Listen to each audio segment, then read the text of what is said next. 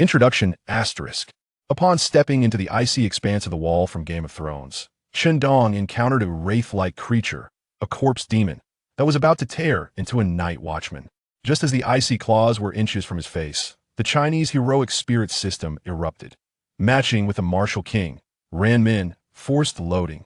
In the next moment, his eyes turned crimson, and with a broken blade in hand, he unleashed a frenzied assault, cleaving the corpse demon in half, leaving Jon Snow speechless, sword in hand. The system chimed in delight.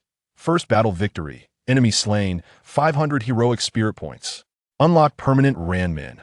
Accumulate enough points to access Zhao Yun. Dragged to Black Castle for questioning. As Lord Mormont inquired about his identity, Chen Dong boldly declared, "Your enemies are the White Walkers, and the traitor is Craster." Instructor Soren attempted to confront him, but was swiftly overpowered as Chen Dong channeled the spirit of the Yu family army commander, swiftly imparting deadly techniques to the new recruits, before flipping Soren to the ground and earning an additional 400 heroic spirit points. Just as he forged a bond with Jon Snow, he heard Jon say, "The imp, Tyrion, is coming to the wall." Chen Dong's eyes lit up. This was a splendid opportunity to accumulate points. The system immediately prompted, "Engaging with key characters may yield high heroic spirit points." Gripping the newly acquired points, he chuckled darkly.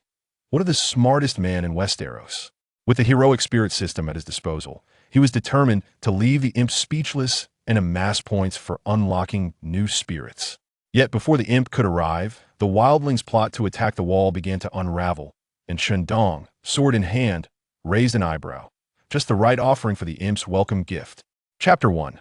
The Snowy Abyss, Martial King Ran Min. The rotting claws of the corpse demon were a mere 10 centimeters from Chen Dong's eyes. The stench of death assailed him, freezing the very blood in his veins. Just a second, perhaps two, prior, he had been seated in a warm room. Now, upon reopening his eyes, he found himself half buried in a bone-chilling snow pit, facing a creature with deathly pale skin and eyes glowing blue, while the agonizing screams of dying men echoed in his ears. "Run!" his mind screamed, yet his frozen limbs could not muster the strength to flee. He could only watch as the claw loomed larger in his vision. Ding! Host life signs detected to be plummeting. Near-death status confirmed. Scanning environment. High-energy undead threat detected. Hostility assessment. Undead, relentless. Temporary heroic spirit. Martial King Ran Min, experience card granted. Forced loading. Time seemed to freeze. A torrent of indescribable heat surged forth, like a volcano that had lain dormant for millennia, erupting from the depths of his soul. The torrent of power obliterated the cold and fear, coursing through his every vein. Kill, kill, kill. His vision was engulfed in crimson. The world around him slowed. Ugh, ah. A deep growl, foreign to his own throat, erupted. Faced with claws brushing his eyelashes, Chen Dong surged forward, not in retreat, but in fierce attack. His right hand struck like lightning, seizing the corpse demon's wrist with lethal precision. Crack! The bone-crunching sound sent chills down the spine. His left fist, propelled like a cannonball, crashed into the withered chest of the corpse demon, enveloped in scorching, destructive energy. Boom! A thunderous explosion resounded. The decaying body was blasted backward with greater velocity, its chest cavity caving in as if struck by a battering ram. It arced through the air, colliding heavily with a lifeless pine, and with a crash, splintered ice, rotting flesh, and shattered bones erupted, embedding into the tree trunk, falling silent. Silence. An eerie stillness gripped the air. The wind and snow seemed to pause. The remaining 3 night watchmen, including Jon Snow, who had just been pulled to his feet, stood frozen, mouths agape, eyes wide in disbelief as they beheld the dark-haired youth slowly rising from the snow pit.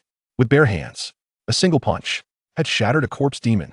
Panting heavily, Chen Dong exhaled steam from his mouth and nose. The power within him surged wildly, an urge to annihilate all living beings around him. His gaze swept across the snow, landing on the long sword dropped by the fallen captain of the Night's Watch. He approached, bent down, and picked it up. It felt slightly heavy in his grasp, yet remarkably light at that moment.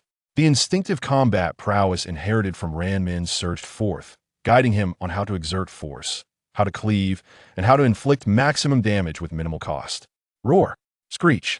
More corpse demons were drawn to him, howling as they emerged from the shadows of the forest, their ice-blue eyes fixated on Chen Dong. numbering at least 7 or 8. They abandoned the remaining night watchmen, all lunging toward this new, more threatening target. A cold, cruel smile tugged at Chen Dong's lips. With one hand clutching the sword, he stepped forward, ready to meet them. There were no tactics, only the purest, most efficient instinct for slaughter. Cleave, sweep, lunge. Each of his movements was executed with chilling precision and ferocity. On the snow, severed limbs and broken bodies scattered, blue blood mingling with crimson, freezing into a grotesque floral pattern. He became a black whirlwind, stirring up a storm of blood and death amidst the throng of corpse demons, leaving only destruction in his wake. The last corpse demon attempted a sneak attack from behind, but Chen Dong did not even turn. With extraordinary battle instincts, he executed a swift spin, the longsword slicing through the air with a piercing shriek, carving a perfect arc. The corpse demon halted abruptly. Moments later, its upper body slid down along the smooth cut. The wind and snow continued, yet the battlefield lay in deathly silence. Chen Dong stood, sword in hand, amidst the carnage of corpses. His torn-down jacket flared open, revealing a muscular physique, steaming with white vapor. Drops of blood dripped from his black hair, leaving blue and red traces on his stern, distinctly eastern visage. His eyes held a lingering crimson hue, cold as if gazing down upon mere insects. Jon Snow's heart raced, nearly leaping from his chest. He had seen valiant warriors, yet had never witnessed such pure, primal force of destruction. Fear and awe intertwined within him, a tempest of ice and fire. The other two surviving night watchmen appeared pale, their expressions wrought with relief at surviving, yet also filled with an incomprehensible fear, as if gazing upon something inhuman. Chen Dong slowly exhaled a breath laced with the scent of blood. The violent, searing power within him receded like a receding tide. An overwhelming sense of weakness washed over him, and the world blurred. He staggered, barely managing to plant the sword into the snow for support to prevent collapsing. First battle successful. Evaluation, overwhelming. Heroic spirit points, 500. Unlock permanent heroic spirit. Martial King Ran Min, summoning cost, 800 points / instance, duration, 30 minutes. Next phase objective, reach 1,000 heroic spirit points to unlock the legendary general Zhao Yun. Current heroic spirit points, 500. A translucent blue panel materialized before him. He lifted his gaze towards the distant horizon. The towering ice wall, dividing the world, loomed silently beneath the somber sky, emanating an ancient chill. The wall of despair. His physical weakness and mental fatigue intertwined, yet he compelled himself to stand tall. In this world, weakness equated to death. Jon Snow finally gathered his courage, cautiously taking a few steps forward, halting 3 meters away from Chen Dong, his voice trembling yet steady as he asked, Who are you? Where do you come from? Chen Dong turned his head, his deep black eyes locking onto Jon's gray ones. The ferocity from moments ago had dissipated, replaced by a depth akin to an unfathomable abyss. The wind and snow swirled around him, tugging at the tattered edges of his clothing. He slowly raised his hand, using the relatively clean inner side of his sleeve to gently wipe away the bloodstains from his cheek and jaw.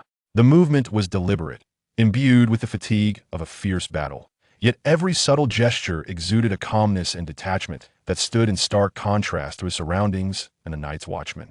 He gazed at Jon Snow, the pivotal character in this unfolding tale, who at that moment was merely a naive and bewildered youth. Then, his gaze drifted past Jon, once again fixating on the colossal ice wall, as if he could already envision the vast and perilous world that lay beyond it. A few seconds of silence stretched on, feeling as interminable as a century. Finally, he spoke. His voice was low, carrying an unusual accent that seemed foreign to this land, yet it pierced through the wind and snow, resonating in the ears of every surviving Night's Watchman. Chen Dong, I hail from Huaxia. He paused, his gaze returning to Jon, imbued with an undeniable intensity. Now, take me to the wall. Jon Snow instinctively nodded in agreement. This request was entirely reasonable. But just then, no, wait. A hoarse shout, laced with terror and determination, erupted from the side. The group turned sharply. They beheld the young black-clad boy whom Chen Dong had rescued from the clutches of the Wights, now trembling as he pointed his quivering sword at Chen Dong. His face was ashen, and the gratitude that had once shone in his gray eyes was now eclipsed by overwhelming fear and chaos. Jon, Did you not see? The boy's voice was sharp with intense emotion when he killed the Wight. His eyes, they were red, like blood. His words struck like an ice pick, instantly shattering the fragile trust that had barely survived their ordeal. The faces of the other two Night's Watchmen turned pale, involuntarily stepping back, their grips tightening around their sword hilts, their gazes toward Chen Dong filled with suspicion. He even shattered a Wight with his bare hands. That is not human strength. The boy nearly screamed, the enormity of his realization pushing him to the brink of collapse. How do we know he isn't one of those monsters? How do we know he isn't one of those monsters? This question echoed across the silent snowfield, more chilling than the biting cold wind. The fragile trust forged in the crucible of battle crumbled in an instant, transforming into cold suspicion and confrontation. Jon Snow stood frozen, caught between the emotional turmoil of his comrade and the inscrutable, expressionless Chen Dong, unsure of how to proceed. Chen Dong's gaze slowly traversed the trembling sword pointed at him, finally resting upon the boy's face, contorted with fear. He had not anticipated that the first to question him would be someone he had personally saved. Chapter 2, Bloodstained Icefield, the visitor from Huaxia. How do we know he isn't one of those monsters? The black-clad boy, Will, accused with a voice choked with emotion, piercing not only through the fleeting trust, but also into Chen Dong's heart. The chill of human treachery was far colder than the winds of the north. Today, he experienced this truth viscerally. Jon Snow struggled to maintain order, suppressing Will's pointed sword but unable to quell the rising tide of suspicion and fear among the survivors. The group resumed their journey in a suffocating silence, moving toward the looming shadow of the Great Wall. Chen Dong was swept along in the midst of the procession, each step sinking into the bone-chilling snow, as well as into the turmoil of his own thoughts. Cold. It was a bone-deep chill. His down jacket was tattered, and the cold seeped into his seemingly stronger, yet still unfamiliar body. His hands and feet had long since lost sensation, moving numbly, one foot sinking deep, the other shallow. With every breath, it felt as if ice shards were filling his lungs. Strange. All around him was a stark expanse of white and gray. Withered trees, rolling snowdrifts, a sky so overcast it felt as if it might descend upon them. This was a wilderness and despair he had never witnessed before. The wind's wails, the suppressed breaths of his companions, and the occasional whispers of fear regarding the Wights served as constant reminders that this was not home. It was a foreign world where death could strike at any moment. He instinctively tightened the tattered garment around him, a small gesture that set off a wave of intense pain throughout his muscles, a deep-seated fatigue that gnawed at his bones. This was the aftermath of forcibly wielding the ferocious power known as Ranmin, leaving him feeling hollowed out. That power. Chen Dong turned his mind inward, fixating on the blue panel still suspended in his consciousness. Heroic Spirit Value, 500. Available Heroic Spirit. Ranmin, 800 points/30 minutes. This was no game. This was the only reliance upon which he had survived, a stark reality he had just recently experienced. He recalled the sensation of his fist shattering the Wight's chest, the inhuman strength, and the ensuing urge to obliterate everything, leaving him with a lingering dread. System, what are you? Why me?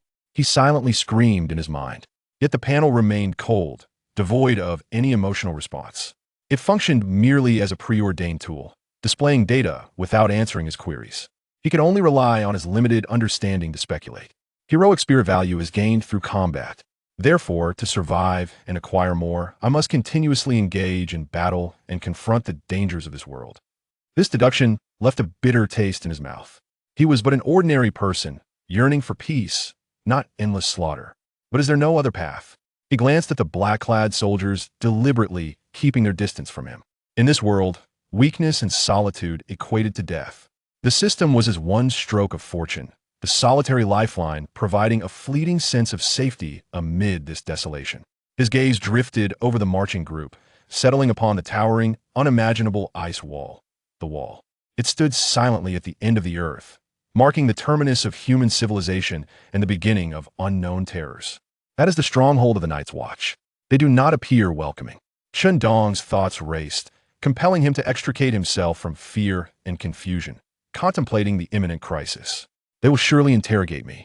An enigmatic individual with strange powers, dressed oddly, hailing from the east. He could almost envision the scene awaiting him. Suspicion, questioning, even hostility. The gaze of the boy named Will would be but one of many, sharper and more scrutinizing. I cannot adopt a passive stance. Displaying mere brute force, as I did earlier, will only render me a monster or a tool to be discarded once used. He recalled the one-eyed Commander Mormont and the blind scholar Maester Eamon. They appeared to be the leaders here. I must demonstrate value beyond mere strength. This thought struck him like a flash of lightning in the darkness. He hailed from another world, possessing foreknowledge of the impending plot in this realm. This was his greatest bargaining chip, a power more astounding than tearing a Wight apart with his bare hands. King Robert will die. The Starks will be embroiled in southern strife. And beyond the wall, those Wights are but harbingers of the so-called others. These fragments of information gleaned from television and literature now constituted his most vital strategic resources. How much should I reveal? How to reveal it? He analyzed calmly. Disclosing everything would brand him a madman, or worse, a sorcerer. He must weave a tapestry of truth and illusion. Utilizing facts they could comprehend and verify to establish his credibility, he recalled the wild man named Craster, as well as the infant he had never seen within the fortress. He thought of the ancient legends that spoke of the other's preference for babies. A nascent plan began to take shape in his mind. In the impending interrogation, he needed to be more than merely a subject. He must assume the role of a warning and a prophet.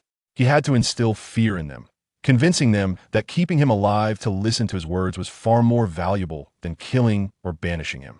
The lingering sense of weakness within him persisted, yet something termed purpose began to take root in his heart, momentarily dispelling the fog of confusion and dread. No longer was he merely a passive sufferer of fate. He started to strive for control over his own path. The wind and snow intensified, and the massive wooden door of the black castle loomed closer, resembling the maw of a colossal beast. The flickering light within the door's crevice cast shadows upon the vigilant and silent faces of the watchmen. Chen Dong took a deep breath of the bone-chilling air, forcing himself to straighten his back, which yearned to hunch from fatigue and cold. He adjusted his tattered collar, though the act felt futile. Then, he lifted his gaze. In his deep, dark eyes, the remnants of panic were subdued, replaced by a cold clarity, ready to embrace the challenge ahead. He understood that beyond the door lay his first true battlefield in this world, a contest of wits and will, devoid of swords and blades, yet equally concerning life and death. He followed closely behind Jon Snow, stepping into the corridor alive with flickering light and shadow. Behind him, the heavy wooden door slammed shut, severing the wind and snow from his last thread of retreat. Chapter 3. The Interrogation at Black Fortress. The Eastern visitor, the heavy wooden doors of the Black Fortress thundered shut behind him, momentarily severing the howling winds and the stench of death from the world outside. Yet within the confines of the fortress, an intangible but far more frigid pressure enveloped him. The flickering torches along the corridor cast dancing shadows upon the rough stone walls, resembling lurking phantoms. The surviving brothers of the knights watched dispersed in silence, their gazes towards Chen Dong filled with complex emotions, gratitude, reverence, but predominantly a profound sense of estrangement and fear towards an entity that transcended humanity. The image of him tearing apart the corpse demons with his bare hands had become an indelible mark etched in the hearts of all present.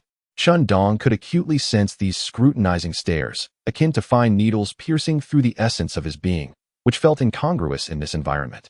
He silently regulated his breathing. The tumultuous power surging within him due to the possession by Ran Min had subsided, replaced by an overwhelming weariness and a chilling clarity of mind. As he followed Jon, he hastily pieced together fragments of information in his mind: Night's Watch, corpse demons, the Great Wall, and that ethereal interface of the Huaxia heroic spirit system, floating within his consciousness. Current heroic spirit value, 500. Available heroic spirit, Ran Min, 800 points for 30 minutes. To be unlocked, Zhao Yun, 1,000 points, 500 points. A single possession by Ran Min required 800 points. He remained utterly unarmed, and in this perilous world, such meager resources were woefully insufficient. He had to make the most of every forthcoming dialogue and opportunity. They were ushered into a hall illuminated by a crackling fireplace. Compared to the frigid expanse outside, it was relatively warm, yet the atmosphere was colder than the snow. The air was thick with the scent of aged smoke, damp wool, and a faint mustiness, a fragrance born from the passage of time along the Great Wall. At the head of the long table sat an elderly man with a mane of white hair and a resolute visage. His lone remaining eye was sharp as an eagle's, seemingly capable of piercing into the depths of one's soul. Commander Jeor Mormont. Beside him was an even older gentleman, clad in a scholar's robe, his eyes veiled by a white membrane. He gazed ahead silently, exuding an aura of profound wisdom. Maester Aemon Targaryen. Additionally, several high-ranking members of the Night's Watch were present, including the stern and distrustful instructor, Alliser Thorne. All eyes in the hall were fixed upon Chen Dong. Jon Snow stepped forward, the voice of Commander Mormont resonating with authority, shattering the stifling silence. "Speak, what has transpired outside? And who is this guest?" Jon advanced a step, striving to present his report clearly and objectively. He recounted the patrol team's harrowing encounter with the corpse demons that had left them in dire straits, then paused, casting a glance at Chen Dong, the remnants of shock lingering in his gray eyes. Then, this Lord Chen Dong appeared. He came alone, first with his bare hands, and later with a sword, vanquishing all the corpse demons. "He saved us." A subtle tremor accompanied Jon's voice, not of fear, but a visceral shudder at the recollection of that inhuman scene. "Bare hands." Alicia Thorne scoffed, his voice sharply echoing through the stone hall. "Jon Snow, are you completely daft with fear? Or have you begun to embellish your savage friend with lies?" His malicious gaze sliced through Chen Dong like a blade. "Look at his attire. He is clearly a barbarian from beyond the wall." "Commander Thorne." Jon's face flushed with anger as his hand gripped the hilt of his sword. "What he speaks is the truth," Chen Dong interjected, his voice calm, imbued with an exotic accent that resonated clearly throughout the hall, silencing all doubts and whispers. He did not glance at the raging Thorne, but instead fixed his gaze upon Lord Mormont and Aemon at the high table, his expression resolute. "I killed those creatures, with my fists and with my sword." His composure momentarily left Thorne at a loss for words, his expression growing even more ashen. Lord Mormont narrowed his single eye, scrutinizing Chen Dong, weighing the significance of his words. "Who are you?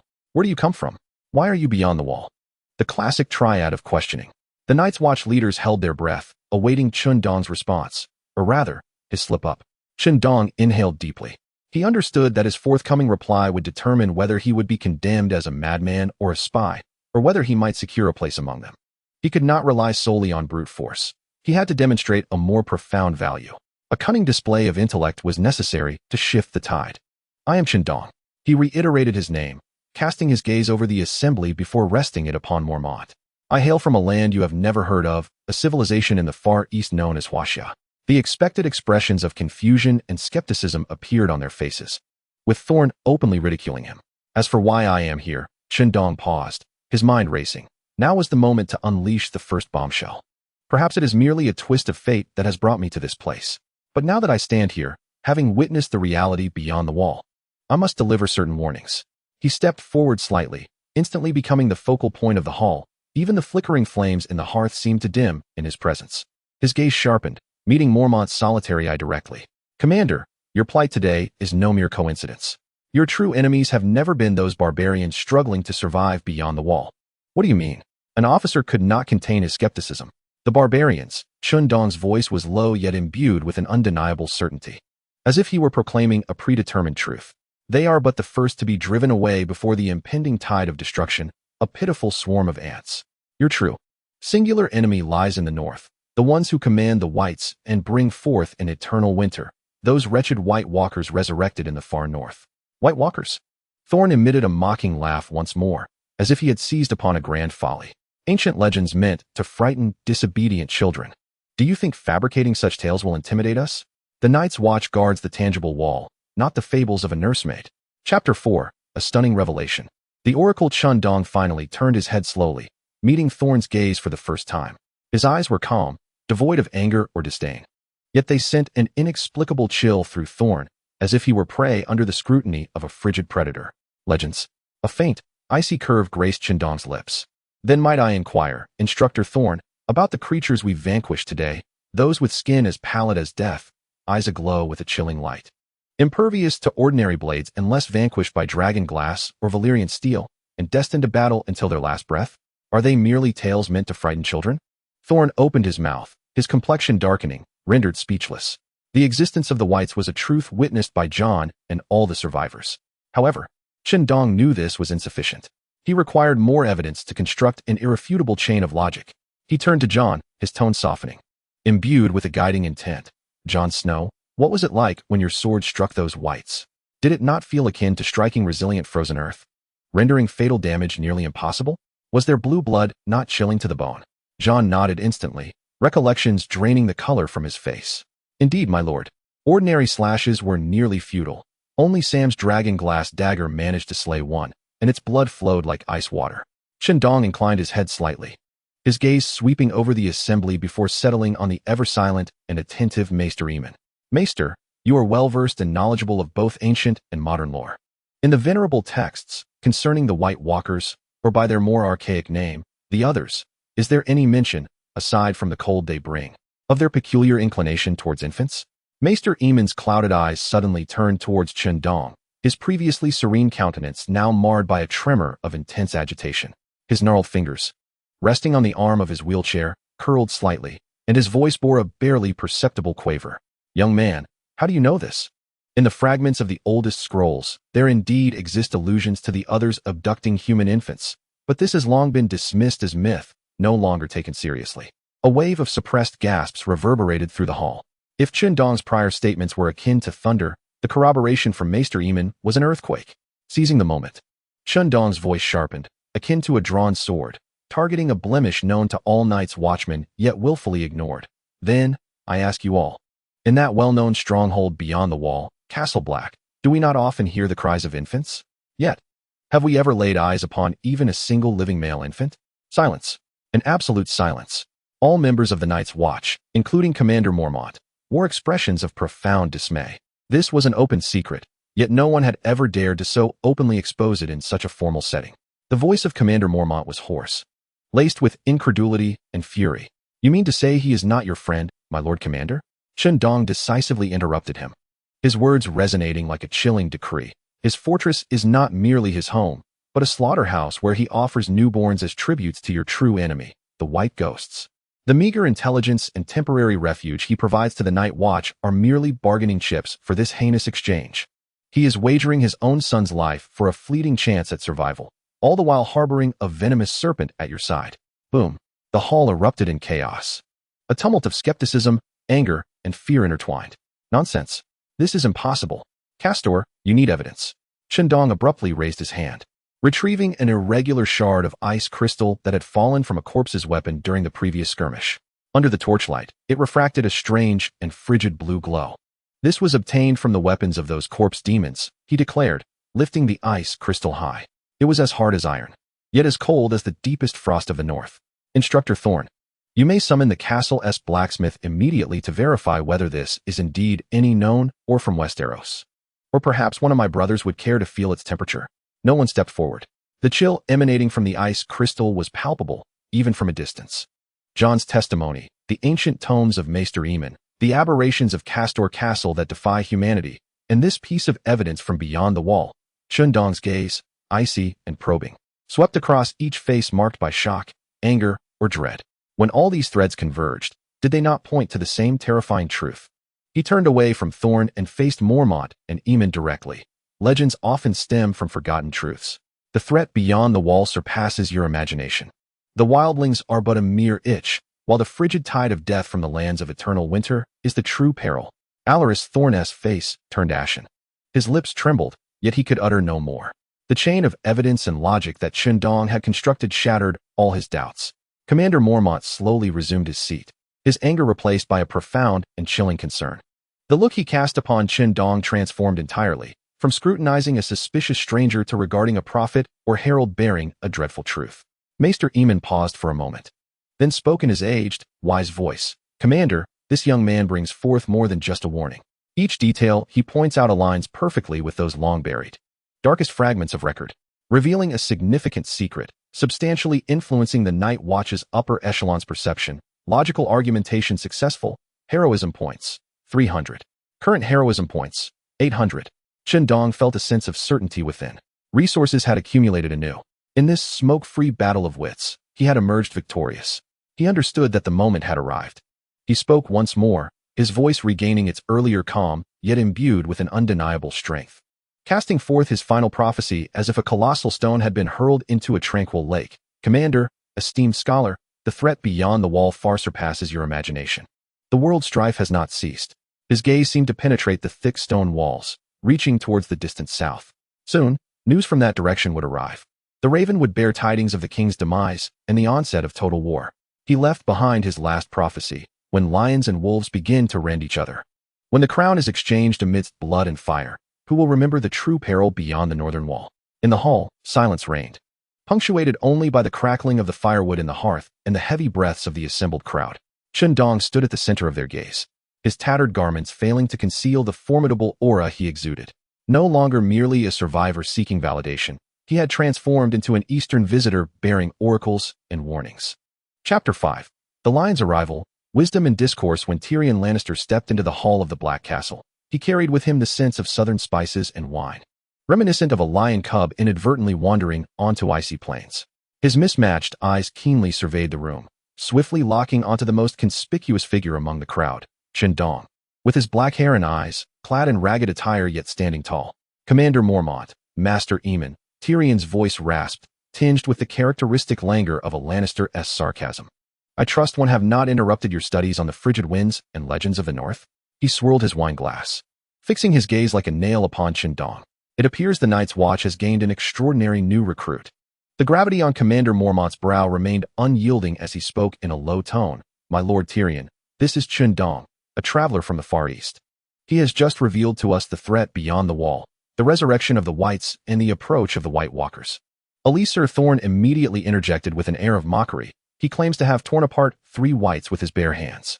He even asserts that bastard Craster is a traitor and prophesies that the South shall soon run red with blood. With bare hands? Tyrion raised an eyebrow, advancing towards Chen Dong, his diminutive stature belied by an invisible pressure. Eastern sorcery, perhaps? Or some uncharted trickery? As for Craster, he scoffed. A beast who sacrifices his daughter as a wife. Betrayal from him is hardly surprising. Yet to predict civil war, he thumped his glass heavily. What gives you the right to see such things? A moment of tension surged. All eyes among the Night's Watch shifted between the two. Jon Snow instinctively gripped Longclaw, while Samwell Tarly held his breath. Within Chen Dong, the 800 points of spirit value silently ignited. He delved into the system, touching upon an existence beyond worldly stratagems. Guide the spirit of the strategist Zhang Liang's thought pattern, consuming spirit value, 100 points. Current spirit value, 700. Instantly, tumultuous emotions receded like a tide, his thoughts crystallizing into clarity, reflecting the trajectory of each piece on the chessboard of power. Meeting Tyrion's scrutinizing gaze, he spoke calmly, My Lord Lannister.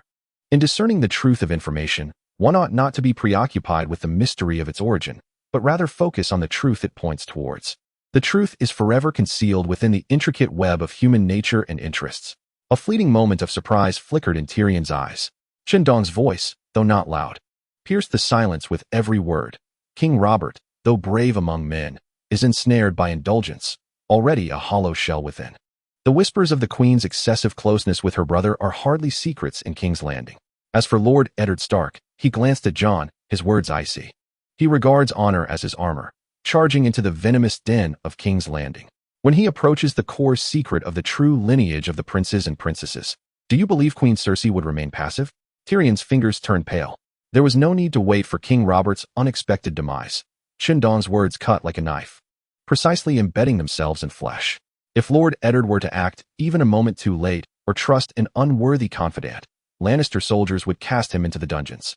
At that point, he surveyed the northern men. With the Stark family's fierce resolve and Robb Stark's temperament, how would the North respond? The hall was so silent that one could hear a pin drop.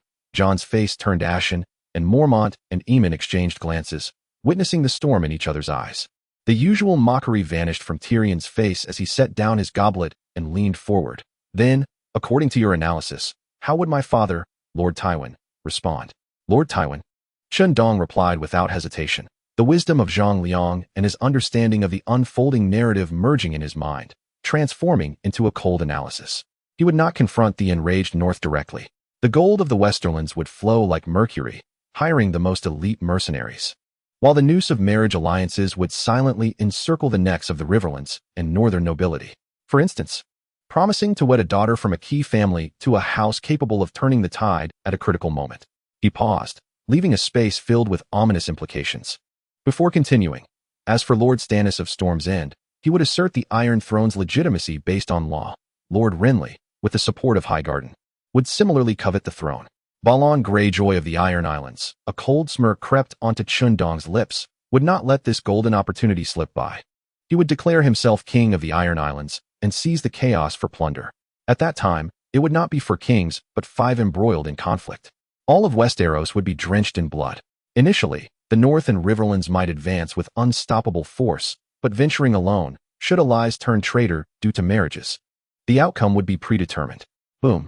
These words resonated like thunder in everyone's mind. He not only outlined the future power landscape with precision, elucidating the character and fate of key figures, but also laid bare the potential deadly weapon of marriage alliances. This was no mere speculation, but a prophetic vision of the future. Tyrion Lannister completely retracted all disdain. He gazed at Chen Dong, his expression a complex amalgamation of shock, vigilance, and even a hint of admiration. The insight of this Eastern man sent a chill through him, one who prided himself on his own intellect. Engaged in a profound intellectual contest with key characters, significantly influencing their worldview. Spirit value, 500. Current spirit value, 1,200. Conditions to unlock spirit Zhao Yun have been met.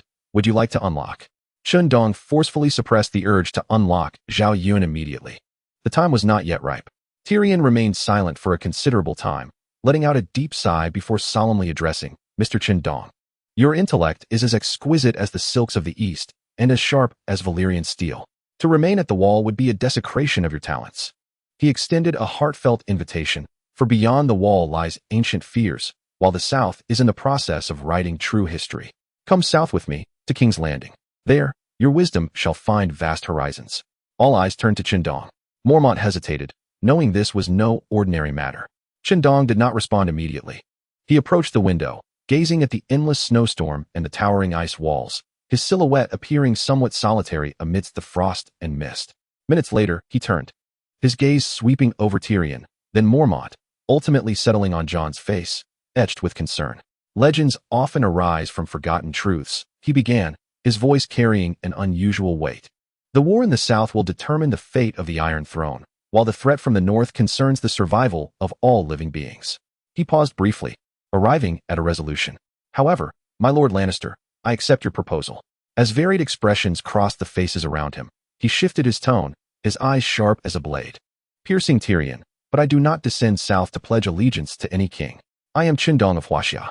My journey south is to witness the tides of this era and to introduce a variable that will bring an end to the chaos in this realm. Chapter 6. The storm tests the sword. The spear flies like a dragon. The echoes of Chen Dong's declaration, I am Chen Dong of Huaxia. To bring an end to the chaos in this realm and introduce a variable, reverberated against the stone walls of the hall.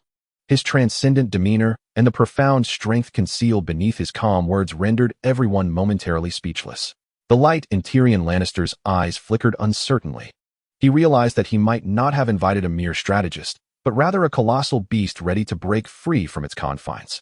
In the midst of this stunned silence, an unforeseen change occurred. A low, mournful horn sounded, once, twice, thrice. Like the death throes of a colossal giant, it crashed down from the peak of the wall, penetrating the thick stone walls and striking painfully into every ear. 3 blasts of the horn. The faces of all the night's watchmen in the hall turned paler than the snowstorm outside. Even Commander Mormont and Maester Aemon sprang to their feet, a newfound intensity and seriousness igniting in the lone eye of the old commander. Wildlings. The wildlings are attacking, a voice shrieked out, and panic spread like a plague. The survivors, who had just endured an attack by Wights, now appeared ashen-faced. Tyrion furrowed his brow, instinctively retreating a step closer to the wall. He was a sage, but not a warrior. Jon Snow unsheathed Longclaw with a resounding clang, his youthful face a mixture of fear and determination as he looked toward Chen Dong, his expression complex. Amidst the chaos, Alysir Thorne seemed to find some twisted validation. He pointed at Chen Dong, his voice sharp. Look, just as he foretold the turmoil in the south, the wildlings have come knocking at our door. Is this mere coincidence? I suspect he is a spy sent by the wildlings, working in collusion. The discourse of treachery, amidst an atmosphere steeped in panic, drew several skeptical gazes back to Chen Dong, ignoring Thorne's frantic howling. Chen Dong felt the cold and precise notification of the system resonate within his consciousness. Crisis event detected. Wildman attack. Recommendation. Conduct practical assessment of newly unlocked spirit Zhao Yun's compatibility. Shall Zhao Yun be equipped immediately? Without a shred of hesitation, he responded affirmatively. Spirit Zhao Yun equipped. Continuous consumption. 200 points for 10 minutes. Current spirit value, 1,000. Gone was the ruthless ferocity that once consumed him. Instead, a profound stillness enveloped Chen Dong, akin to tranquil waters concealing tempestuous undercurrents. His gaze sharpened, and his posture seemed to exude an unmistakable confidence, as if he were a general claiming victory amidst a sea of soldiers. He disregarded the onlookers and strode purposefully towards the array of spare weapons hanging on the hall's wall. He bypassed the long swords and battle axes, ultimately selecting a training spear. Its blade dulled. The wooden shaft and ironclad tip emitted a faint hum as he deftly shook it in his grip. "Where are you going?" Commander Molman inquired solemnly. With the spear in hand, Chen Dong turned, its tip angled towards the ground, his strides unwavering as he approached the entrance. "To resolve the trouble," he replied, his tone as nonchalant as if he were merely going outside to clear the snow. "You've lost your mind," Thorne bellowed. "There are hundreds of wild men out there. With just that makeshift weapon?" Tyrion could not help but interject. "Mr. Chen Dong, the Night Watch has its own defensive system. A rash assault is not a prudent course of action." Chen Dong paused at the threshold, slightly tilting his head to reveal a serene profile. Defense arises from a lack of power. When strength is sufficient, the best defense is an offense. With that, he pressed forward, forcefully pushing open the heavy wooden door. Outside, the winds howled with increased ferocity. The cacophony of battle, shouts of war, the whistling of arrows, clashing blades, and dying wails, assaulted his senses. The courtyard of the Black Castle and its walls were engulfed in a brutal melee, as a multitude of wild men, clad in mismatched furs, surged against the Night Watch's tenuous defenses. Chen Dong's gaze swiftly locked onto the battlefield's fiercest contender, a towering wildman warrior, his face painted in war colors, brandishing dual massive axes. Like a battering ram, he plowed through the ranks, sending night watchmen sprawling, threatening to breach their line. This was the adversary he sought. Without a roar, without gathering strength, Chen Dong simply stepped forward. Yet this step transcended the ordinary, moving with a speed that defied human perception. His figure blurred in the snowstorm, resembling a swift, ground-hugging swallow, as he plunged into the chaotic fray with astonishing agility. "Stop him!" A wild man spotted the unexpected figure and shrieked, swinging a blade toward him. In response, Chen Dong's spear came alive. There were no grand gestures, only precise strikes that pierced, prodded, and swept. With a swift motion, the gun's tip emerged like a venomous dragon from its lair, swiftly and accurately puncturing the throat of the first savage, who clutched his neck in disbelief as he collapsed. With a sidestep, he evaded a slashing attack, and the gun's shaft arced back like an iron whip, landing a blow on the ribs of the second savage. The sound of cracking bones drowned out by the cacophony of battle cries. The third savage lunged with a spear, but Chen Dong's wrist flickered, the long gun tracing a graceful arc that deftly deflected the spear's tip before thrusting forward with tremendous force. The blunt tip of the gun collapsing the savage's chest inward. He moved like a dancer amidst a storm of blood and chaos, each step fluid and lethal. Every flicker of the gun resulting in a savage falling in agony. In his hands, the training long gun seemed to possess a life of its own, transforming into a silver dragon, invincible in its path. It was too swift, too precise, in stark contrast to Ran Min's brutal, overwhelming style. This was a sublime martial art that elevated killing to an art form. All the Night's Watchmen who witnessed the scene were left dumbfounded, even forgetting to raise their swords in defense. Was he even human? A rookie Night's Watchman murmured. Jon Snow gripped Longclaw tightly, yet found himself unable to intervene. The area around the Oriental warrior had transformed into a realm of death. Chen Dong's aim was unwavering, his steps relentless, headed straight for the savage warrior. The savage warrior, too, recognized the unstoppable force approaching him, letting out a beastly roar, abandoning his current foe to swing a massive axe overhead. Its force capable of cleaving a warhorse in two. Faced with this thunderous strike, Chen Dong advanced rather than retreated. In the fleeting moment before the axe descended, his body slid to the side at an impossible angle, as if devoid of bones, the axe whooshing past his nose and crashing into the snow, sending a flurry of snowflakes into the air. At the same time, his long gun was set in motion. It was neither a thrust nor a sweep, but a drill. The tip of the gun spun at high speed, akin to a viper striking, imbued with a spiraling penetrative force, targeting the gap in the savage warrior's armor exposed by his full-force swing. With a soft hiss, it pierced through like a hot knife through butter. The dull iron tip of the training long gun, empowered by Zhao Yun's exquisite technique and penetrative prowess, forcefully drilled through the crude leather armor, directly embedding itself within the body. The savage warrior's movements froze abruptly, the axe slipped from his grasp. He looked down in disbelief at the wooden gun embedded in his body, opened his mouth, but only torrents of blood gushed forth. Chen Dong remained expressionless, flicking his wrist to withdraw the long gun. The massive form of the savage warrior crashed to the ground, creating a splash of snow and mud. Silence. A brief stillness enveloped the battlefield, centered around Chen Dong and the fallen body. Both savages and Night's Watchmen were momentarily paralyzed by the electrifying duel that had determined life and death in an instant. One shot. Just one shot. Thus, the once invincible wild warrior was vanquished. Chen Dong stood resolutely with his weapon, surveying his surroundings. Every wild man who fell under the gaze of his icy eyes instinctively took a step back, their fighting spirit extinguished as if doused by a blizzard. A roar erupted. Who among the Night Watchmen was the first to respond, unleashing an invigorating battle cry? Kill! For the Night Watch. Morale surged. The remaining Night Watchmen launched a counterattack, while the wild men began to crumble, shaken by the warrior's demise and the dread that Chen Dong instilled. The balance of victory and defeat upon the city walls tipped entirely due to one man's intervention. Chen Dong refrained from pursuing the fleeing foes. He hoisted the bloodied spear, turned, and strode back towards the hall's entrance, stepping over the debris and corpses scattered across the ground. The great doors remained wide open.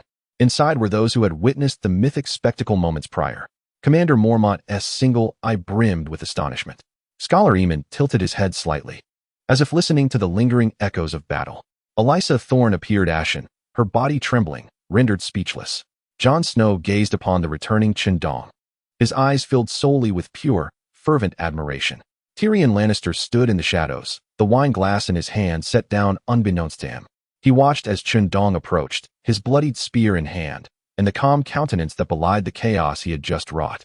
Suddenly, he chuckled, shaking his head, speaking in a tone laced with wonder, understanding, and profound complexity, as if addressing all present, a variable. By the gods, this is indeed a cataclysmic variable capable of overturning the entire board. As Chen Dong reached Tyrion, he casually returned the spear to the weapon rack with a resonant clang. Practical combat assessment completed. The heroic spirit Zhao Yun exhibits excellent compatibility. Current expenditure, 200 points. Participated in and reversed a castle-level battle, earning 800 heroic spirit points. Current heroic spirit points, 1,800. He turned to Tyrion, as though he had merely taken a leisurely stroll, maintaining a tranquil demeanor. My Lord Lannister, when will the ships for our southward journey be ready? Chapter 7. Clouds of Doubt in the East, the beginning of the voyage. Chen Dong's inquiry regarding the ships for the southward journey fell lightly within the hall, intertwining with the distant sounds of battle's conclusion and the groans of the wounded. Tyrion Lannister had yet to fully recover from the shock of the cataclysmic variable and instinctively replied, the port of Eastwatch should. His words were abruptly interrupted by the hurried, stumbling footsteps of a rider who had rushed in with news. The rider was now being assisted by two comrades, his leather armor torn, his face smeared with a mixture of frozen blood and snow melt, yet he clutched something tightly in his hand, raised high as if it were more precious than life itself. Commander, my lord. His voice, hoarse, trembled with the aftershocks of survival and a deeper terror. While we were clearing the battlefield, we found this on the body of a wild man chief. The very one you killed.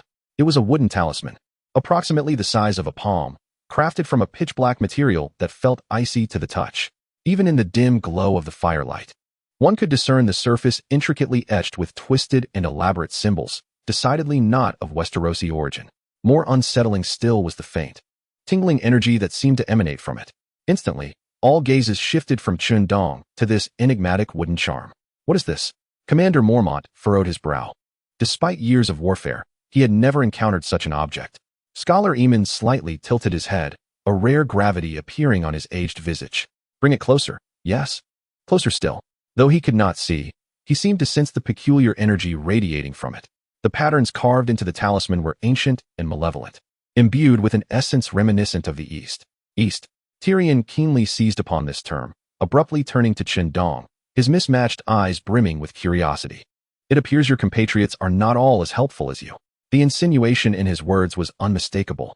The emergence of this wooden talisman instantly cast a more perplexing and even threatening shadow over Chen Dong's mysterious Eastern background. Alyssa Thorne, as if finally grasping a point of leverage, exclaimed sharply, Look, I told you he was in league with the wildlings. Now we have irrefutable evidence. This is their token of communication. Chen Dong paid no heed to her foolish accusation. His attention remained fixed on the talisman, As the system panel automatically displayed a prompt, detected anomalous energy artifact, analyzing energy characteristics, matching database. Match successful, coarse sorcerer low-level identifier. Contains faint psychic suggestion and tracking mark. Warning. The appearance of this artifact indicates that coarse forces have begun to intervene in the affairs of Westeros. The host may have been marked. Coarse sorcerer. Chen Dong's pupils constricted slightly. In his understanding, this referred to the rulers of Korsh, a city of immense wealth in the southeast of Essos, shrouded in mystery, inhabited by those adept in the arcane. They were greedy, powerful, and possessed an extraordinary obsession with dragons. Had their tendrils already reached the wall? This was no mere coincidence. The wildlings had suddenly launched an unprecedented attack, likely under the influence of these sorcerers. What was their objective? The wall itself? The chaos of the north? Or had they sensed his arrival as an anomaly? The disparity in information once again conferred an advantage. While everyone else speculated about the origins and purpose of the talisman, Chen Dong had already discerned part of the truth. Meeting Tyrion's and Mormont's scrutinizing gazes, he calmly spoke, revealing another significant piece of information. This is not the wildling's possession. This is a mark of the Korsh sorcerers. Korsh? Tyrion clearly recognized the name, his expression shifting slightly. Those who dwell by the Jade Sea, reputed to possess the ability to glimpse the future through magic? How could their artifact end up in the hands of wildlings? This indicated that the threat to the wall stemmed not solely from the wildlings and mythical creatures beyond, but from far more insidious forces. Chen Dong's voice possessed a chilling penetrative quality, imbued with an Eastern essence. As the forces wielding enigmatic power cast their gaze upon this place, perhaps they were exploiting the wildlings to sow discord, or perhaps they sought something specific, such as an individual who had recently appeared at the Great Wall, also hailing from the east. He deftly guided the conversation, illuminating the crisis while positioning himself as an object of desire rather than a conspirator. Commander Mormont's countenance was exceedingly grim. The Night's Watch was already stretched thin in their dealings with wildlings and White Walkers, and now they were entangled with the mysterious sorcerers from the distant east, which instilled in him an unprecedented sense of pressure. Maester Aemon fell into silence for a moment before slowly speaking. Ancient records have mentioned the sorcerers of Karth, who pursue the source of magic and knowledge. Should they truly intervene, the fate of Westeros will become even more unpredictable. Chen Dong turned his gaze to Tyrion. My Lord Lannister, do you still believe that the ships heading south merely carry a strategist to partake in the game of power? Tyrion inhaled deeply, his usual nonchalance entirely replaced by gravity. He realized that the situation before him was far more intricate and perilous than the intrigues of King's Landing. This man named Chen Dong was not only a variable stirring the chessboard, but could also be a blade capable of slicing through the fog, or potentially a bomb that could ignite everything. The ship will be prepared, Tyrion stated solemnly, making a decisive choice, the fastest one. I shall personally pen a letter to ensure your audience with the current or future king. He refrained from specifying whether it was Joffrey or another, leaving ample room for interpretation. The larger scheme was set. Chen Dong nodded, choosing not to elaborate further. He approached Jon Snow, who regarded him with a complex gaze, admiration, gratitude, and a hint of melancholy at their impending separation. My Lord Chen Dong, thank you for everything you have done. May your journey south be smooth. Chen Dong looked at the boy, whose fate was fraught with challenges, recalling the trajectory that lay ahead for him. He raised his hand and gently patted Jon's shoulder, a slightly awkward yet sufficiently solemn gesture. Guard the wall, Jon Snow. Chen Dong's voice was low, yet it resonated with a peculiar strength, as though it were a mandate of fate. But more importantly, safeguard the conviction within your heart. Remember, the long night is dark, fraught with peril, but only the will of the Starks is the bastion that shall never fall in the north. His words echoed like a prophecy or a warning, deeply imprinted in Jon's heart. He nodded emphatically. In the name of the dire wolf, I swear.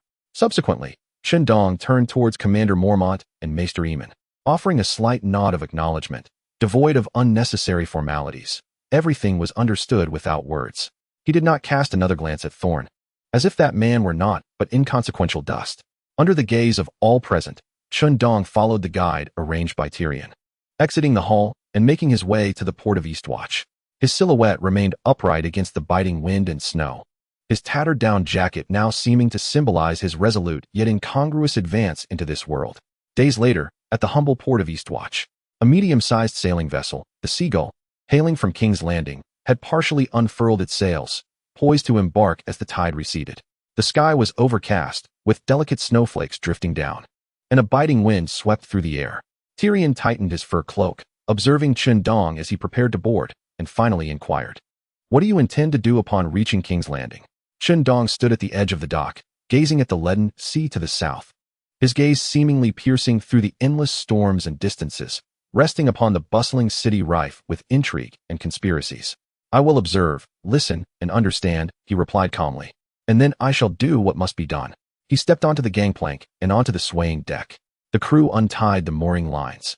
The rigging creaked upon the pulleys, and the enormous sails gradually billowed in the wind.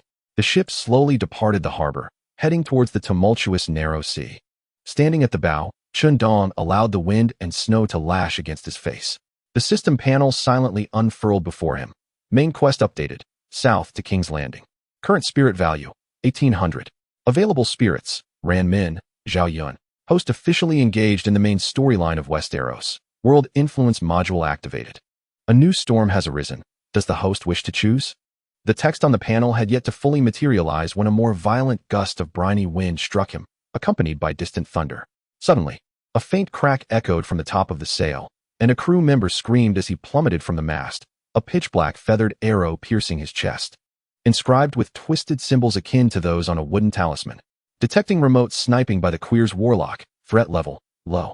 It is advisable for the host to activate Zhao Yun's Phantasm Defense. Current spirit value can be exchanged for 10 minutes of Phantasm. Amidst the thunder, a vague black materialized on the distant horizon, swiftly approaching the seagull. Chapter 8. Ambush in the Narrow Sea. Silver Spear breaks the curse. The words on the panel had yet to fully solidify when another fierce gust, carrying the salty tang of the sea, assailed him, and the rumble in the sky transformed from a mere echo into the sound of war drums. Chen Dong stood at the bow, letting the storm whip the thick woolen cloak gifted by Tyrion into a fluttering frenzy. The phrase, "a new storm has arisen," on the system panel seemed ironically poignant and disturbingly real at that moment. Having departed from the wall merely a day ago, the sensation of being observed, which had shadowed him since boarding this vessel, became alarmingly vivid and acute in the oppressive atmosphere preceding the storm. He caressed the pitch-black wooden talisman found on the wildling chief, its cold, slick texture seemingly transmitting an invisible ripple, continuously sending out a locating signal with unprecedented intensity. Warning, detecting a significant increase in the sustained energy marking signal source. Matching characteristics with the Queer's warlock's whispered beacon at 998. Warning, high energy reaction approaching. The chilling system diagnostics flashed frantically before him. Still studying your lucky charm? The voice of Tyrion Lannister emerged from behind as he wrapped himself in luxurious furs, navigating the swaying deck with a somewhat unsteady gait. I thought he was Eastern. His words abruptly ceased, for on the distant horizon, 3 obsidian dots cleaved through the leaden waves, defying the principles of sailing with an alarming velocity, akin to 3 poisoned arrows aimed at the heart, silently racing towards the seagull. What is that? Tyrion squinted, a flicker of vigilance igniting in his heterochromatic eyes. The spirit value within Chen Dong stirred slightly, awakening a combat intuition as calm as still water, without the need for system prompts. His honed instinct for battle had already detected the sinister energy radiating from the approaching entities, reminiscent of the undead, yet more malevolent. It seems our adversary is growing impatient. Chen Dong's voice remained tranquil and unwavering. The sailors atop the lookout tower also discerned the anomaly, a shrill alarm slicing through the night air. Enemy attack. 3 unidentified vessels at 3 o'clock. The Seagull instantly entered a state of readiness, sailors scurrying about in a frenzy, archers ascending the masts. Tyrion spat, 7 hells. Are they Ironborn? No. Chen Dong shook his head, worse than Ironborn. The 3 swift ships, like arrows released from a bow, swiftly closed within 100 meters. Their forms were grotesque, as if constructed from decayed timber and the bones of some unknown creature, the prows adorned with the menacing, tentacled visage of a sea monster. Dozens of figures stood aboard, clad in tattered robes, their skin a morbid gray, with ghostly blue flames flickering in their eye sockets, yet their movements were far more coordinated. Wielding bone staffs or curved blades inlaid with black crystals. They did not shout. Instead, a low, unsettling sound akin to countless insects crawling pervaded the air, mingling with the sea breeze and sending chills down one's spine. Fire! The captain bellowed hoarsely. A rain of arrows was unleashed. But most struck the figures only to halt them momentarily. A few arrows were even repelled by a thin veil of black mist. They were not living beings. Ordinary physical attacks were largely ineffective. Dark magic. Tyrion's complexion turned ashen as he tightened his grip on the short axe at his waist. They were the creations of those damned warlocks. The swift vessels quickly drew closer, launching grappling hooks onto the seagull's rail. A stench of decay assailed the senses as the cursed corpses began to howl and climb. Sailors slashed with swords and stabbed with spears, but the undead felt no pain. Unless their cores were utterly destroyed or their connection severed, they would continue to fight. One sailor was seized by the claws of a corpse, and in an instant, his exposed skin began to blacken and rot, emitting a heart-wrenching scream. The defense was on the verge of collapse, panic spreading like a plague. "Fall back," Chen Dong's voice, though not loud, cut through the chaos with clarity. He had, at some point, retrieved a simple long hook with an iron head from the side of the ship, originally intended for clearing ropes. He stepped forward, positioning himself at the gap in the rail. Heroic spirit Zhao Yun, forcibly loaded. Consumption, 200 points for 10 minutes. Current spirit value, 1600. In the absence of the ferocious rage that annihilates all, a force as crisp and chilling as a mountain spring, yet as profound and weighty as a concealed abyss, surged through every limb and sinew. His gaze sharpened, and within his field of vision, the movements of the decaying corpses appeared to slow, the nodes of energy flowing within them illuminated like flickering candle flames in the dark of night. The first corpse lunged with a howl, brandishing a bone dagger embedded with black crystals. Chen Dong sprang into action. The long hook in his hand transcended its role as a mere tool for clearing ropes, transforming instead into the indomitable spear of a victorious warrior on the battlefield. With a deft shift of his foot, his form swayed like a willow in the wind, narrowly evading the strike of the bone dagger. The long hook extended with precision, not through brute force, but aimed with utmost accuracy at a faint blue glow coalescing in the corpse's chest. With a soft pop, akin to the bursting of a bubble, the corpse froze, the blue fire in its eye sockets extinguished in an instant, its body collapsing as though its very skeleton had been extracted, falling silent. A lethal strike. Swiftly following was the second and third, as Chen Dong's silhouette transformed into a fleeting silver light upon the deck. His movements were elegant and efficient, devoid of any superfluous gestures.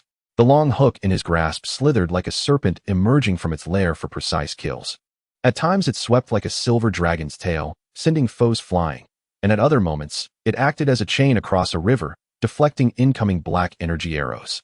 He was not merely engaged in slaughter. It was akin to performing a meticulous surgical operation, with each strike guaranteed to shatter a corpse's energy core. A spellcasting assassin, hidden behind the mass of corpses and wielding a bone staff, muttered incantations as a deep, haunting light began to coalesce at the staff's black crystal tip, emanating a chilling wave of energy. Chen Dong's gaze sharpened. Now was the moment. He hurled the long hook forward, like an arrow released from its bow. It did not target the assassin directly, but rather aimed at the glowing bone staff in his grasp. With a crisp crack, the iron hook at the end of the long hook struck the black crystal with precise force. The anticipated violent explosion did not occur. Instead, the shattered crystal erupted into a dense, ink-like black mist, within which a shadowy outline of a spire flickered momentarily, that of the Red Castle. As the black mist rapidly dissipated, a piercing scream, unearthly and chilling, erupted as the spell-casting assassin collapsed, blue blood streaming from his 7 orifices. The remaining corpses, deprived of control and energy, fell lifeless to the ground, truly becoming dead matter. The battle concluded in mere minutes. Silence enveloped the deck, save for the sound of waves crashing against the ship and the heavy breaths of the sailors. They gazed at the black-haired youth standing resolutely with the hook, their eyes filled with relief at having survived and a reverence akin to that reserved for deities. Tyrion Lannister approached slowly, his wine pouch having fallen to the deck at some point, the fragrant red wine pooling on the ground, yet he remained oblivious. He tilted his head to gaze at Chen Dong, his mismatched eyes sparkling with an intricate array of emotions, shock, relief, and a hint of indescribable excitement. I have encountered countless warriors, of Dorne, the North, and even the sword masters of Bravos, but Tyrion's voice was somewhat hoarse as he remarked, "Yet I have never witnessed such martial prowess.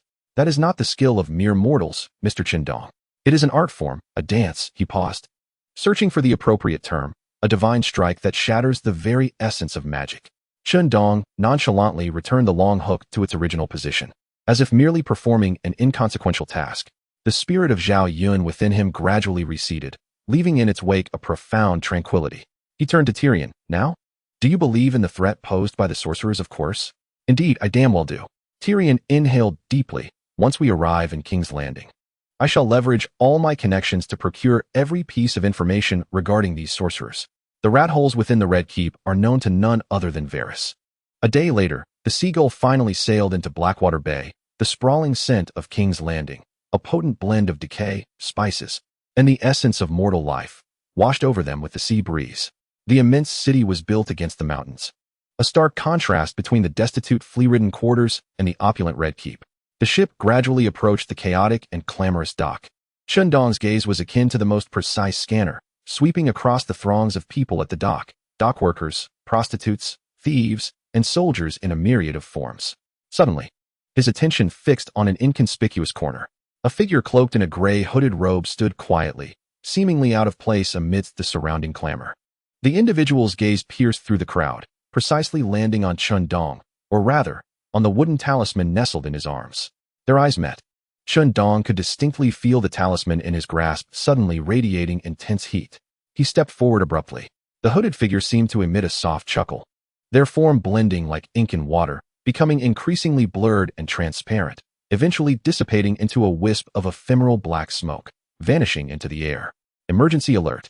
High-intensity shadow path marker activated. The King's Landing area is now enveloped by shadow detection array. Host location will remain exposed. Decryption requires the expenditure of 500 spirit points. The cold system notification reverberated within his mind.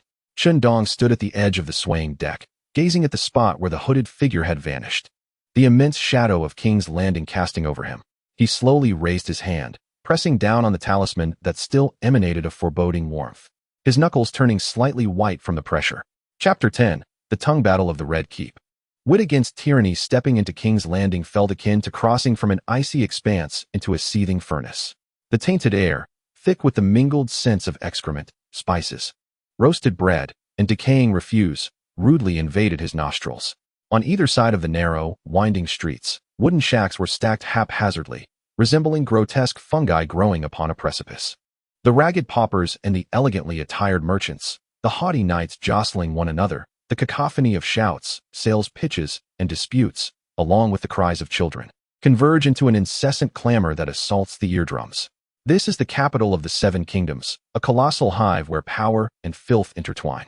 Chen Dong walked silently alongside Tyrion, the woolen cloak's hood lowered to obscure much of his visage, yet his deep black eyes, akin to the most precise probes, coolly scanned every detail of this city.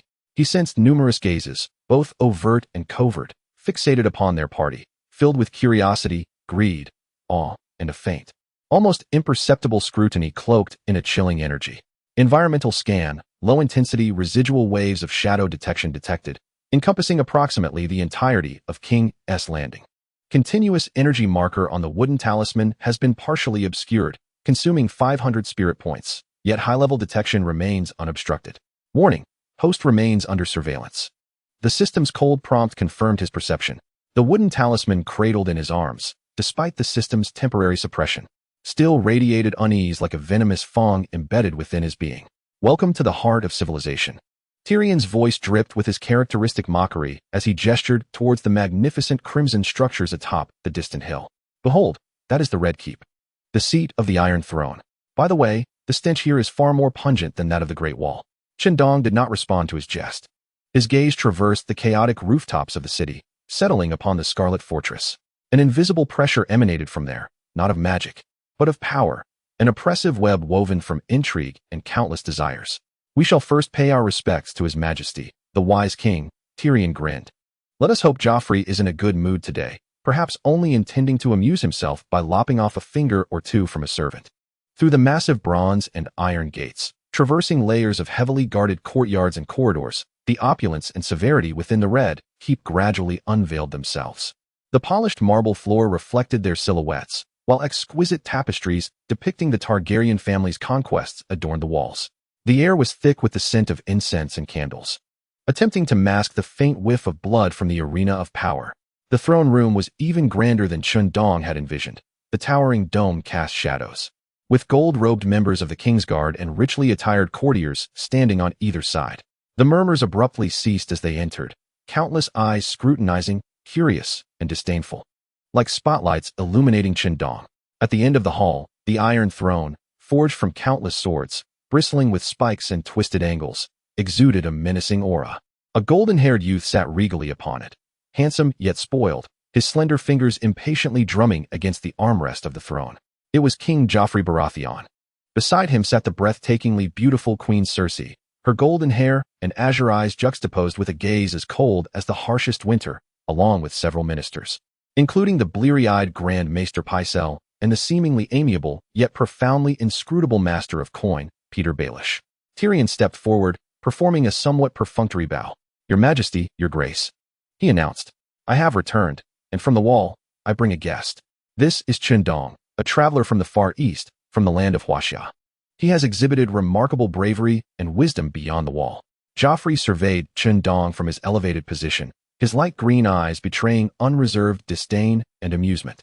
"An Eastern barbarian?" he scoffed, his voice sharp and high-pitched, reminiscent of a mummer. "Tyrion, are you now responsible for gathering freaks for the circus?"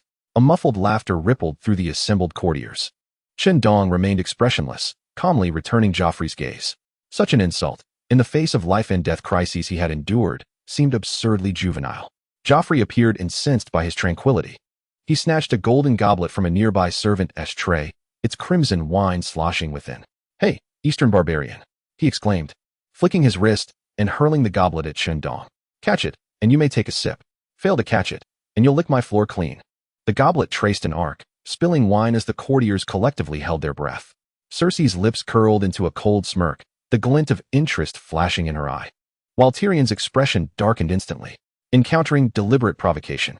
Environmental analysis. Target is the king of Westeros. Direct confrontation could lead to unpredictable consequences. Recommended response. Guide the spirit of Zhang Liang, consuming 100 spirit points. Guidance. In an instant, Chen Dong felt his thoughts disentangled from the emotional maelstrom, as if he had ascended to the clouds, surveying the power dynamics of the hall below. Joffrey's volatility, Cersei's indulgence and scheming, the courtiers' glee, Tyrion's tension, all emotions and intentions crystallized into clear lines, weaving a transparent web in his mind. Just as the goblet was about to strike his face, Chen Dong moved. He did not evade nor retaliate with brute force. Instead, his right hand extended with a seemingly gentle yet precisely calculated speed, fingers delicately brushing the edge of the goblet. The contained strength instantaneously nullified the goblet's momentum, guiding it as if pulled by an invisible thread, safely landing in his palm without a drop spilled. This maneuver, light as a feather, bore an almost artistic rhythm, contrasting strikingly with Western martial techniques. A suppressed gasp echoed throughout the hall. Holding the goblet, Chen Dong did not glance at it, treating it as a trifling object. He raised his eyes, meeting Joffrey's gaze with calm resolve, and spoke in the common tongue. Infused with a peculiar accent, articulating each word with clarity, "The wine bestowed by His Majesty is a gesture of courtesy from King's Landing." However, he paused, his voice steady yet resonating with significance. "I have heard that in Westeros, when a king hurls a goblet, it may not always be a gift, but rather a sign of trepidation. Perhaps a fear that a subject may utter certain secrets that ought not to be spoken, such as those concerning Your Grace the Queen and Sir Jaime Lannisters. Overly intimate rumors?" Boom. A single sentence, like thunder, reverberated through the silent hall. The expressions of everyone shifted dramatically. The arrogance and mockery on Joffrey's face instantly froze, transforming into a grotesque fury, as if his most vulnerable spot had been pierced. He abruptly rose from the Iron Throne, trembling finger pointing at Chen Dong. You speak nonsense. How dare you? Guards, cut out his tongue." Queen Cersei's exquisite visage darkened, so somber it seemed capable of dripping water, her ice-blue eyes radiating unmasked murderous intent. Her fingers clutched the armrest tightly, knuckles turning pale. Grand Maester Pycelle gasped in terror, his mouth agape. The smile on Littlefinger's face vanished, replaced by an expression of utmost gravity and scrutiny, for the first time. His gaze towards Chen Dong bore genuine apprehension. Tyrion Lannister stood beside Chen Dong, taking a hearty swig of wine to mask the tumult within. He had long suspected Chen Dong was no ordinary man. Yet he never anticipated that he would dare to pierce the unspoken taboo at the highest echelons of King's Landing in such a direct and lethal manner. Chapter 11. The Spider's Night Visit. The judgment approaches. Chen Dong remained steadfast, holding a golden cup as if he were merely commenting on the weather. His shrewdness allowed him to navigate the delicate balance of the situation. He did not level direct accusations, but merely alluded to rumors, which, in the current context, was far more impactful than any overt accusation. "Your Majesty, please calm your wrath. Tyrion swiftly stepped forward, positioning himself in front of Chen Dong. Mr. Chen hails from the Far East and is unacquainted with our customs. His words may have been offensive, but he has indeed rendered great service at the wall, aiding the Night's Watch against external foes. In the midst of the turmoil, Cersei suppressed her fury and spoke in an icy tone. Enough? Joffrey, sit down. She turned her gaze upon Chen Dong, her eyes akin to two poisoned daggers. You, Eastern man, are quite the eloquent speaker. However, in this place, those who speak too much often do not live long. Chen Dong nodded slightly, as if accepting her admonition, and gently placed the golden cup on a rigid tray held by one of the attendants. Thank you for the warning, Your Grace. My purpose here is solely to investigate the threat posed by the warlock quells. They are the true enemies endangering the Seven Kingdoms. As for other matters, he cast a glance at Joffrey and Cersei. They concern me not. He articulated his stance and objectives clearly, redirecting the conversation back to the external threat of the warlocks, thereby displaying strength while momentarily establishing boundaries. The audience concluded amidst an atmosphere of eerie tension. That evening, Chen Dong was assigned to a relatively secluded guest room within the Red Keep. As night deepened, he was preparing to further analyze the system and simulate the situation in King's Landing when the door creaked open silently. A figure slipped inside. Corpulent and clad in soft satin robes, his face adorned with powder, exuding the scent of lavender, and wearing a benign smile. Lord Varys? Chen Dong recognized the visitor. The spider, the king's master of whispers. Mr. Chen, I hope I have not disturbed your rest. Varys' voice was soft and gentle as he quietly closed the door, moving with the grace of a cat. In the hall during the day, your words were truly astonishing. Even I found myself breaking into a sweat on your behalf. The truth is often harsh. Chen Dong regarded him calmly. Indeed, the truth. Varys sighed, maintaining his smile, yet his eyes sharpened, revealing that some truths, when known too late, can culminate in tragedy. He withdrew a small piece of parchment from his sleeve, placing it on the table and pushing it toward Chen Dong. Chen Dong hesitated to take it. Varys whispered, "This message was sent from the Queen's bedchamber this afternoon via a little bird. Queen Cersei can hardly wait any longer. She has fabricated a series of evidence, accusing Lord Eddard Stark not only of treason, but also of collusion with the Eastern sorcerer, yourself, with the intent to overthrow the kingdom." Chen Dong's gaze sharpened. The trial was originally scheduled for 3 days hence. Varys lowered his voice further. However, due to your performance today, the Queen has become anxious. She has decided to expedite the proceedings. Tomorrow, or at the latest, the day after, Lord Eddard will be brought to trial, and he will be found guilty. He made a throat-cutting gesture. Why tell me? Chen Dong inquired. For the stability of the kingdom's future, Varys provided a grandiloquent reason. Yet his eyes seemed to convey another answer. Moreover, I believe you might possess the capability to alter some of the tragedies that are destined to unfold. Of course, this is exceedingly perilous. With that, he slightly bowed to Chen Dong and, as silently as he had arrived, withdrew from the room. Only Chen Dong remained. Alongside the piece of parchment that seemed to carry the scent of blood, he fell into silence for a moment, his consciousness sinking into the system. A translucent blue panel unfurled before him. Current spirit value, 1,000. Available spirits, Ran Min, 800 times. Zhao Yun, 20,010 minutes. Zhang Liang, thinking mode, 100 times. Detected critical plot event, the trial of Eddard Stark. Host intervention will significantly influence the trajectory of the world line. New feature unlocked, Jinui investigation. Cost, 300 spirit points. Effect, greatly enhances intelligence gathering, trace tracking, and authenticity verification capabilities. Chen Dong's gaze lingered on the Jinui investigation option before shifting to the heavy nightfall enveloping King's Landing. Eddard Stark, the man renowned for his honor in the North. His life and death were intertwined with the fate of the North and the future path of Jon Snow. To save, or not to save, the system offered no answer. That decision lay solely with him. He slowly raised his hand, the Jinui investigation option glowing faintly on the virtual panel. Ned Stark cannot die like this. Chen Dong murmured to himself, a flicker of determination in his eyes. At the very least, he must not perish without purpose. He needed evidence.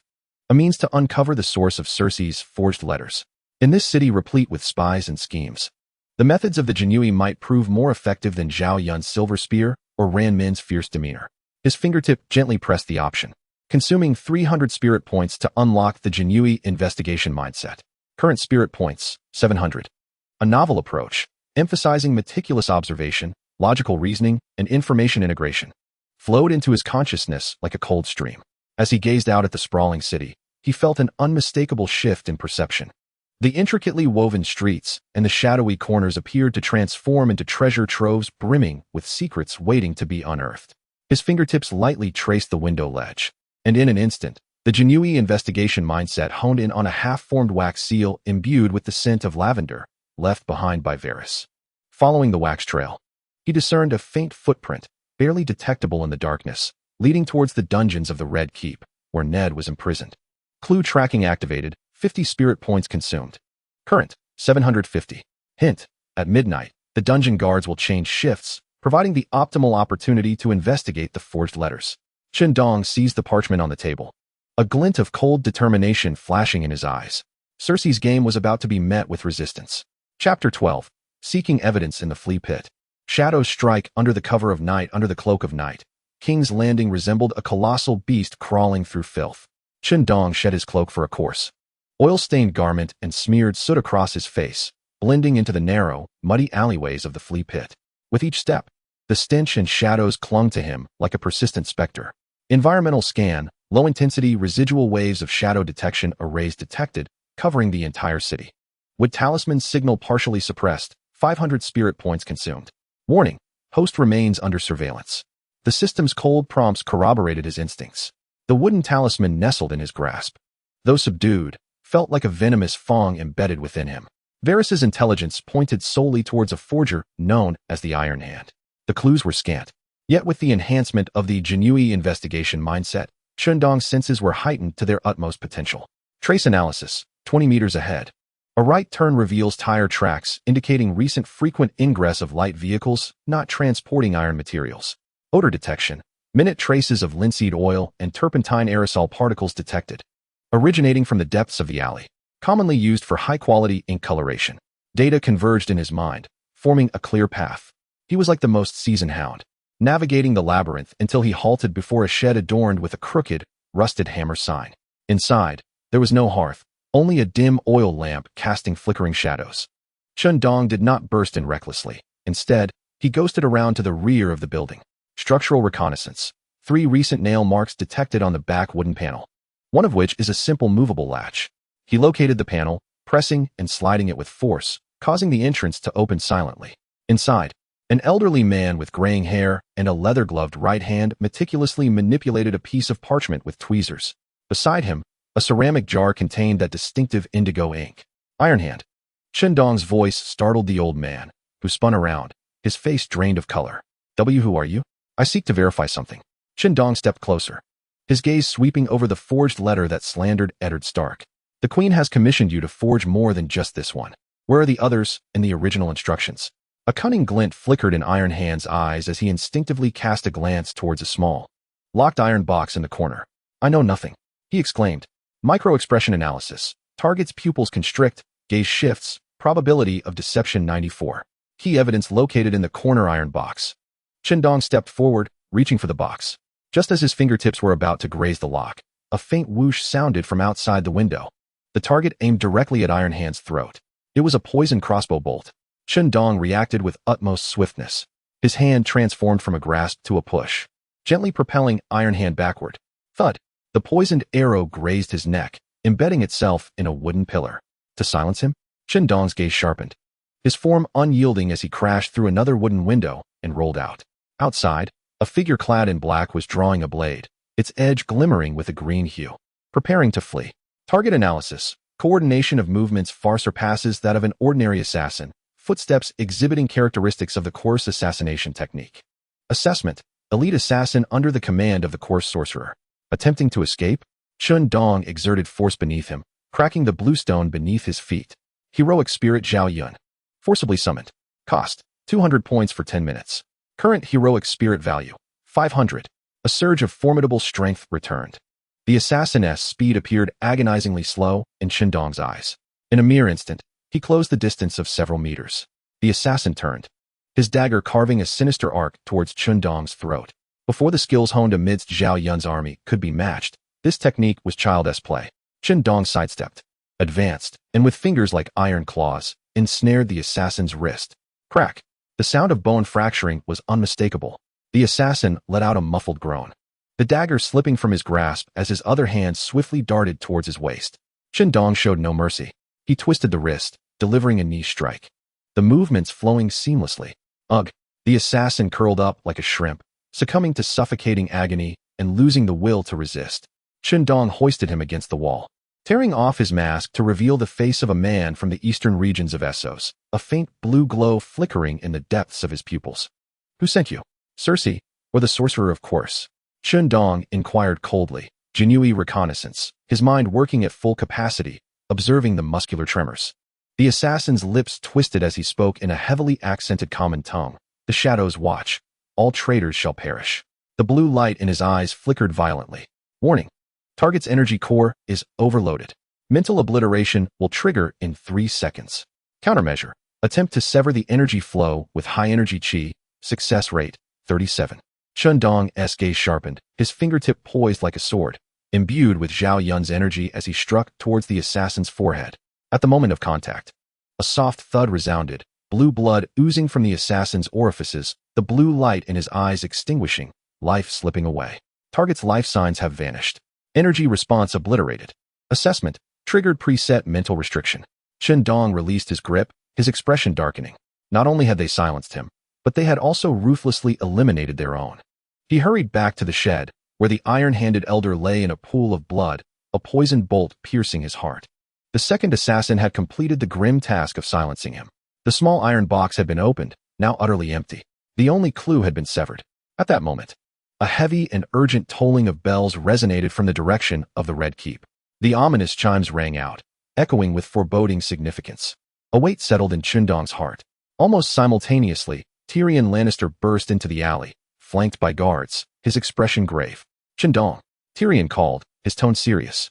No need to search further. Cersei has acted prematurely. He gestured towards the Red Keep. The bells signal the summons. The trial has been moved up. It will take place at dawn tomorrow. Joffrey and Cersei have no intention of granting Eddard any chance. Chen Dong stood amidst the chaos, 2 corpses at his feet. The trail of clues severed, and time running out. He closed his eyes, and the system panel materialized in the darkness. Current spirit value, 500. To unlock the spirit of Yu Fei, one must achieve the critical juncture of saving Sansa Stark. Current spirit value is insufficient, and the juncture remains untriggered. Emergency mission updated. The trial of Eddard Stark. Mission objective. Reverse the inevitable doom before dawn tomorrow. Mission status. Extremely difficult. Warning. Survival probability of key character Eddard Stark, 97. When he opened his eyes again, they shimmered with cold resolve. If that were the case, then he must take the final step. Chapter 13. The trial at the scene of the crime. Malevolence subdues the city. The dawn's first light crept in like a miser's gift, barely piercing the gloom that hung over King's Landing. Unable to dispel the weight of despair that pervaded the square before the Red Keep, the crowd swelled like a tide, herded by the gold-robed guards wielding spears. Encircling the hastily constructed platform, whispers mingled with muffled sobs and vacant stares, weaving a strange prelude to power and death. Upon the platform, Joffrey Baratheon loomed beneath an ornate canopy, his fingers unconsciously tracing the throne's armrests, his face flushed with excitement as he prepared to wield the power of life and death. Queen Cersei sat beside him, poised and elegant, yet her fingers gripped the fabric of her gown tightly, her gaze as frigid as a frozen lake, occasionally flickering with a hint of pleasure and chill as she glanced at the crowd below. The royal advisors stood on either side. Maester Pycelle appeared drowsy, while Peter Baelish wore an inscrutable smile, and Varys bowed his head, seemingly unable to bear the sight. In the center of the platform, flanked by 2 gold-robed guards, knelt Eddard Stark, the protector of the North and former hand of the king, garbed in tattered clothing, his face marred by wounds and fatigue. His knees struck the cold stone steps heavily. Yet, his back remained straight, and in his Stark-like gray eyes, the former sharpness had faded, replaced by a profound, resigned calm, along with a flicker of longing for distant loved ones. Chen Dong stood at the edge of the crowd, cloaked in a nondescript gray mantle, observing the proceedings with a composed demeanor, not craning his neck like the other onlookers, but instead, raising his gaze slightly to calmly assess the unfolding scene. In the mindset of the Jinui reconnaissance, the entire layout of the square, the distribution of guards, and the positions and expressions of key figures unfolded like an open sand table before the observer. The environmental scan revealed high platform guards, 24 in golden robes, shields held aloft, and 8 members of the Red Keep Guard, brandishing long swords. Potential threats included 6 archers stationed at the windows of the flanking buildings, their arrows drawn and ready. Joffrey's emotional state was one of exuberance and instability, while Cersei remained calm, her murderous intent resolute. Eddard Stark's physiological indicators reflected weakness, with a diminished will to survive.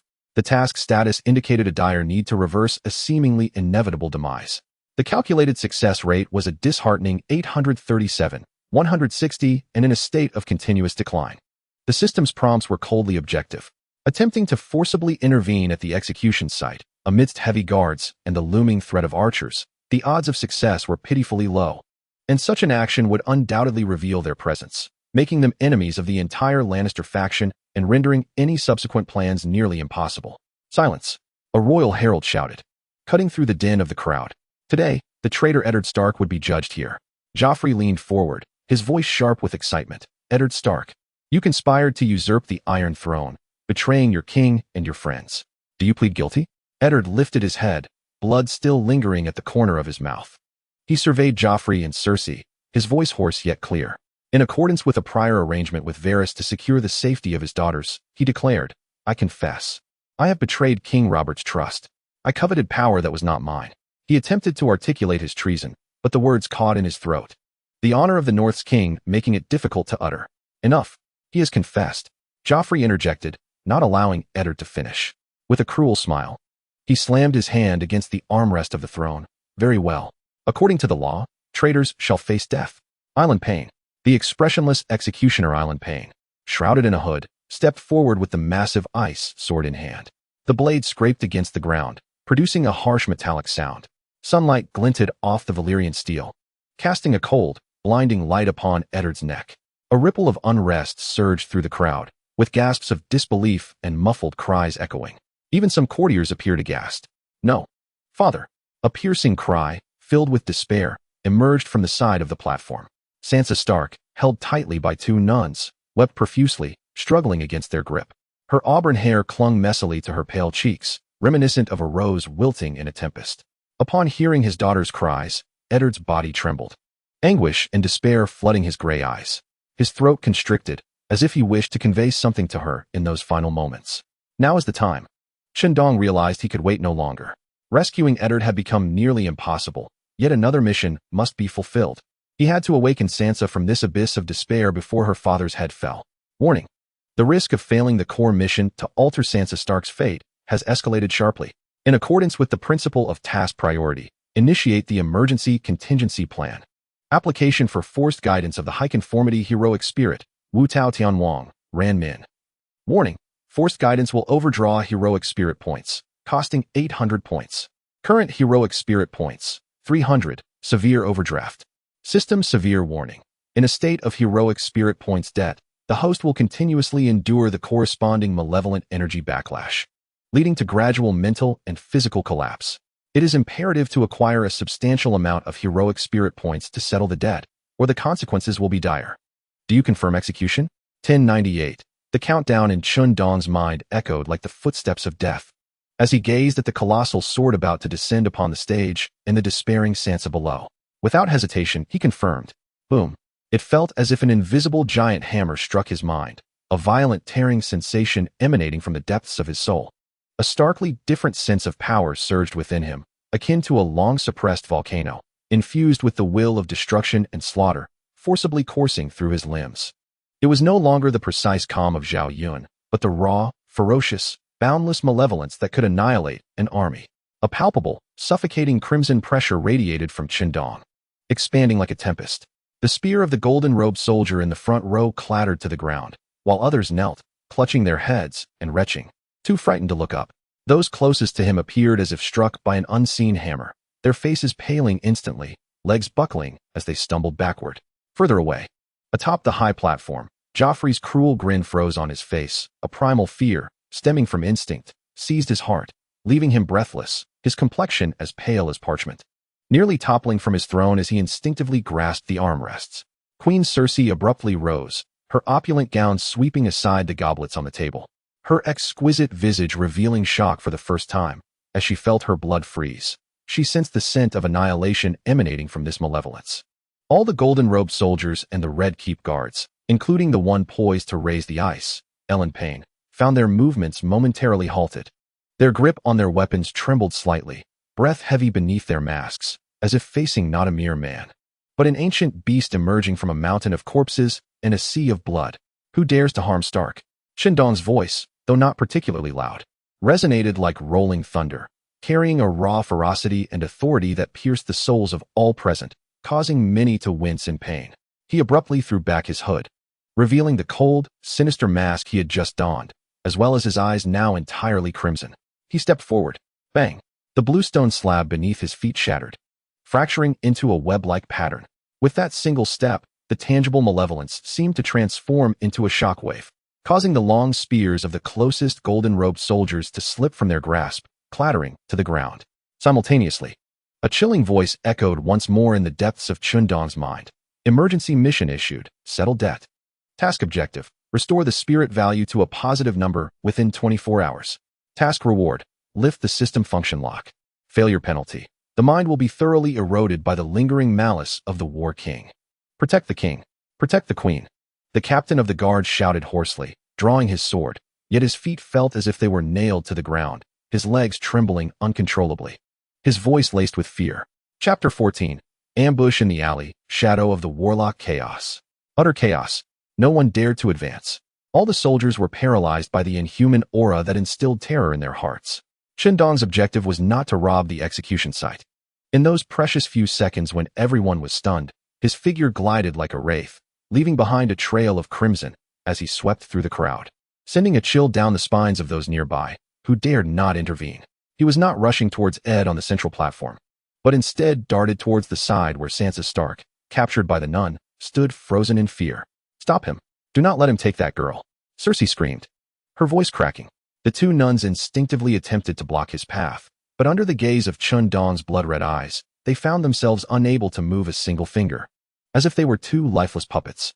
Chen Dong's hand closed around Sansa's delicate arm like a vice, his grip perfectly calibrated to prevent her escape while ensuring her safety.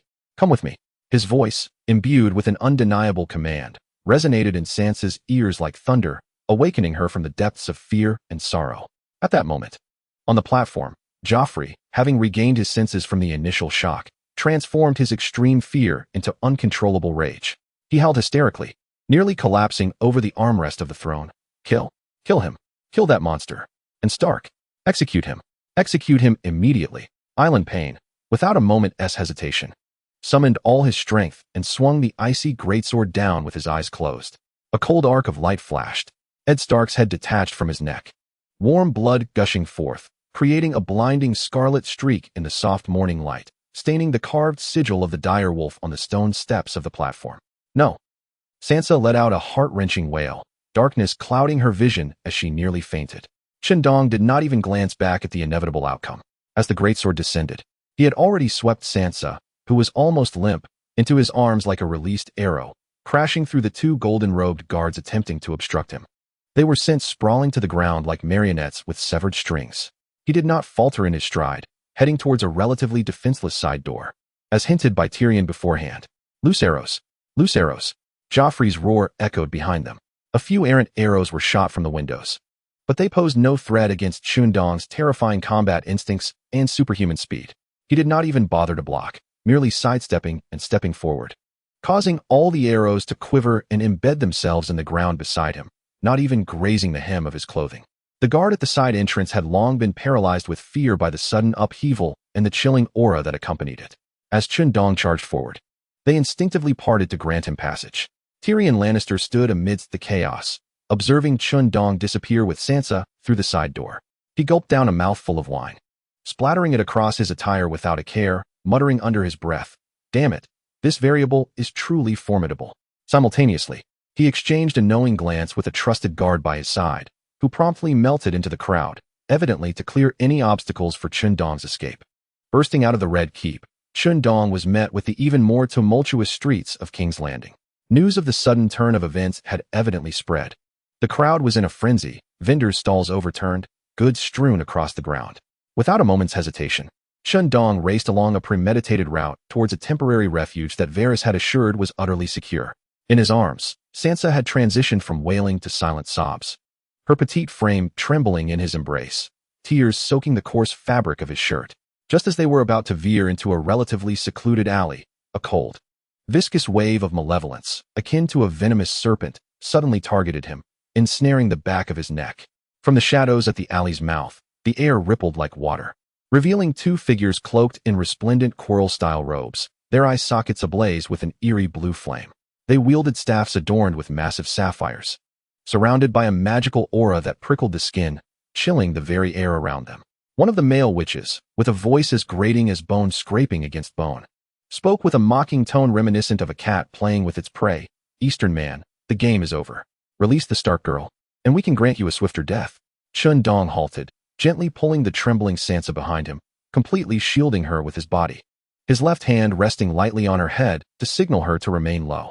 Within him, the power of the spirit of Ran Min, slightly sluggish from overexertion, surged once more, his blood-red pupils burning like hellfire, fixated on the two male witches ahead, his ominous aura even causing the temperature at the alley's entrance to drop. He slowly raised his hand, making a simple gesture towards the shadows behind him, signaling the backup to take Sansa away at once. Then, he faced the two witches emanating formidable magical energy, a cold and cruel smile curling his lips, his voice hoarse yet resolute. "You wish to touch her? First, you must pass me." Chapter 15. Wilderness Witch Slaying. Malevolence breaking foes. The words of the quarrels which still echoed in the frigid air when Chen Dong sprang into action. He held nothing back. The power of the spirit of Ran Min, slightly sluggish from overexertion, was forcibly propelled to its zenith by his will. A roar erupted from his throat, unlike any human sound, as blood flames surged around him, causing the ground beneath his feet to crack under the force of his fury. He launched himself like a cannonball, hurtling towards the left male sorcerer with a ferocious trajectory. The expressions of the two sorcerers shifted dramatically, their staffs halted abruptly, and an ethereal blue light rippled outward. A translucent shield, woven from ice and shadows, formed instantaneously. Simultaneously, the right sorcerer's staff emanated a brilliant sapphire glow, causing the shadows on the ground to writhe and twist into dozens of foul, shadowy tendrils that coiled around Chen Dong's legs. A mere trick. A fierce glint erupted in Chen Dong's blood-red eyes. He did not flinch nor evade, maintaining his relentless advance. The moment the shadowy tendrils made contact with his blood flame malevolence, they fizzled away like snow meeting boiling oil, dissolving rapidly. In the next heartbeat, his fist, infused with the power to shatter mountains and rivers, crashed violently against the icy dark shield. Boom! The deafening explosion resonated. The shield shattered, sending shards of ice and dark energy scattering like razor blades. The recoil from the broken shield forced the left sorcerer to stumble back with a muffled groan. Seizing the advantage, Chen Dong propelled himself forward, the ground erupting beneath him as he surged ahead like a relentless specter, fingers outstretched, aiming for the sorcerer's face. "Stop him!" the other sorcerer screamed, hastily brandishing his staff, unleashing a concentrated beam of chilling blue light towards Chen Dong's side. Unwavering in his assault, Chen Dong kept his focus on the face of his opponent, twisting his body just in time to strike the beam with his other hand, moving like lightning. Bang! The beam collided with his palm, its icy energy instantaneously obliterated by his overwhelming blood flame malevolence, leaving a thin layer of frost on his hand, momentarily stalling his movements. Seizing this fleeting moment, the retreating sorcerer's face contorted in pain and resolve. He bit down on his tongue, letting a drop of his enchanted blood splatter onto the sapphire of his staff. "In the name of shadows, arise, my servants," he rasped, striking the ground with his staff. From the depths of the alley, shadows surged, and three towering, robust, corpse-like warriors erupted from the earth, their eyes ablaze with blue fire, clad in rudimentary shadow armor and wielding colossal ice axes and long knives. They stood like three walls before Chen Dong, swinging their weapons down with ferocity. The other sorcerer's staff glimmered again, enveloping Chen Dong in a dense, mind-corroding dark mist. Faced with the onslaught and the encroaching mist, Chen Dong's blood-red gaze blazed with even greater ferocity. Begone! He abandoned any notion of evasion and chose the most audacious path forward. As the frost-laden weapons descended upon him, he advanced rather than retreated, unleashing both fists. The blood flame malevolence coalesced around his fists like a tangible force. Crack! Crack! Crack! Three explosive sounds erupted in succession.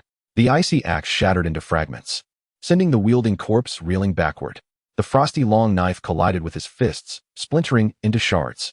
The shadowy shield, along with the corpse behind it, was sent flying by a single punch, its chest caving in, crashing against the alley wall, reduced to shattered bones and mangled flesh. The dark mist could not fully approach, forming a hazy vacuum under the influence of Chen Dong's overwhelming malevolence. Armed with an instinctive ferocity in battle, he bypassed the impediment of sight, swiftly dispatching the 3 reinforced corpses, surging with even greater momentum towards the now trembling sorcerer.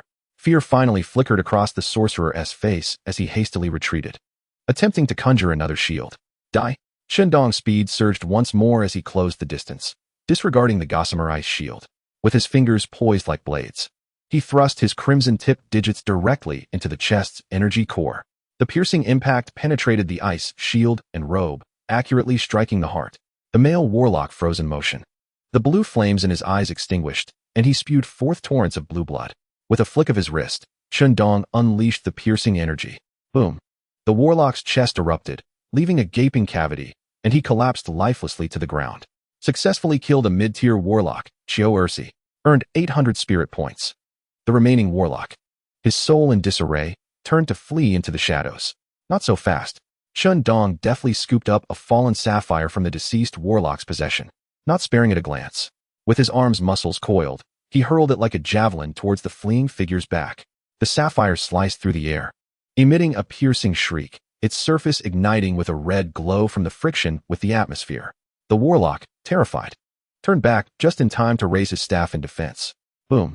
The sapphire struck the staff with pinpoint accuracy. An overwhelming force erupted, shattering the staff and dimming the main gemstone into fragments. The fleeing warlock, struck as if by a colossal hammer, coughed up blue blood, fell forward, convulsed a few times, and then fell silent. Successfully killed a mid-tier warlock, Qiu Ersi, earned 800 spirit points. Current spirit points, 1,300. Overdraft status lifted. The fierce battle abruptly ceased. The alley was left with the stench of blood, the acrid scent of burnt magic, and the remnants of cold sorcery. Chen Dong stood amidst the corpses and debris, the crimson aura around him gradually receding, revealing deep black pupils that still harbored a lingering chill of murderous intent. He breathed heavily, feeling his strength stabilize. The continuous exertion of spirit power, especially after the overdraft, placed a tremendous burden on both body and mind. Detected that the host successfully protected the key storyline character, Sansa Stark, in a dire situation and independently killed 2 mid-tier warlocks, achieving the hidden accomplishment of Guardian of Despair. The conditions to unlock the spirit, Yu Fei, have been met. Would you like to unlock it immediately? Unlock. Consuming 1,000 spirit points to unlock the spirit, Yu Fei, permanent. Current spirit points, 300. Spirit, Yu Fei. Role, Legion Commander, Master of Siege. Additional effects, significantly enhances the host's abilities in commanding troops, arranging formations, and training soldiers, with a strong morale-boosting effect on the army. Activation cost varies based on troop size and battle difficulty, with a base cost of 1,000 points. A torrent of profound, weighty will surged into Chen Dong's consciousness, imbued with loyalty to the nation and the iron-blooded spirit of the battlefield. Countless strategies for troop movements, formations, and selecting commanders intertwined seamlessly in his mind. Warning: a large-scale high-energy undead biological reaction is rapidly advancing southward. The source points north of the Wall of Despair. The forces of the White Walkers have begun their advance. The host must swiftly enhance their power and establish a force to confront the impending long night. Chen Dong's gaze sharpened as he looked northward, as if piercing through the distance to witness the impending wave of death's chill. He slowly exhaled a breath laced with the metallic tang of blood. The long night was approaching, and he needed an army. At that moment, shadows writhed at the end of the alley.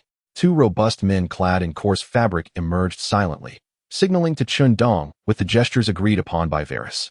My lord, the spider requests your presence. The passage is prepared.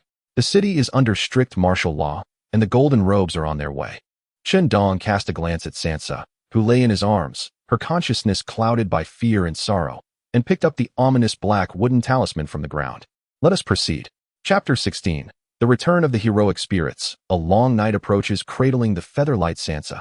Chen Dong followed his rescuer, merging with the shadows as they swiftly navigated the intricate labyrinth of hidden passages.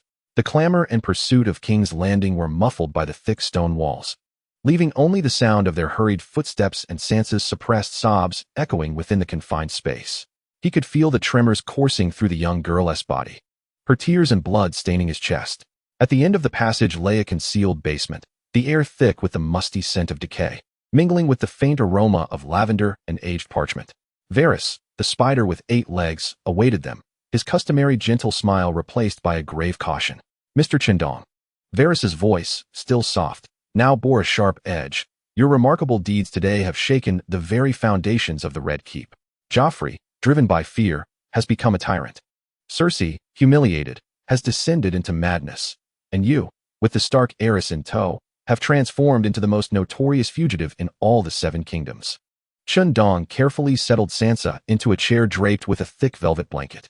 The girl curled up, resembling a wounded creature retreating to its nest, her chestnut hair cascading around her pale, vacant face.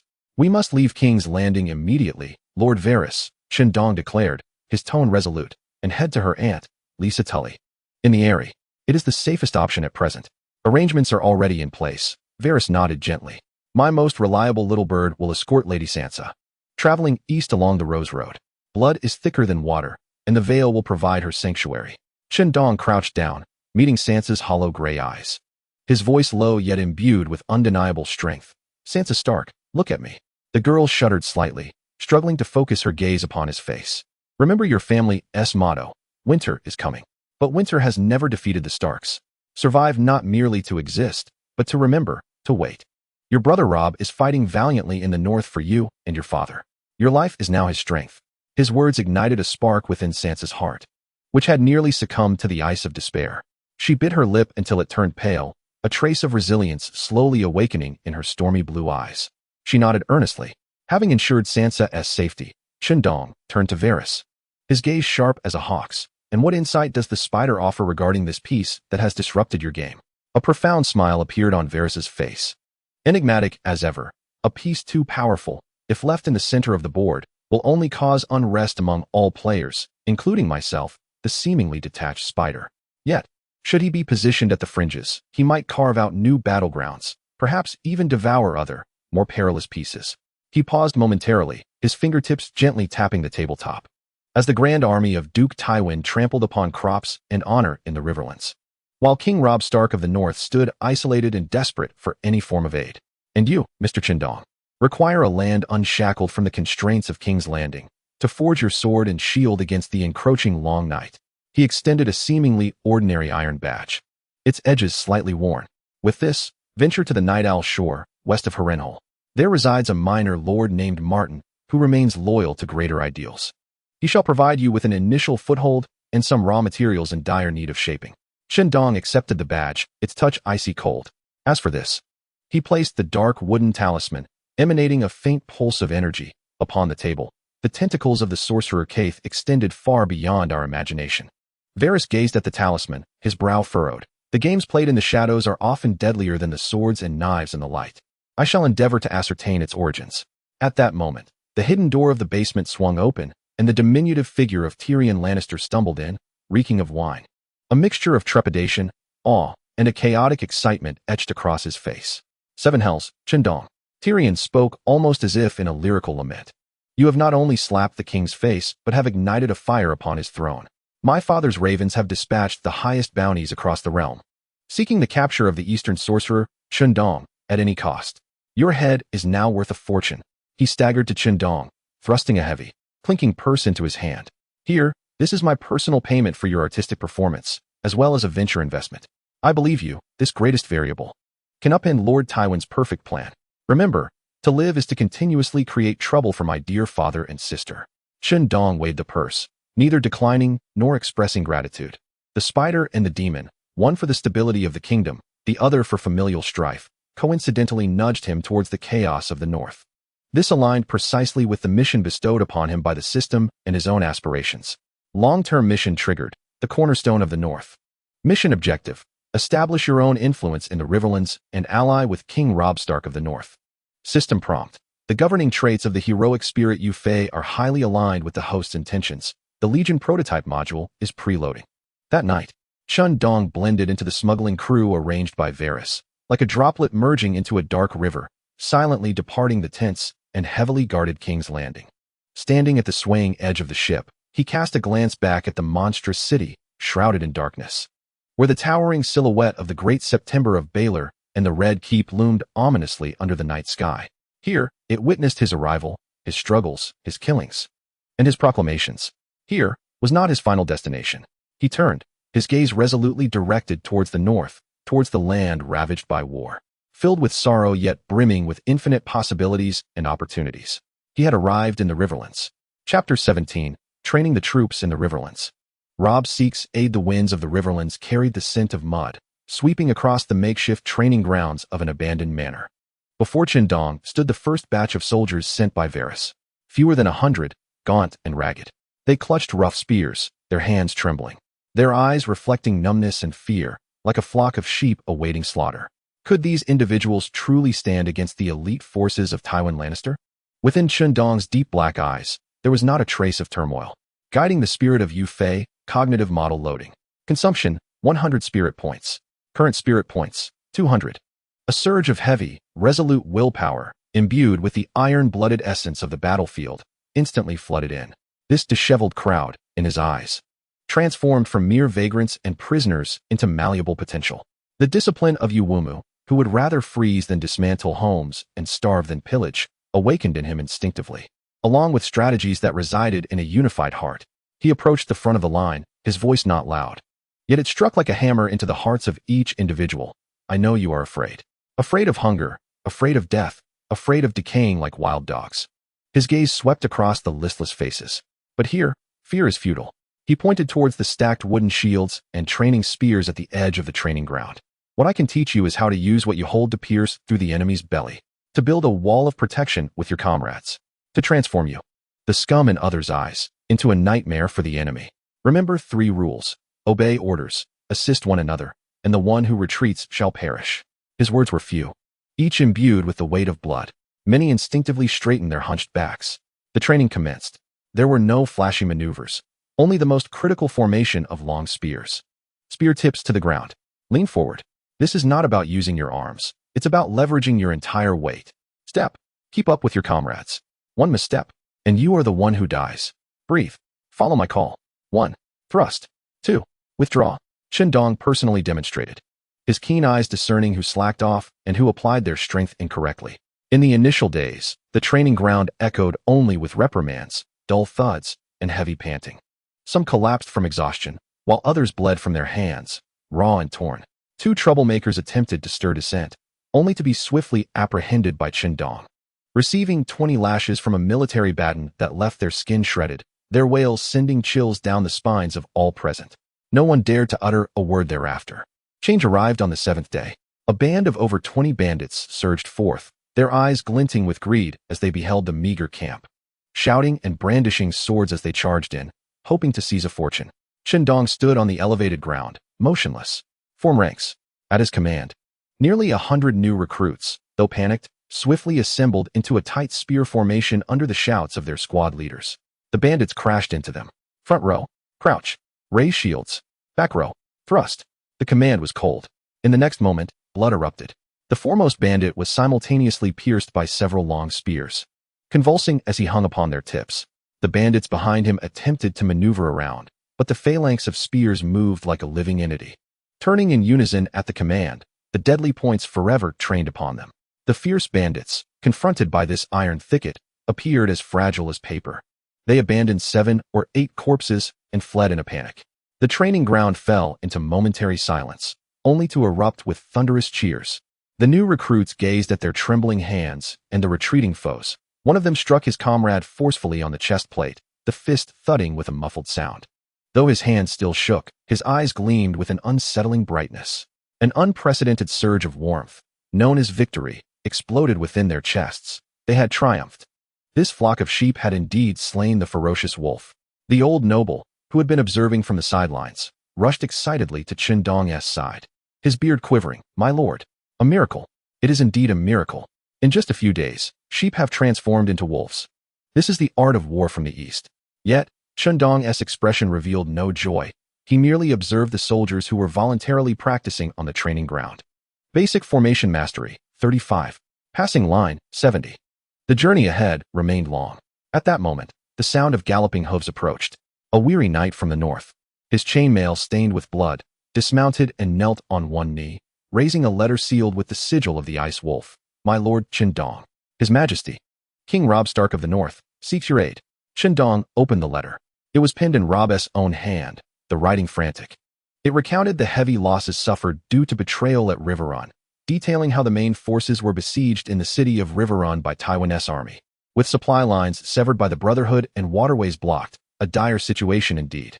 The letter concluded, I have heard of your miraculous military training in the Riverlands. I earnestly beseech you to intervene and break the siege of Riverrun. Stark and the North shall forever be in your debt. Robb Stark, King in the North. The messenger lifted his gaze, his face a mixture of blood and hope. The king says that only you can turn the tide of battle. Chen Dong slowly folded the letter, his eyes sweeping once more across the training ground. His consciousness sank into the system. Triggered key battle mission, break the siege of Riverrun. Mission objective, assist Robb Stark in breaking the Lannister blockade. Mission rewards, substantial heroic spirit points based on contribution, significant increase in northern prestige, and unlocking exclusive titles and special abilities based on battlefield performance. Title example, achieving victory with fewer forces through exquisite formations may unlock the title of Master of Sharp Formation, slightly enhancing the stability of the troops' formation. Exclusive titles and special abilities stirred within Chen Dong's mind, far more valuable than mere heroic spirit points. Fragments of memories from the heroic spirit of Yu Fei flashed through his mind, glimmers of a blade slicing through the chaos of battle.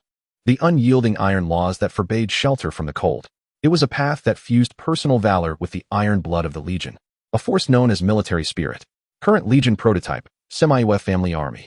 Cohesion, 15. Note, when cohesion reaches 100 and specific conditions are met, the true military spirit may be awakened. The road ahead was still long, but the first step lay in Riverrun. He raised his head, gazing towards the west. A glint of sharpness flashing in his eyes, akin to a sword unsheathed. In the besieged city of Tywin, the mercenaries' assaults revealed numerous vulnerabilities under the extraordinary military insight of Yu Fei. He gazed at the messenger, his voice calm, yet imbued with unwavering resolve that resonated throughout the training ground. Reply to His Majesty Robb. I shall relieve the siege of Renflow City. Chapter 18. The display of might at Renflow City. A blade of dread in the western borders, the damp chill of the Hujian region had yet to dissipate from the bones. As Chen Dong led his 300 newly forged soldiers, hardened by 7 days of rigorous training reminiscent of Yu Fei, straight to the outskirts of Renflow City, like unsheathed blades. The camp, following their forced march, was imbued with exhaustion, yet it also radiated a newfound discipline. The recruits silently inspected their gear, their garments remained tattered. Many still bore the pallor of hardship, yet their gazes had transformed completely from 7 days prior. A numbing sensation was replaced by a taut focus, and when they occasionally stole glances at the dark-eyed figure in their midst, a flicker of almost reverent light would shimmer in their eyes. The thick calluses on their hands and the burlap bindings around their wrists to muffle noise were indelible marks of their hellish training. When the command to form ranks was issued, their movements, though still somewhat clumsy, were astonishingly swift. The pikes aligned, wooden shields converged, and a crude yet menacing phalanx materialized in an instant. The battle cries they had grown accustomed to during training echoed in their chests, serving as their sole anchor in that moment. Within the main tent of Robb Stark, the atmosphere was tense. Your Majesty, do you truly expect this band of farmers, who can scarcely wield a sword, to confront the cavalry of House Fry? Lord Ricard Karstark's voice boomed with the characteristic candor and arrogance of the northern nobility, his robust finger almost jabbing toward the new recruits. I can even smell the mud and fear emanating from them. To send them into battle is to gift Walder Fry a slaughter. Chen Dong stood silently to the side, his dark eyes betraying no emotion. He refrained from arguing and instead produced a crude parchment from his breast pocket, presenting it to Robb. This is a strategy to counter the Fry cavalry, he stated, his voice calm, yet possessing a metallic resonance. Should this plan fail, I, Chen Dong, pledge all my spirit value as a guarantee. The northern commanders within the tent were momentarily taken aback. They had heard whispers of the Eastern man's enigmatic abilities, and this spirit value seemed to be one of the sources of his power. Robb's icy blue eyes met Chen Dong's as he accepted the plan, swiftly perusing its contents, astonishment flickering in his gaze.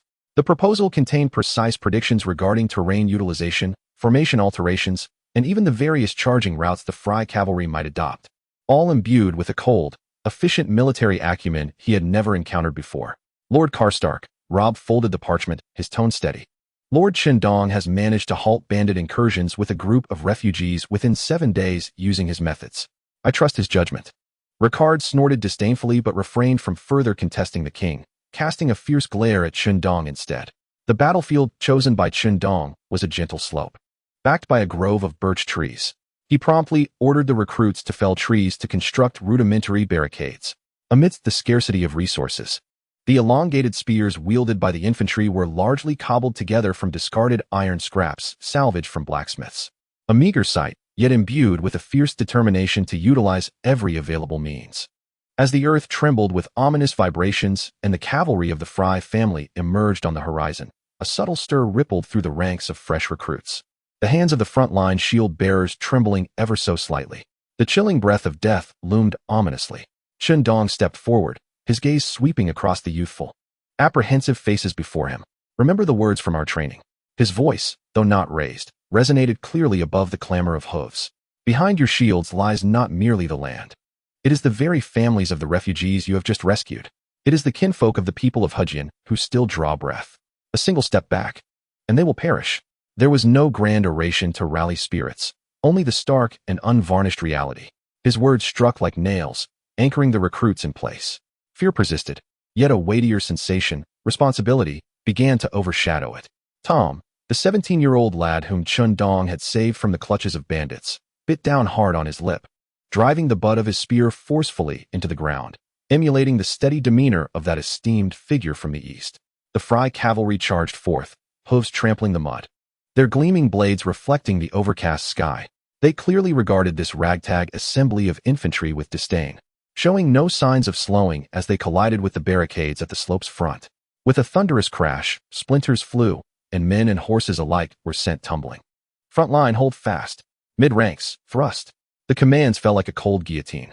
The recruits in the middle ranks, driven by muscle memory, roared as they executed the thrusting motion, summoning every ounce of strength. Countless crude iron spearheads, bearing the weight of their bodies and the instinct for survival, were thrust forward with fervor. The sound of steel piercing flesh echoed ominously. Tom felt his spear strike something resilient. The tremendous recoil nearly wrenched it from his grasp. Upon closer inspection, he discovered the spearhead had embedded itself deep within the neck of a warhorse. Scalding horse blood splattered across his face. The enormous beast let out a mournful cry before collapsing, its heavy body bearing down on him, causing the boy to shut his eyes in terror, his limbs turning icy. In that critical moment, a rough yet powerful hand seized his shoulder, yanking him forcefully backward. It was the taciturn veteran, a retired night watchman whom Chen Dong had deliberately selected for the team. The horse's carcass crashed to the ground, sending mud splattering onto Tom's form. "Thank you," Tom stammered, his voice trembling. The veteran merely smiled, revealing teeth yellowed by tobacco, patted his shoulder, and then gripped his spear tightly, eyes alert to the chaotic battlefield. This act of pulling him back was not merely a rescue. It embodied the spirit of mutual aid and military discipline amid the blood and fire. The recruits, witnessing a comrade saved from peril, found their wavering formation miraculously solidifying. Chen Dong's eyes sharpened. The moment had arrived. Activate the heroic spirit Zhao Yun, consuming 200 heroic spirit points. Current heroic spirit points, 0. A surge of familiar, vibrant, and formidable energy surged through his limbs. He moved. Like an arrow released from its bowstring, he plunged into the midst of the chaotic cavalry. He did not engage in a protracted battle, his sights firmly set on the resplendent Commander Fry, who was commanding from the rear with a resounding voice. Soldiers moved as swiftly as their weapons, and the gun was like a dragon in flight. The ordinary soldiers barely registered a blur before a shadow surged past like a whirlwind, casting aside the cavalry that attempted to impede its path, as if they were mere chaff. In the blink of an eye, Chen Dong had reached the commander. The commander, stricken with horror, barely raised his sword when a cold glimmer appeared before him. With a crisp clang, his steel helmet was sent flying, revealing a face twisted in terror beneath. The icy tip of the spear steadied just half an inch from his throat, the bone-chilling aura rendering him rigid, urgency tightening his bladder. "Return and inform Walder Fry." Chen Dong's voice echoed through the visor, imbued with the unique and formidable spirit of Zhao Yun. This was Chen Dong's army. He withdrew his spear, casting not a glance at the commander, who lay crumpled on the ground, and turned his steed back to the formation. The once cohesive Fry cavalry, now leaderless, was stripped of its spirit by this ghostly strike, and with a shout, they retreated in disarray like a receding tide. After a brief silence on the battlefield, the new soldiers erupted into jubilant cries, their voices tinged with the relief of survival. As he surveyed the aftermath, Chen Dong instinctively touched the charm from the Warlock of Course, feeling a chilling cold emanating from it, far beyond the usual sensation. System prompt. Weak shadow fluctuations detected, originating from deep within Twin River City. He sharpened his gaze, discreetly tucking the charm back into his garments as he turned to observe Robb, who was inspecting the battlefield.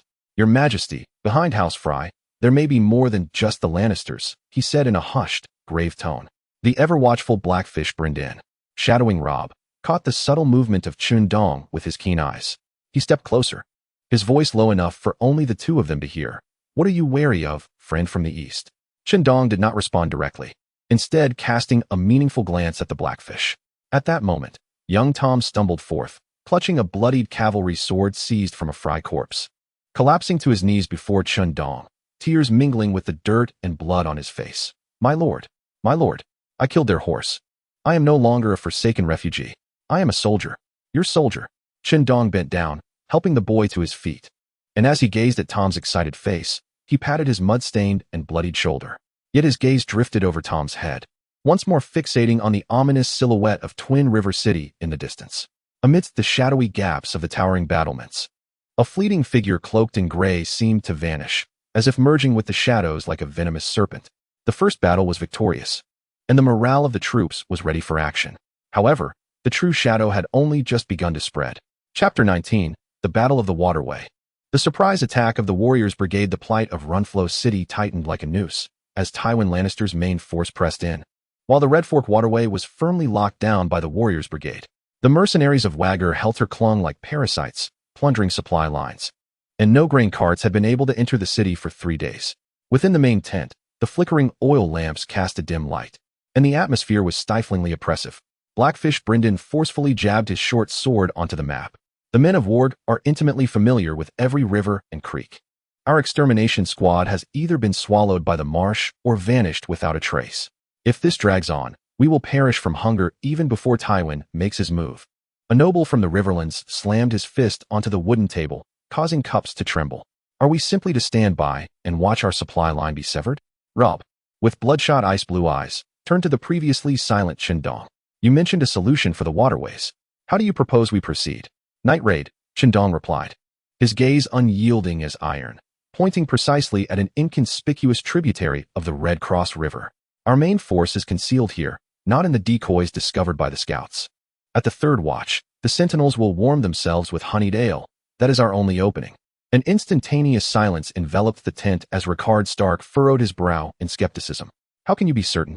Such details are beyond the grasp of ordinary scouts. Without elaboration, Chen Dong's consciousness shifted. Activate the Jean E-Way reconnaissance thought mode.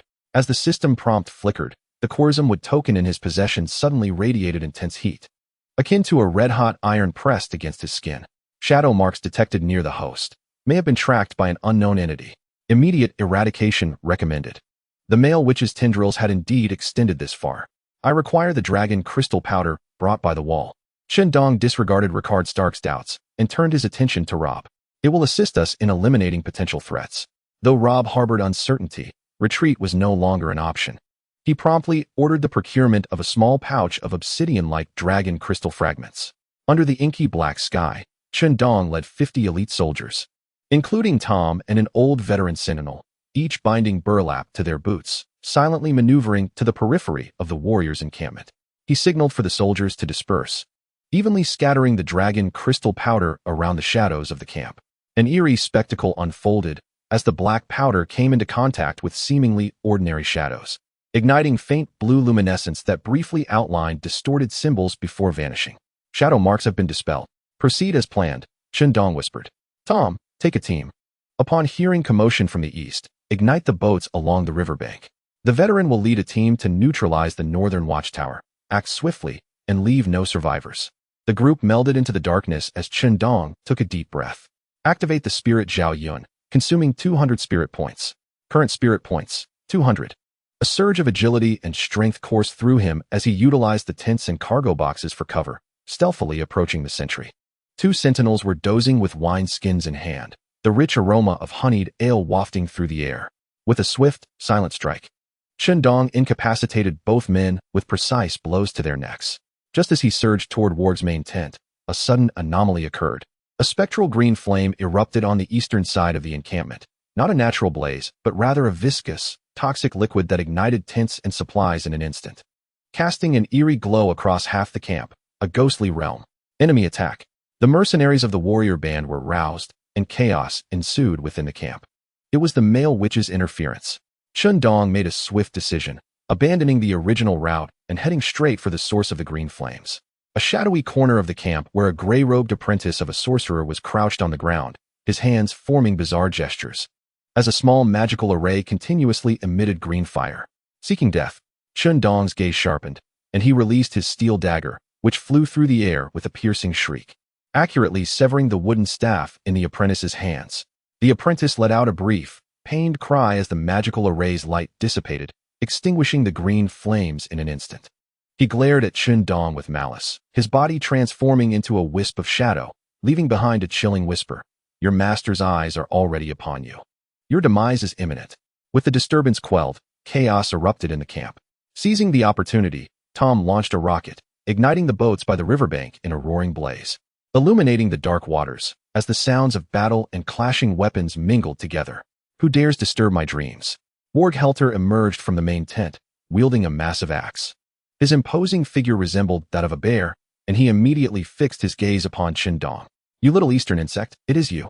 The axe came crashing down with a fierce wind, but Chen Dong deftly sidestepped, the blade grazing his chest plate and shattering a barrel behind him. Using the stack of firewood and cargo boxes as cover, he maneuvered continuously, the extraordinary agility bestowed by Zhao Yun's spirit allowing him to narrowly evade attacks while calmly searching for weaknesses. Warg's axe strikes were powerful, yet full of openings. After one particularly forceful swing, the massive axe became lodged deep in the oak wood, difficult to extract. The opportunity had arrived. Chen Dong's eyes narrowed with intensity, and his strength surged instantaneously. Activating spirit, ran Min, consuming 300 spirit points. Current spirit points, 100, temporary overdraw. A blood-red aura erupted like a tsunami as he stepped forward, the ground trembling beneath him, his right fist clenched, knuckles cracking as he delivered a precise blow to the gap in Warg's armor beneath his armpit. Crack! The sound of bone fracturing echoed sharply.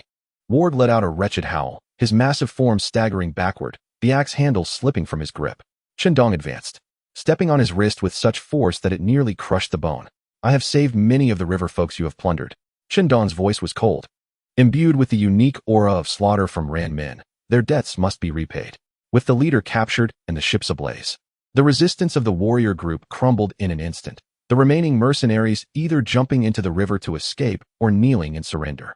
As dawn broke, Chen Dong fought against the weakness from overextending his spirit, discovering several deeply etched, ominous runes beside the charred dragon bones of Warg's flagship.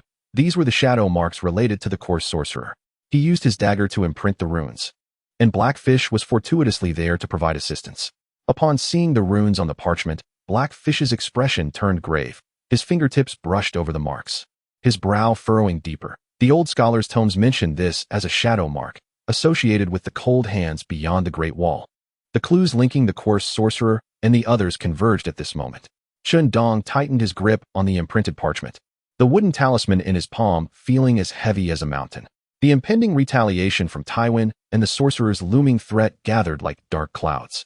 As beneath the tranquility of the Red Cross River, a deeper crisis was brewing. Chapter 20. At the banks of the Red Cross River, a desperate battle. The brief respite afforded by the newly opened waterway dissipated swiftly, akin to a breath of vapor vanishing into the frigid air of winter. The vengeance of Tywin Lannister arrived with an unexpected swiftness and ferocity. Just the afternoon following Chen Dong's return to Flint City with the captive Varg and weary soldiers, a shrill alarm shattered the tranquility of the skies. From the west, a cloud of dust darkened the horizon as Count Malbran, leading over 2,000 elite warriors from the Westerlands, surged forth like a pack of wolves scenting blood, effectively cornering Chen Dong and his contingent of 300 new recruits, alongside 50 seasoned northerners, at a bend in the riverbank of the Red Cross River. with formidable foes ahead and no retreat possible. The icy waters pounded against the pebbled shore, producing a cacophony that heralded the impending massacre. Chen Dong stood at the forefront, the river wind tousling his dark hair, exposing his unfathomable gaze. He could acutely sense the labored breaths and uncontainable fear of the soldiers behind him. The new recruits clutched their spears tightly, their knuckles whitening from the strain, many bearing the fatigue and wounds from the previous day's fierce skirmish. Heroic spirit value reserve, 400 points. A chilling prompt materialized in his mind. Activating Ran Min requires 800 points, insufficient. Activating Zhao Yun requires 200 points, sufficient for approximately 5 minutes of intense combat. Resources were scant. Chen Dong inhaled deeply, suppressing the faint dizziness stemming from the exhaustion of his heroic spirit value. "Sir, are we going to die here?" A tremulous voice broke through the tension. It was Tom, his youthful face pale.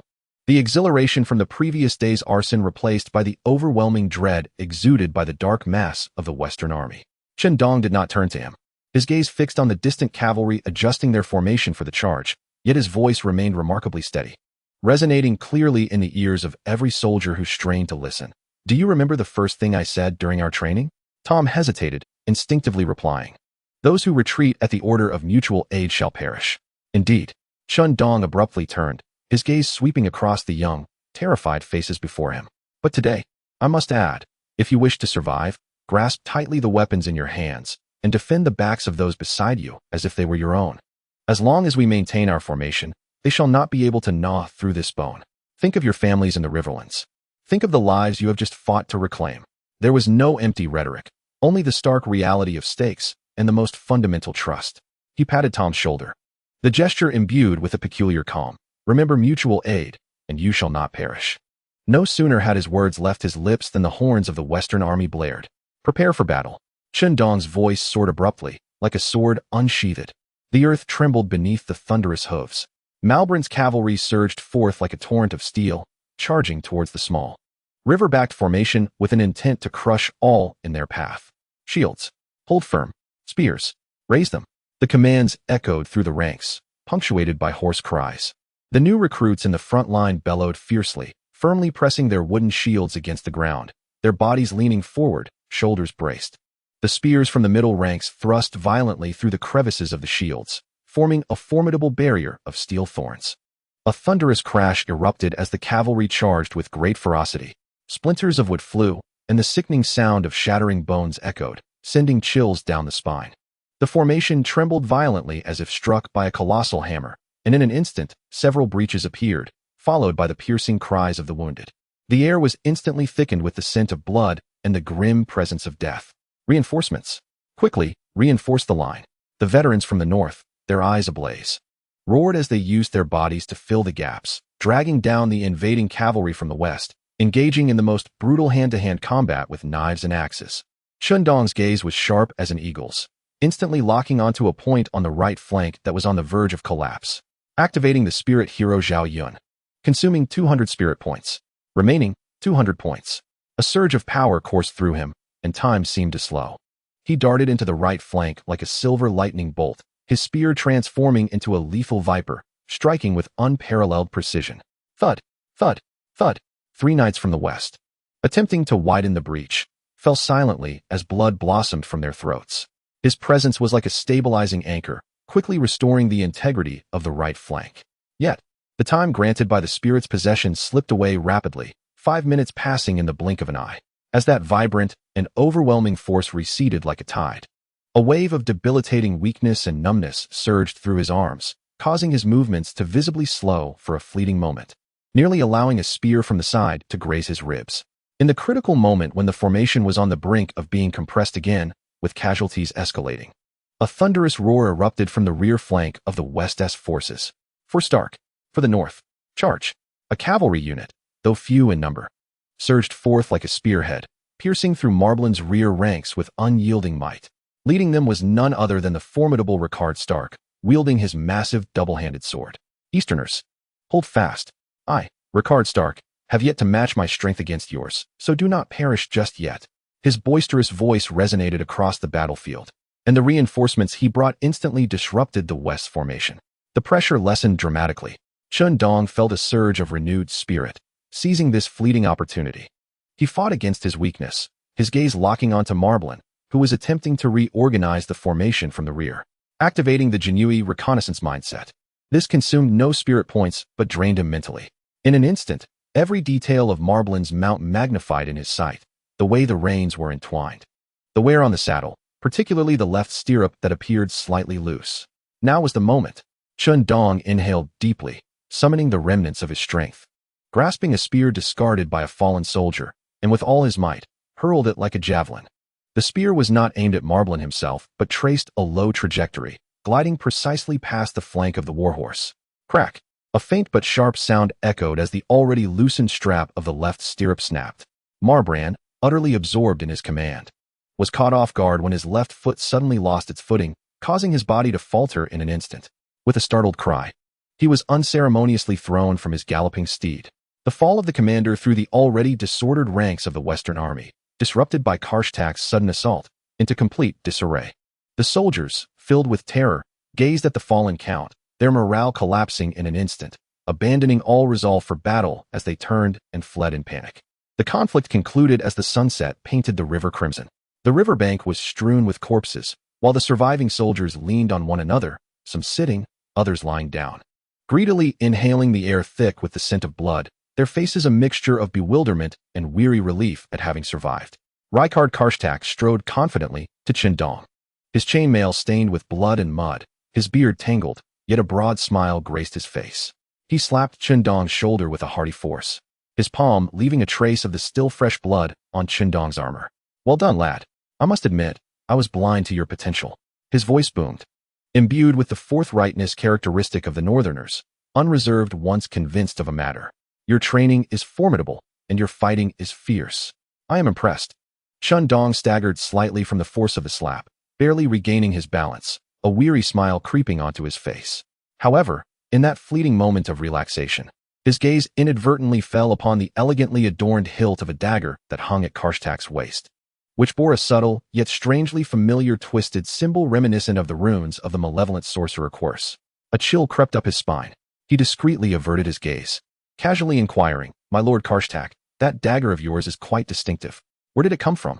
Unfazed, Rykard drew the dagger, examined it briefly, and then sheathed it once more. "Oh, this? I acquired it during our last conquest of a Lannister stronghold.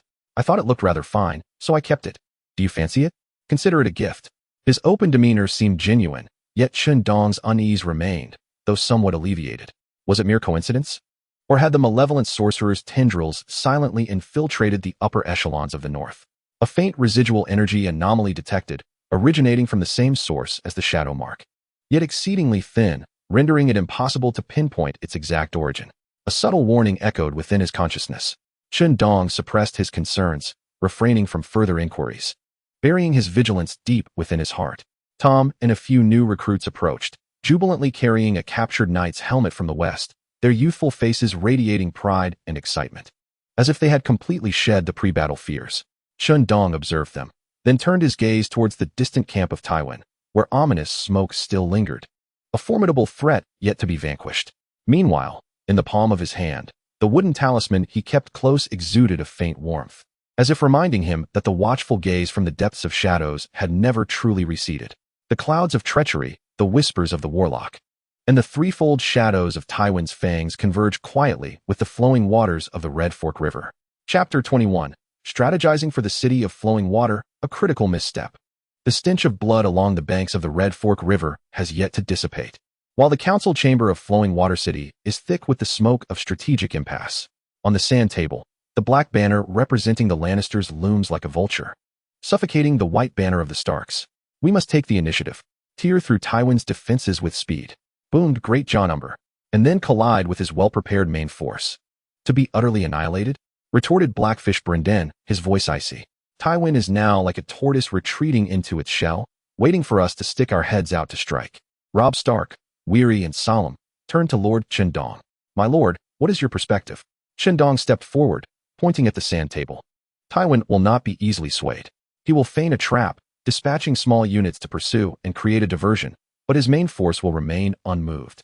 He produced a small, wax-sealed fragment of parchment. "Our scouts intercepted a secret missive from House Fry. Every movement of his army is being relayed to Tywin. Silence enveloped the tent. The betrayal by the phrase solidified like a venomous serpent. The final plan was established. Robb would lead a grand cavalry feint towards the southeast, while Jon Umber would stealthily maneuver 1,000 elite infantry to the western side of the God's Eye Lake, poised for a surprise attack. Chen Dong and Blackfish would remain behind. Under the shroud of night, the plan was set in motion. Robb's troops paraded forth with banners unfurled, while Umber's forces silently vanished like a whispering stream.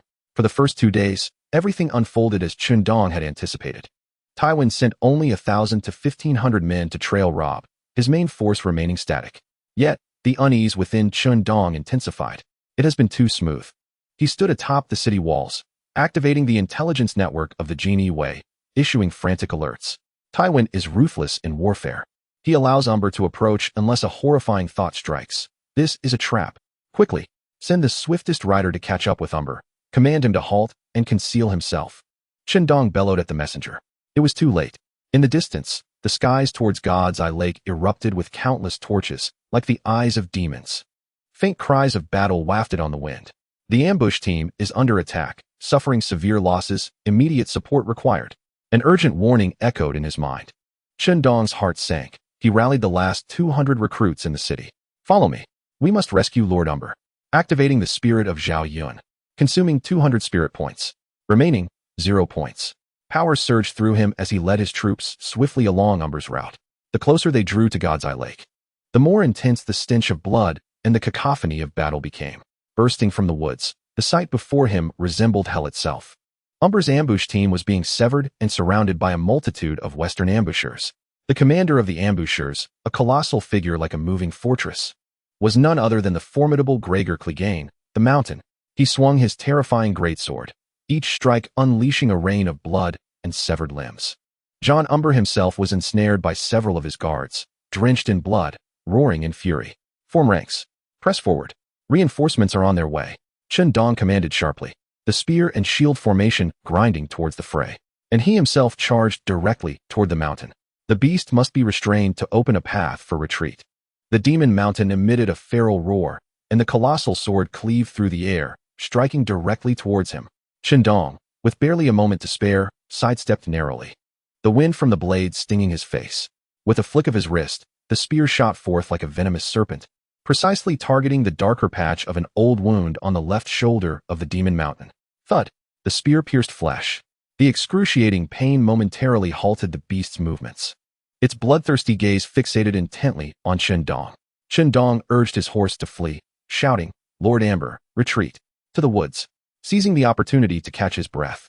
Amber valiantly gathered the remnants of his forces, fighting as they withdrew. The new soldiers formed a spear formation, momentarily staving off the pursuit with a dense barrage of gunfire. The demon mountain, hindered by its old injury, furiously swung its sword, shattering the corpses around it, yet could only watch helplessly as the remnants of the northern forces retreated into the darkness. The rescue was successful, yet the cost was dire. Of the 1,000 elite soldiers Amber had taken out, fewer than 300 could return, each bearing wounds. The atmosphere in the hall was oppressive. Robb had rushed back, his complexion ashen. A messenger from Tywin arrived, presenting a letter sealed with a lion's insignia. Robb tore it open, and upon reading its contents, erupted in fury, crumpling the parchment and hurling it to the ground. That scoundrel Tywin. How dare he propose that if we surrender Chen Dong, he will spare the citizens of Riverrun. Tell Tywin that I, Robb Stark, shall never betray my allies. Begone. The messenger was escorted away. Chen Dong quietly picked up the letter. He did not wish to read its contents, but had noticed some faintly visible, oddly arranged green markings along the edge of the blank paper. Detected weak mental interference residue. Prolonged exposure may subtly cultivate suspicion and estrangement towards specific individuals. Chen Dong discreetly brought the letter near the torch, reducing it to ashes. Your Majesty, Tywin's actions are intended to sow discord. Robb firmly patted his shoulder. I understand. I trust you, Chen Dong. Lowering his gaze, Chen Dong's eyes swept over the guards behind Robb. Among them, one bore a faintly twisted queer spell on the skin behind his ear, so subtle that it almost blended with his complexion. A traitor lurked nearby. Tywin's ruthless machinations and the insidious infiltration of the Mail, which wove an invisible net that was quietly tightening. Chapter 22. Visitors from Dragonstone. Seeds of alliance. The atmosphere in Riverrun had grown increasingly oppressive following the setback at the Lake of the Gods and Tywin's blatant attempts at sowing discord. The shadow of failure loomed like damp moss, thriving upon the walls and in the hearts of the people. Robb Stark's fatigue and anxiety were hard to conceal, while Chen Dong stood like a silent rock, maintaining his composure amidst the undercurrents, ever vigilant against the shadow's prying eyes and the venomous stings surrounding him. On a drizzly afternoon, an unusual visitor arrived quietly aboard a flagless boat. The newcomer was not a stereotypical knight, but an ordinary-looking man, dressed simply like an old fisherman.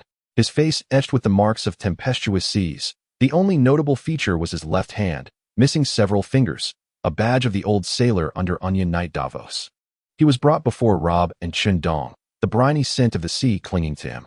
"My name is Old Bill," with a hoarse voice.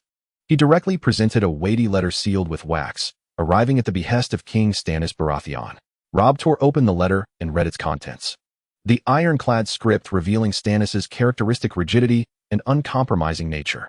The letter referred to the anomalous occurrences in the East and prophetic abilities, ultimately stating, "If you truly possess the gift of foresight, demonstrate it to me." Stannis Baratheon does not heed idle talk, but only believes in tangible evidence. Old Bill's gaze swept over Robb and finally settled on Chen Dong, scrutinizing him. The king's words are contained within the letter.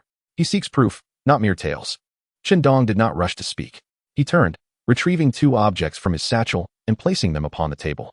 The first was an irregular polyhedral crystal of deep blue ice, exuding a chilling aura that seemed to absorb the surrounding light and warmth. The second was a piece of parchment embossed with twisted runes, pulsating with an alien malice. His Majesty Stannis venerates the Lord of Light, Lawler. Chen Dong's voice remained steady, and should be well aware of the threats posed by shadow creatures and the Long Night. He pointed at the crystal, stating that it was a manifestation of the powers of the others, a harbinger of death from the north. His finger then moved to the runes, which he described as instruments for manipulating shadows, originating from the sorcerer Qyburn. As my investigations reveal, the source of both powers is intertwined with the encroaching darkness that threatens our world. Old Bill's eyes widened with surprise. He stepped closer to inspect the crystal, its undeniable chill causing him to shudder. After a prolonged silence, he spoke gravely. "These items are indeed astonishing. But to rely solely on this for troops from Dragonstone? His Majesty requires an army to contest for the Iron Throne, not mere adventures against legends." "The Iron Throne?" Robb finally interjected, his voice imbued with the coldness characteristic of the king in the north. "If the Long Night descends, turning the Seven Kingdoms into a frozen wasteland, what significance does the Iron Throne hold? If Stannis focuses solely on the southern seat, he may end up grasping nothing at all." The young king turned to Chen Dong, his gaze reflecting trust in his ally's judgment, mingled with a hint of caution regarding the unknown power. Dragonstone. Blackfish Brendan's hawk-like gaze fixed on Chen Dong, imbued with the pragmatism and skepticism of a seasoned warrior. "You speak lightly, lad. That substance is both brittle and challenging to work with. Aside from serving as a talisman for the Night's Watch, what further utility does it possess? To forge it into a weapon? I fear it may shatter in your hands before it ever strikes another." Meeting Blackfish's gaze, Chen Dong replied with composure, "The fragility of dragon glass lies in its application. It need not be forged into a heavy sword or spear. It can be fashioned into spearheads, arrowheads, or daggers, supplemented with specific forging techniques and formations to target the joints of Wights and the essence of the others. I possess methods to validate this." He picked up a manual that combined the martial techniques of Yu Fei with experiences in combating Wights, stating that the discipline and formations of the soldiers I train are pivotal in wielding these specialized weapons to withstand the onslaught of the undead. By forming an alliance, we can secure the rear for His Majesty Stannis, allowing him to focus without concern. "That sounds appealing," Old Bill responded, yet he remained unconvinced, his tone sharpening. "But how will you prove that this icy lump was not simply chipped off some glacier? And how can you ascertain that your formations will not crumble in the face of true Wights? Proof?" Chen Dong seized the shard of ice and forcefully pressed it against the iron base of the candlestick on the table. A chilling mist erupted, and the moment the metal made contact with the ice, frost swiftly formed, causing the candlestick to emit a faint, distressing crackle under the biting cold. Could any glacier of the north wield such power? His gaze, piercing like a beacon, locked onto Old Bill. "As for the formation, should His Majesty Stannis wish to appoint an observer, I could arrange for him to witness firsthand during my next encounter with the Wights. Alternatively," his tone turned cold, "he may wait until the White Walkers stand at the gates of Dragonstone, and then personally verify the truth." Old Bill, observing the frosted and cracked candlestick, turned his attention back to Chen Dong's unwavering gaze. Finally, he inhaled deeply, I shall convey everything you have spoken, along with these 2 pieces of evidence, back to His Majesty and Lord Davos. However, I cannot promise anything. The Stark family will remember this gesture of goodwill. Robb spoke at an opportune moment, displaying the demeanor of a king and the respect due to a potential ally, framing this encounter as a high-level diplomatic interaction. As the discussions concluded, Old Bill was escorted away. Yet, in the dimly lit corridor, Chen Dong stealthily approached. Old Bill seemed to sense his presence. Chen Dong discreetly pressed a small, sharp-edged shard of dragon glass, wrapped in oiled cloth, into his hand. Old Bill felt the unique texture and faint energy, his pupils narrowing. Simultaneously, his rough fingers slipped the tightly rolled paper into Chen Dong's palm, his voice barely above a whisper. The priestess of the Lord of Light, Lady Melisandre, wields significant influence beside His Majesty. Her prophecies of the sacred flame nearly dictate his decisions. She has seen your figure in the flames. She claims that the anomaly from the east is key to confronting the shadows, yet it may also ignite a fire that brings about destruction. Exercise utmost caution. With that, Old Bill hastily departed. Chen Dong unfolded the note. Both light and shadow are watching you. Almost simultaneously, the Quirkswood talisman in his embrace radiated a distinct warmth. As if roused by some unseen force, a subtle clash between cold and fervor permeating his senses. When Blackfish found Chen Dong alone by the window, he conveyed the outcome. That stubborn mule, Stannis, paired with the one capable of twisting black into red, Melisandre. Blackfish scoffed, though his tone remained grave. They believe these things. Yet they are led by the nose. Young man, what you extended was not merely an olive branch. It could also be a double-edged sword. Should the pact with Dragonstone succeed, we must contend not only with the Lannisters, but also tread carefully to avoid being burned by that red-robed woman's sacred fire. The seasoned general perceived the greater risks ahead. Chen Dong gazed out into the misty rain. I am not wagering on prophecies, my Lord Blackfish, nor on Stannis' whims. I wager on the day when the White Walkers cross the wall, and all must set aside their prejudices to survive. What he did not voice was that just as Old Bill's small boat vanished behind the curtain of rain, a figure clad in a shadowy gray hood, as if merged with the darkness, flickered momentarily at the edge of the dense forest on the opposite shore. The eyes of the warlock had never relaxed. The dual scrutiny of light and shadow cast an even greater uncertainty and peril over the future of Riverrun. Chapter 23. The Fall of the King of the North. A heavy burden amidst a crisis as the turmoil brought by the envoy from Dragonstone began to subside. A messenger from House Frye entered the city of Riverrun, presenting a marriage proposal laced with treachery. Lord Edmure Tully was to wed Rosalind, and His Majesty was required to travel to Riverrun to witness the pact. The messenger's tone was submissive, yet his eyes betrayed a hidden agenda. Robb's ice-blue gaze was filled with exhaustion and turmoil. The supply lines were severed, and the soldiers longed to return home. This might be their only chance for survival. No. Chen Dong stepped forward decisively, his voice resolute. The wooden sigil in his arms suddenly grew hot. Detection of shadow magic fluctuations. The adversary intends to warp our judgment. The system's alert rang sharply. He raised the cold wooden sigil, its eerie glow directed at the messenger. The sincerity of House Frye is stained with blood. This is a trap. Those from the east shall not deceive the people. Castark's eyes were clouded with murky shadows, his tone both obsessive and urgent. The hearts of the north are wavering. Should we miss this opportunity, we will surely collapse. Blackfish furrowed his brow. Your Majesty, Riverrun is prepared to fight to the bitter end, but the choice lies with you. Robb closed his eyes and took a deep breath. When he opened them again, they shone with determination. I am the King of the North. I cannot allow my people to suffer any longer. Tell Walder that I accept the terms. Chen Dong could do nothing to dissuade him, but pointed out 10 elite warriors, including Tom. You shall not leave His Majesty's side, and should anything go awry, retreat immediately. The atmosphere of parting was as heavy as iron. Robb patted Chen Dong's shoulder, then turned and stepped into the brooding twilight, his silhouette imbued with an indescribable solemnity. Days later, in the dead of night, a blood-soaked scout burst into the hall, his screams shattering the silence. The Red Wedding. Your Majesty, Lady Catelyn is dead. The Freys and Boltons have betrayed us. A thunderclap of horror engulfed Riverrun, consumed by grief and chaos. Just as despair threatened to collapse the spirits of the people, suddenly, all torches and oil lamps extinguished simultaneously, plunging the hall into absolute darkness. It was Chen Dong.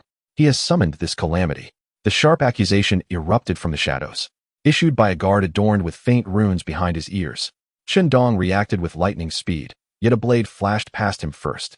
When a firestarter ignited, Blackfish stood resolutely, his sword stained with blood, the body of the guard lying at his feet. A traitor. Blackfish's voice was chillingly cold. An even more bizarre scene unfolded. The guard's corpse withered and darkened at a visible rate, ultimately transforming into a viscous black smoke, reeking of sulfur and decay. Analysis. Coarse shadow puppet technique. The target is to frame Chen Dong and disrupt the situation. This horrifying sight jolted the chaotic crowd into clarity. Chen Dong's prior warnings were indeed true. Lord Chen Dong, we beseech you to lead us. Harry Castark fell to his knees, his face streaked with tears and blood. The North cannot be without a leader. My father is dead, and you are our only hope. Blackfish took a deep breath, raising his sword towards Chen Dong. His voice steady and powerful. His Majesty Robb trusts you. Riverrun needs you, and the North yearns for vengeance, more than ever. I, Brendan Tully, support you in taking command. To the Lord, Tom and the elite new recruits, their eyes aflame with resolve, raised their weapons, their shouts merging into a formidable tide of determination. An increasing number of generals and soldiers responded, yearning for a banner that could withstand despair. Chen Dong, through countless miraculous escapes, had already proven himself the most suitable candidate. He slowly grasped the hilt of the sword presented by the Blackfish, the cold touch bearing the weight of countless entrustments. I am not the king of the North. His voice resonated clearly throughout the hall, calm yet imbued with immense strength. But at this moment, I am willing to take up this sword. To seek survival and vengeance alongside you all. What we must confront are the daggers of the Lannisters, the treachery of the Freys, and the interminable long night of the North. There were no empty promises, only 3 concise and decisive commands. First, gather the remaining troops and commence immediate training according to the manual. Second, send ravens to the wall to inform Jon Snow of the drastic changes and request support from Dragonstone. Third, conduct a thorough investigation within the ranks to root out all shadowy infiltrators. The orders were swiftly conveyed, the chaos gradually settling, and hearts finding a modicum of solace. Chen Dong ascended the city walls alone, the night wind tousling his blood-stained black hair. It was only at this moment that the weight of the responsibilities he had assumed fully manifested. Power module activated. Commanding identity. Temporary commander of Flowing City. Maximum recruitable soldiers, 500. Prerequisite task. Consolidation of military spirit. Release. Achieve absolute loyalty from 100 soldiers, 47,100. Complete to unlock deeper Legion capabilities. The progress of 47100 was the foundation built upon trust by Tom, the veteran of the Night's Watch, and others. Chen Dong clenched his fists. Training was the key to consolidating strength. At that moment, Tom rushed up the castle, breathless, delivering a letter imbued with the scent of the sea. My lord. A secret missive from Old Bill of Dragonstone. Chen Dong unfolded it, Davos's succinct handwriting coming into view. Stannis wishes to meet with you. You must go to Dragonstone for a personal discussion. He tucked the letter away and gazed towards the direction of the wall in the north, where the true, deadly threat lay.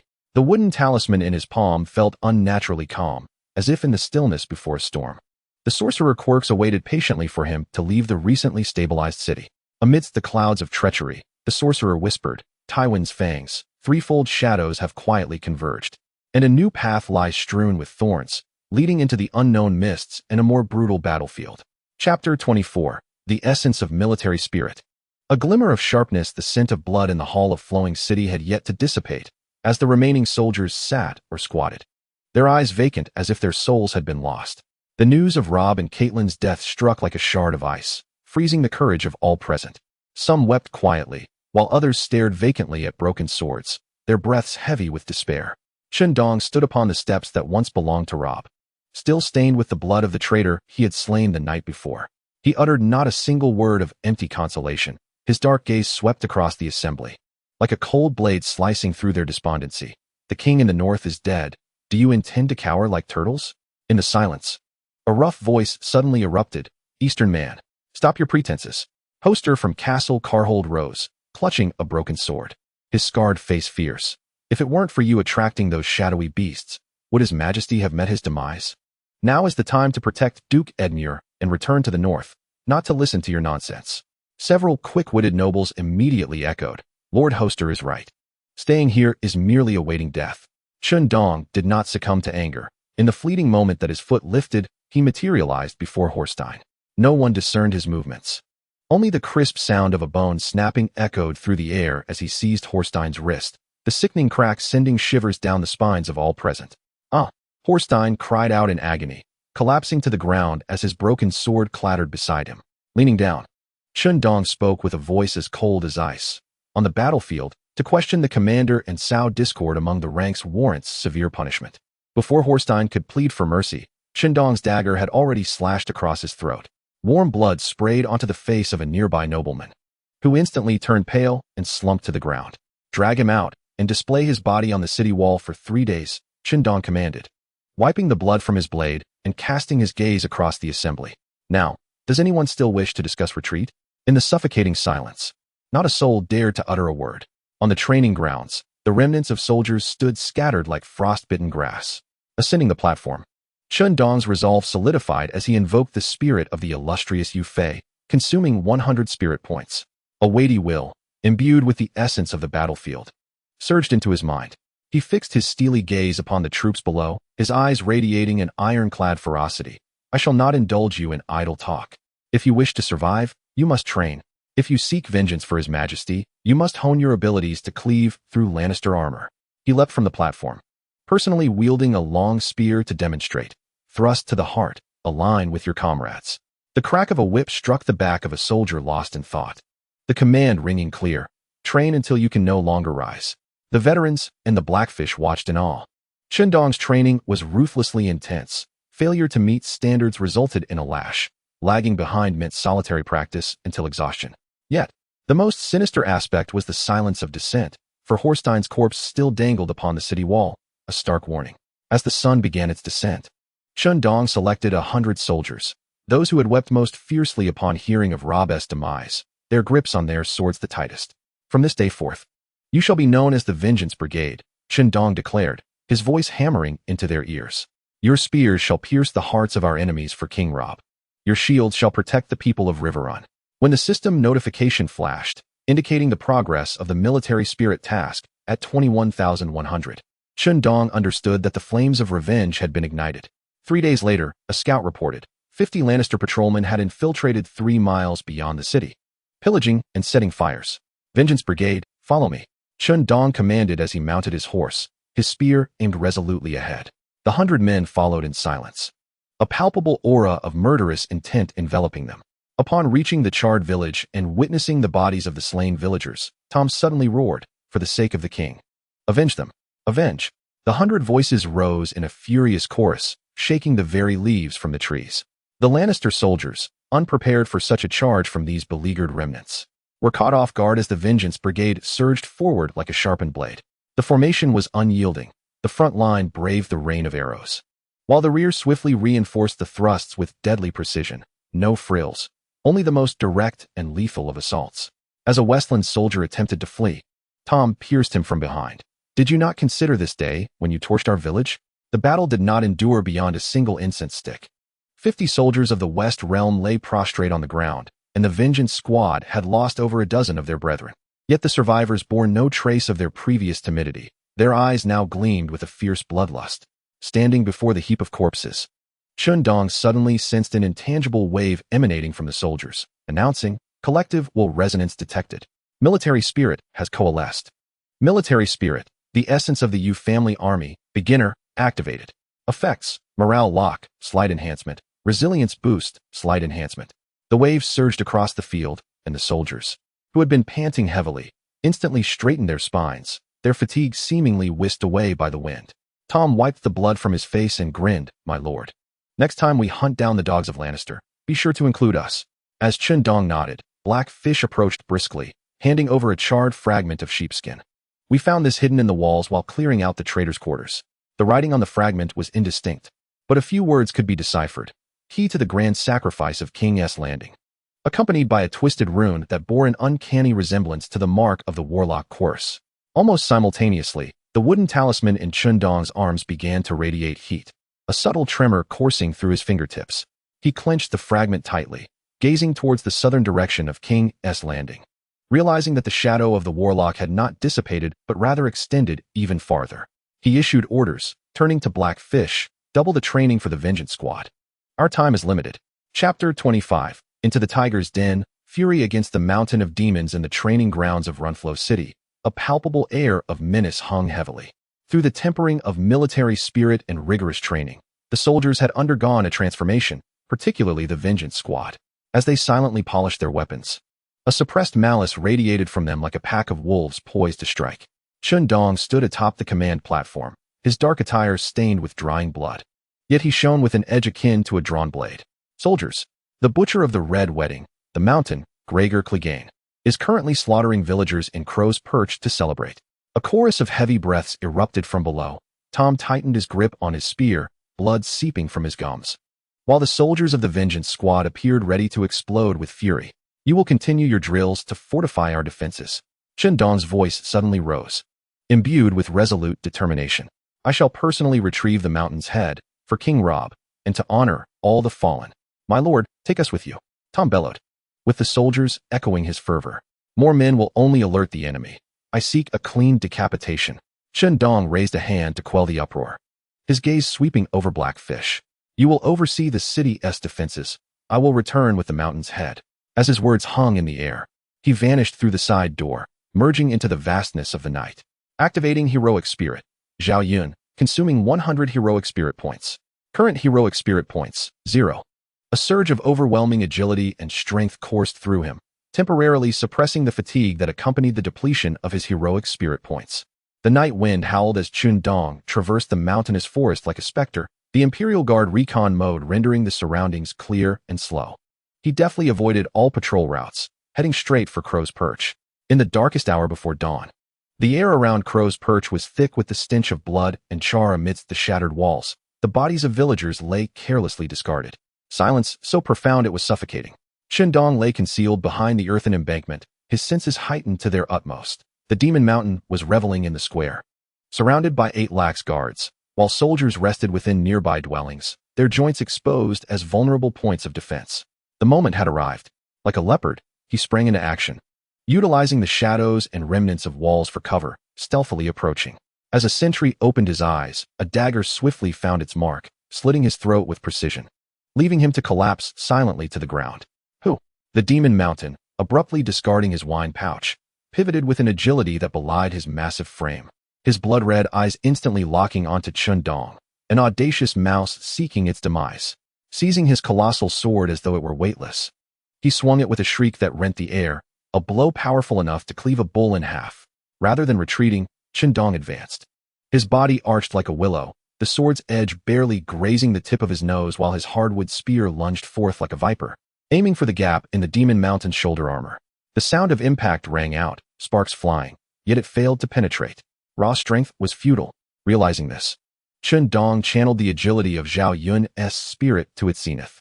He flitted around the Demon Mountain like a butterfly among flowers, his spear becoming a blur as he targeted the creature's weak points, eyes, knees, inflicting occasional cuts that drew blood, yet always evading direct confrontation. Enraged, the Demon Mountain roared, wildly swinging his sword, shattering the surrounding debris into splinters, yet failing to graze even the hem of Chen Dong's attire. The exertion left him panting heavily, his movements gradually becoming sluggish. Now was the moment. A cold light flashed in Chen Dong's eyes, switching to the spirit of Ran Min, executing forced overextension. Boom. A crimson thunderclap erupted in his mind, a more ferocious malevolence flooding his limbs like a torrential deluge, his eyes instantly bloodshot, his vision tinged in crimson. A suffocating pressure radiated outward, causing several nearby Western soldiers to collapse, their trousers soaked. The Demon Mountain froze momentarily, instinctively sensing the lethal threat. Slaughter command activate. Chen Dong bellowed like thunder, abandoning his evasion, discarding his damaged spear, and stepping forward as the stone slabs beneath him shattered. He charged directly at the Demon Mountain, ducking low as the massive sword was raised, his shoulder crashing into the creature's chest plate like a battering ram. Thud! The sound echoed like a great bell, and to everyone's astonishment, the Demon Mountain staggered back, a dent forming in his chest armor. Before the Demon Mountain could react, Chen Dong's fingers splayed, the crimson malevolence coalescing at his fingertips, clawing at the gap in the creature's left shoulder blade. The heavy plate armor was effortlessly torn apart, his fingers sinking deep into flesh. The Demon Mountain let out a horrific wail, involuntarily releasing his grip on the sword. Seizing the opportunity, Chen Dong twisted and broke his wrist, grasping the sword at the Demon Mountain's waist, channeling all his strength and malevolence into a violent upward strike. Die. The blade, akin to a blood moon rising, sliced through flesh and bone with a sickening thud. The demon mountain's body split along the line of blood, entrails, and gore spilling forth. Once a figure of terror to the Seven Kingdoms, the demon mountain was cleaved in twain. The surviving Western soldiers, witnessing Chen Dong standing amidst the rain of blood, perceived him as a demonic entity from the depths of hell, discarding their armor and fleeing in terror. Chen Dong, enduring the agony of a throbbing head and limbs that felt as though they were being torn apart, wiped the blade clean with the demon mountain's cloak, severed the flagpole, and impaled the grotesque head upon its broken shaft. He dipped his fingers in the still coagulating blood and inscribed 4 powerful characters on the earthen wall, blood for blood. Just as he sheathed his sword, a searing pain pierced his mind as the system notification echoed, detected the slaying of elite target Gregor Clegane, Demon Mountain, 32 Western soldiers. Boss additional bonus of 50 points, total recovery of 82 points. Current spirit value, 100, overdrawn, 82, recovered, 18 points. The tearing sensation of overexertion abruptly diminished, and the crimson haze before him lightened. Chen Dong steadied himself against the broken flagpole, feeling weak yet capable of normal movement. Indeed, the head of the Demon Mountain proved to be the finest antidote. Having completed his task, he vanished into the dawn, leaving no trace behind. News spread like wings across the Hujian lands. The terrified accounts of fleeing soldiers and the flag bearing the severed head caused the name of the Eastern demonic god, Chen Dong, to proliferate like a plague. Within the bustling city, Blackfish was elated upon receiving the intelligence. The training grounds erupted in a cacophony of cheers, while Tom and the Vengeance Brigade soldiers wept tears of joy, pounding their breastplates in fervent shouts. At that moment, the morale of the city's forces and their loyalty to Chen Dong reached unprecedented heights. Chen Dong proclaimed in the most brutal and direct manner, "The vengeance of the North officially commences," with their new commander being the demonic god who could rend the Demon Mountain with his bare hands. Chapter 26. The Journey to Dragonstone Island. The trial of the sacred fire. As the cheers of vengeance in the city had yet to subside, Chen Dong had already cast his gaze toward Dragonstone Island. He sought the dragon crystal and, more importantly, an alliance with Stannis to confront the looming shadows of the Long Night and the sorcerer Kairos. On the training grounds, Chen Dong assembled a 10-man team, including the increasingly resolute Tom and the taciturn veteran of the Night's Watch. As he raised his hand, his fingertips trembled slightly. The reminder of current spirit value, 18 points, swirling in his mind, each breath accompanied by a sharp pang in his core. This journey was for alliance, not for conquest. He suppressed the metallic taste in his throat and spoke with unwavering calm. Stannis was austere, and the Red Priestess Melisandre was unfathomable, thus caution was paramount. Yet there was no need to grovel. Blackfish presented him with a wax-sealed letter, observing his pallid complexion and furrowed brow. "Your injuries are not yet healed. Should you not wait a few more days? Night is long and dreams are many." Chen Dong accepted the letter, his fingertips brushing against the now-cold wooden talisman in his breast. The threat of shadows lingered. He had no time for recovery. On a fog-laden morning, the team boarded Old Bill's single-masted sailboat. The narrow sea voyage was both tedious and tense. Chen Dong leaned against the corner of the cabin, eyes closed in a semblance of rest, while in truth he was exerting all his strength to suppress the dizziness brought on by overexertion. Each sway of the waves cast darkness before his eyes. The lingering malevolence of the spirit of Ran Min stirred like a maggot in his bones, causing his veins to throb painfully. Tom attempted to offer him water, but he raised a hand to stop him. "No need, just hold the deck." Days later, the black castle of Dragonstone Island emerged on the horizon, resembling a colossal beast crawling from the depths of the sea, the sulphurous scent mingling with the briny air, exuding an oppressive severity. Upon landing on the island, Chen Dong's steps faltered slightly, and he instinctively grasped the ship's railing to steady himself. He had to maintain his composure, for he could not afford to show weakness before Stannis. Without any welcoming ceremony, they were led directly into the main fortress. Torches flickered on either side of the passage, casting distorted shadows of gargoyles upon the walls, as if they were poised to pounce at any moment. Chen Dong inhaled deeply, channeling the remnants of his energy to steady his breath, yet cold sweat began to bead on his forehead, which he discreetly wiped away. The hall was dark and frigid, and Stannis sat upright in a stone chair, his back as rigid as iron, his sharp gaze instantly locking onto Chen Dong. "An anomaly from the east," he remarked. "You appear to be in rather poor condition." A chill ran through Chen Dong's heart, though his expression remained impassive. It is merely fatigue from the long journey, he replied, stepping forward. Each stride strained his exhausted body, yet he maintained an upright posture, producing the ice crystal of the White Walkers and the runic imprint, placing them on the stone floor. This ice crystal heralds the coming of the long night, and this runic inscription commands the shadows of death. Both are born of the same calamity afflicting our world. Melisandre's red eyes suddenly flared with intensity, fixating on the ice crystal and the runes. Before sweeping over Chen Dong's pale visage, a cryptic smile curling at the corners of her lips. Empty words, Stannis declared, his brow furrowing. Melisandre has seen you in the flames. You may be a weapon against the darkness, or perhaps the spark of destruction. Fire can forge true gold. Melisandre stepped forward, her voice melodic as she gestured towards the central hearth of sacred fire. Prove your innocence by reaching into the flames. Tom gasped in shock, held firmly in place by the veteran soldier. A weight settled in Chen Dong's heart. In his current state of depletion, summoning energy to withstand the fire would undoubtedly worsen his plight, yet he had no choice. Current spirit value, 18 points. Forcibly channeling energy to resist fire.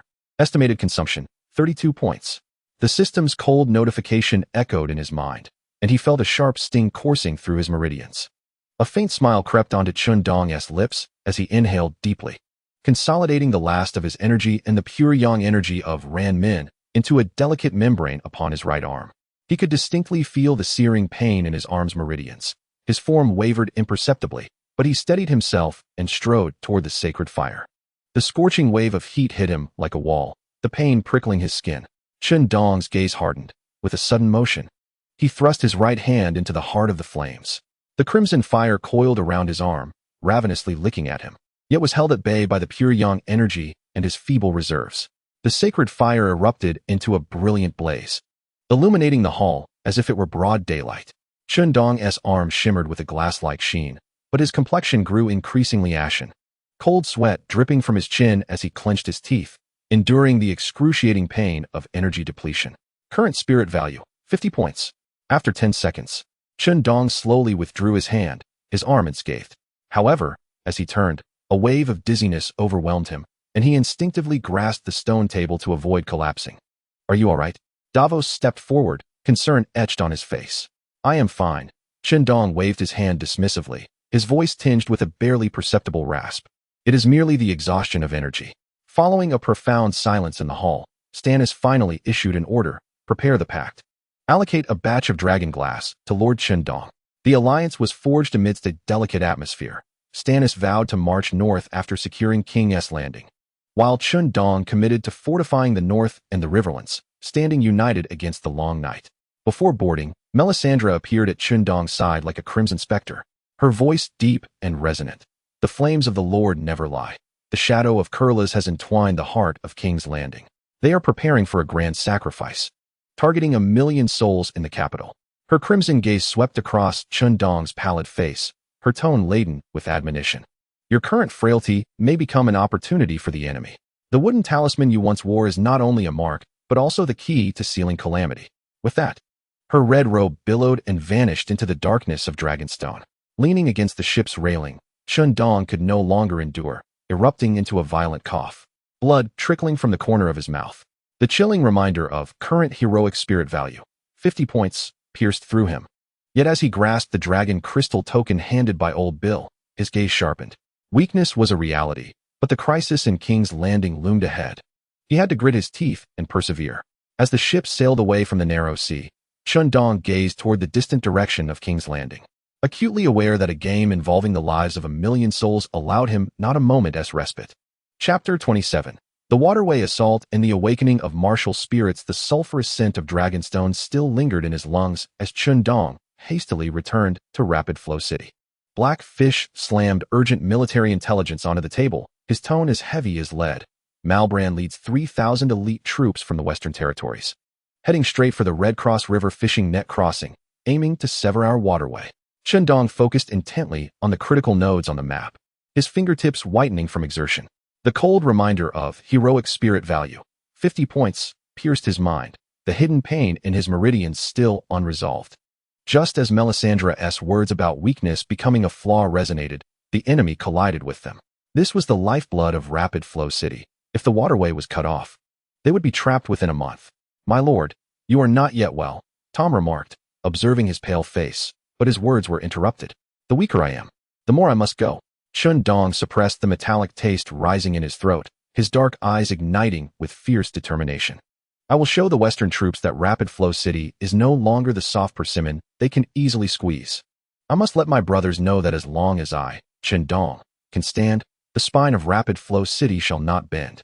He turned to rally his troops. "All members of the Revenge Brigade, along with 500 soldiers from the river region, follow me to reinforce the fishing net crossing." "You are personally going? It is too perilous." Some nobles tried to dissuade him, but Chen Dong had already mounted his horse, gripping the reins until his palms ached. He could not allow his soldiers to perceive their commander hiding behind. Maintaining morale was paramount. As the army set off, Chen Dong leaned over his horse's neck, each jolt causing darkness to cloud his vision. He tightened his grip on his lance, nails digging into his palm, forcing himself to withstand the dizziness. They could not falter before reaching the fishing net crossing.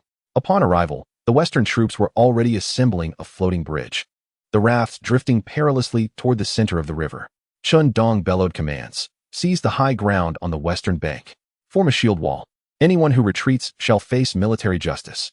The Revenge Brigade moved with astonishing speed, quickly establishing a defensive line on the riverbank's gentle slope. With the banner embroidered with the ice-field wolf and blood handprints raised high, the charge of the Western troops surged forth like a dark tempest, their arrows raining down like ominous clouds, crashing against the shields with muffled thuds. "Hold the shields. Thrust the lances." The frontline soldiers roared, their spear tips piercing through the shield gaps, each retrieval stained with blood. From time to time, arrows would strike down warriors, yet the rear lines immediately filled the gaps. No one retreated, nor did anyone cry out in pain. They remembered the lifeless body of Horsting, and even more vividly, the blood-soaked carnage of the Red Wedding. Chen Dong did not charge into the fray. Instead, he steadied himself against the flagpole in the center, cold sweat trickling down his forehead. Yet his gaze was as sharp as that of a hawk, fixated on the battlefield. "Left flank. The cavalry from the west is attempting to encircle us. Crossbowmen, turn and target their horses' legs. The right flank is faltering. The second echelon, advance and seal the breach with a shield wall." Activating the Jin Yi Wei for reconnaissance. He strained to pinpoint the weaknesses of the enemy, but the numerical disparity was glaring. The West's forces surged like an unrelenting tide, and under the immense pressure, the defense line slowly retreated. The Hujian soldiers on the left flank were nearing their breaking point when a bloodied officer rushed in. "My lord, the left flank is about to crumble. The brothers can barely hold on." Taking a deep breath, Chen Dong realized there was no time to wait any longer. He did not summon the energy-draining Zhao Yun or Ran Min, who could not withstand the strain. Instead, he channeled all his resolve into the spirit of Yu Fei. Roaring to activate the military soul, "Hold your ground. Behind us lies the lifeline of Benlu City, the last hope for the north. If we retreat, we shall be forever branded as traitors." A profound wave, thick with the scent of battle, erupted from Chen Dong, enveloping the entire battleground. The weary soldiers, engaged in fierce combat, suddenly felt a surge of vitality. The aches in their arms dissipated like whispers in the wind, their trembling shields steadied, and fear was consumed by an inferno of fighting spirit. Revenge. Forward. It was uncertain who first let out the battle cry, but soon, the entire battalion roared, shaking the riverbank to its core. The Hujian soldiers on the left transformed, bearing their shields with renewed strength, their halberds striking with speed and ferocity, pushing back the advancing West's troops. Military soul of the Yu family, activated. Morale locked, moderate. Resilience increased, moderate. Hidden effect triggered, united against a common foe. Chen Dong was invigorated by this force, though his legs wavered slightly. He steadied himself against a nearby spear, commanding sharply, "All troops, counterattack, kill." The soldiers surged forth like tigers descending from the mountains, their formations impenetrable against the chaos. The West's army, already fraught with trepidation, faltered at the sight of these beleaguered soldiers, who suddenly appeared frenzied, causing the front lines to retreat and the formations to disintegrate. Seizing the moment, Chen Dong shouted to Tom and the veteran night watchman, "Charge with me to the standard. If we slay Marblin, the West will surely rout." He gripped his spear, each step feeling unsteady, yet he accurately thrust towards the enemy's center. Lacking the swiftness of Zhao Yun or the ferocity of Ran Min, he relied solely on the ferocity in his gaze and his anticipation of the battlefield. Marblin caught sight of him and recalled the legends of the mountain cleaved in two. His hands trembled, just as he intended to issue orders to intercept, Tom had already felled the standard. The standard has fallen. Someone shouted. The West's army was thrown into utter disarray, discarding armor and fleeing, some leaping into the river in a desperate attempt to swim to safety, only to be pierced by crossbow bolts. As the setting sun stained the riverbank crimson, the soldiers cheered, supporting one another. Some wept on the ground, while others raised broken swords in laughter. In their eyes, filled with fervent reverence, they gazed upon Chen Dong, their commander who had led them through the crucible of battle. Pale though he was their deity. As Chen Dong regained his composure, a sudden alert resonated in his mind, cold yet invigorating.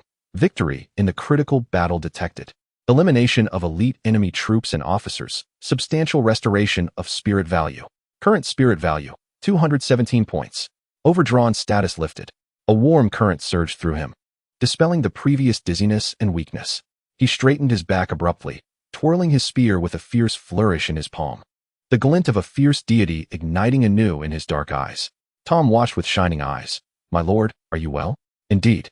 Chen Dong gazed toward the south, where King's Landing lay, a cold smile curling at his lips. It was time to settle accounts with the treacherous sacrificial plots of the coarse warlocks and the fangs of Tywin. He wiped the blood from his face, his gaze sharp as a blade. The days of weakness were over. Now it was his turn to take the initiative, to unearth and shatter every enemy lurking in the shadows. Chapter 28. The shadows emerge, the trap of King's Landing on a bone-chilling morning.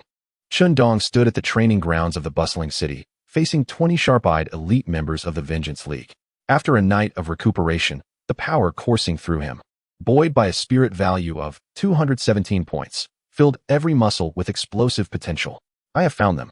Chen Dong unfurled a map, his fingertip tracing a concealed valley upstream of the Trident River, the lair of the coarse rats, nestled within an abandoned tin mine. My lord, how can you be certain? Tom began, but Chen Dong interrupted.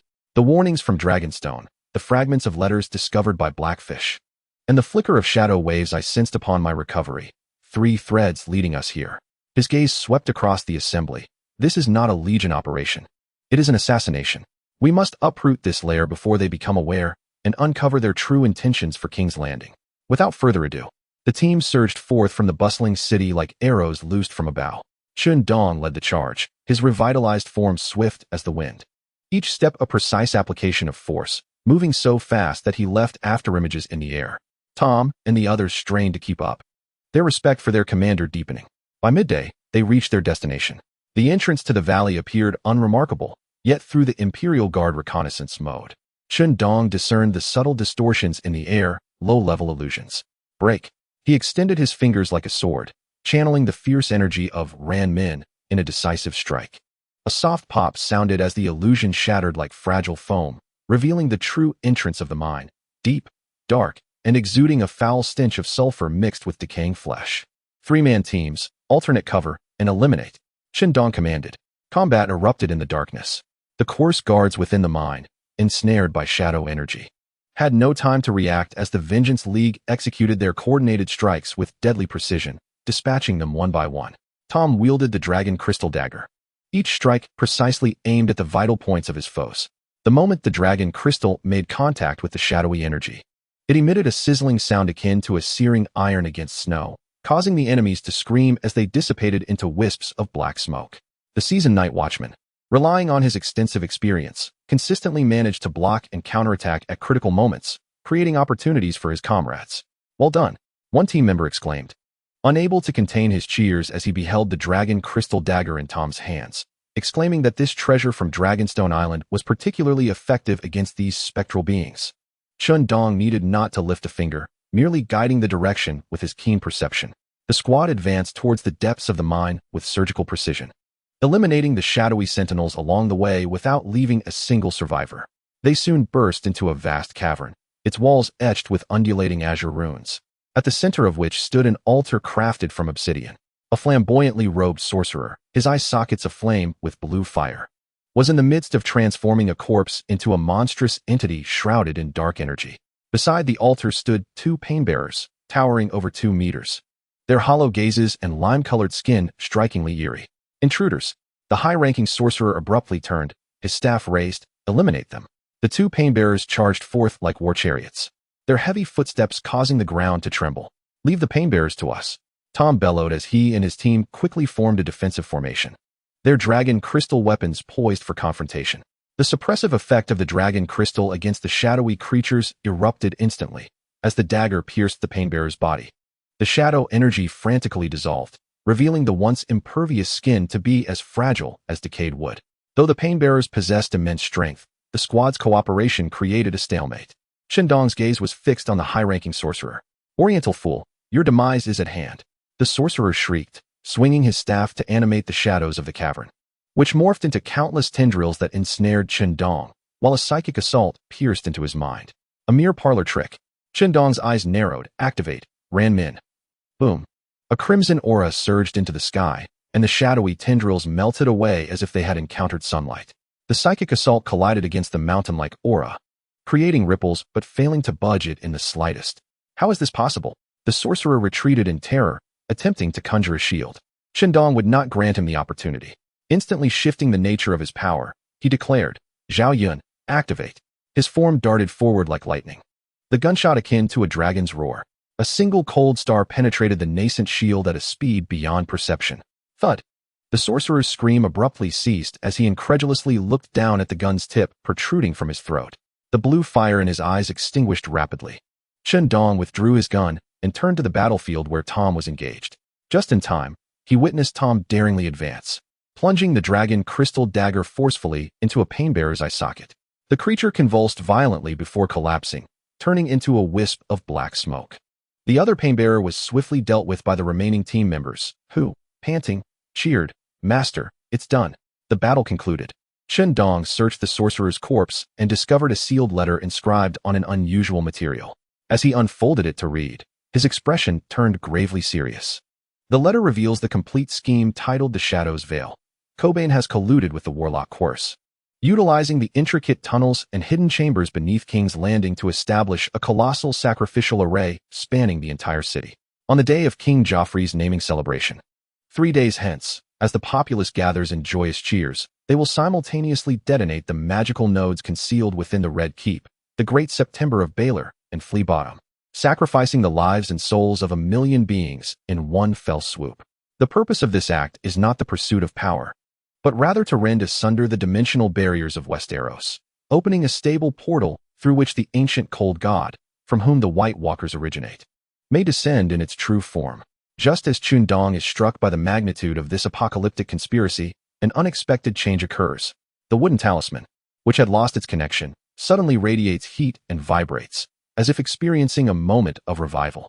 With a soft pop, the remnants of the talisman explode, unleashing a pure shadow energy that forms a miniature vortex, generating a tremendous pull, threatening to consume Chen Dong. Unyielding, reacting with lightning speed, Chen Dong seizes the dragon crystal dagger, pouring forth his malevolent aura without reservation. The dagger bursts forth in a conflagration of red and black light, thrusting downwards towards the vortex. Be obliterated. Bang. The vortex emits a piercing wail, akin to a balloon being punctured, before it is utterly annihilated, along with all remnants of the wooden talisman reduced to ashes. This time, it is a true conclusion. Chen Dong sheaths his dagger, his gaze transformed into a frigid resolve. He turns to his companions, equally stunned by the intelligence revealed. "Tom, you must return to Flowing City at full speed. Relay this information to Blackfish. Instruct him to hold the line and inform all possible forces." "My lord, what about you?" Chen Dong gazes southward, as if piercing through layers of rock to behold the great city on the brink of disaster. "I shall go to King's Landing to thwart this sacrificial rite, or let those lurking in the shadows pay a bloody price for their mad scheme." Before his words have fully settled, he has already turned, exuding an undeniable determination as he charges forth from the mine. Destination, King's Landing. Chapter 29. A lone rider breaches the formation. Slaying the usurper, the morning mist over the Riverlands has yet to dissipate, as Chen Dong leads a select team of fewer than 50 elite warriors, cutting through the damp, cold air like a sharpened blade, hastening toward King's Landing. He must reach the doomed city before Kor's Shadow's Veil is set into motion. However, the narrow gorge along the King's Road, the vital artery leading to King's Landing, has been blockaded by a vigilant Westlands legion. The golden Lannister lion banner flutters in the wind, as over 2,000 infantrymen form a tight phalanx, spears raised like a forest, crossbows drawn, sealing all paths. At the forefront stands the knight, golden-armored and golden-haired, handsome yet arrogant, Jaime Lannister, the Kingslayer. He rides at the vanguard, observing the distant figures emerging, a smirk curling at the corner of his lips. It seems Varys's little birds were indeed correct. There are indeed fearless rats seeking to slip into King's Landing. James exclaimed, his voice resonating through the valley. Halt and surrender, and perhaps Duke Tywin will grant you a whole corpse. Chen Dong raised his hand, and his small squad promptly halted. Silently assuming a battle formation, he advanced a few steps alone, his deep, dark eyes calmly surveying the military formation before him, ultimately resting on James Lannister. Chen Dong's voice, though soft, distinctly reached the ears of every soldier in the Westerlands. Yield your path, or perish. After a brief silence, a roar of laughter erupted from the ranks of the Westerlands army. James joined in the mirth, gently drawing his gilded longsword, its blade glinting with a cold light in the morning sun. I have heard your tale, Eastern man. You killed the mountain? An impressive feat, yet a butcher is a butcher, and a knight is a knight. James pointed his sword at Chen Dong, a glimmer of calculation hidden in his gaze. I offer you a glorious opportunity to duel me. If you win, I shall allow you to pass. If you lose, both you and your men shall pay with your lives. This was James's scheme. He sought to redeem the disgrace of being captured by Robb Stark through this confrontation, and he had already laid a trap. He deliberately slowed his speech, subtly urging his steed to quicken its pace, waiting for Chen Dong to reveal a flaw while attempting to evade, so he could deliver a decisive strike. In his eyes, this Eastern man relied solely on brute strength. How could he possibly discern the tactics of a true knight? Scene task triggered. Duel at the front. Task objective: defeat James Lannister in a one-on-one duel, demoralizing the Westerlands army. Task reward: abundant heroic spirit points, special title Knight Slayer. Significant reduction in the morale of the Westerlands Legion. Chen Dong observed the system prompt and detected the subtle change in the rhythm of James's steed's hooves against the earth, a barely perceptible smirk curving his lips. This trick was hardly sufficient. As you wish. He unfastened a standard cavalry longsword from his waist, having concealed his lance, and strode toward the clearing between the two armies. With each step he took, the malevolent aura cultivated through countless battles coalesced around him. Though he had not activated his heroic spirit, the oppressive presence emanating from him, akin to that of a mountain of corpses and a sea of blood, silenced the laughter before the ranks of the Westerlands. James's expression hardened slightly, dispelling the last vestiges of disdain, yet he continued to spur his steed as planned. The hooves thundered against the ground, and the gilded longsword traced a lethal arc in the morning light, appearing to charge with full force, yet deliberately slowing by half a beat, anticipating Chen Dong's instinctive evasion. In the face of the golden tempest storming towards him, Chen Dong executed two actions that left onlookers astounded. Not only did he refuse to evade, but he also stomped his feet firmly into the ground, his form shooting forward like an arrow in reverse. Just as the two were about to collide, he suddenly ducked, evading the descending sword of James, and his left hand grasped the reins of the steed with the precision of an iron claw. Activating heroic spirit Zhao Yun. Thought mode loaded. Cost: 150 heroic spirit points. Current heroic spirit points: 67 points. Agile, precise, and driven by an indomitable will, his body was instantly commandeered. To the spectators, his movements were so swift they seemed to leave behind afterimages, his fingers deftly gripping the connection between the bit and reins with unerring accuracy. Impossible! James roared in disbelief, astonished that Chen Dong had discerned his tactics and dared to assert control over his steed. In a frantic attempt to withdraw his longsword, he found the horse firmly restrained by Chen Dong, its front hooves raised, abruptly halting the charge. Seizing this opportunity, Chen Dong wielded his sword in a swift motion, akin to a venomous scorpion's tail, executing a reverse cut that targeted not James's vital organs, but the vulnerable joint between his breastplate and shoulder armor. This spot, an inherent flaw in knightly armor, was one that an ordinary knight could hardly defend against from such a cunning angle. With a resounding slice, the ornate steel armor was rent asunder, akin to parchment, as the blade glided through, leaving a trail of crimson. A deep gash, revealing bone, marred James's flesh beneath his shoulder guard. A pained gasp escaped his lips as the tremendous impact rendered him incapable of maintaining his balance, and he was hurled from his mount, crashing heavily to the ground, raising a cloud of dust. The entire sequence unfolded in the blink of an eye. From the moment James initiated his charge to his dismount, scarcely 3 breaths had passed. Silence enveloped the canyon, a grave stillness. The expressions of the soldiers from the west froze, transforming from mockery and anticipation to sheer terror and disbelief. The invincible Lord James, the most illustrious knight of the West, had been unseated in a mere exchange by an unmounted eastern adversary who had seen through his strategy. Even the warhorse had been controlled by this foe. Chen Dong relinquished the reins, allowing the startled steed to flee to the side. He approached James, who struggled to rise. The bloodied tip of his sword poised directly above James's throat. The cold touch and the specter of death rendered James rigid, paralyzed by fear, and he dared not move an inch.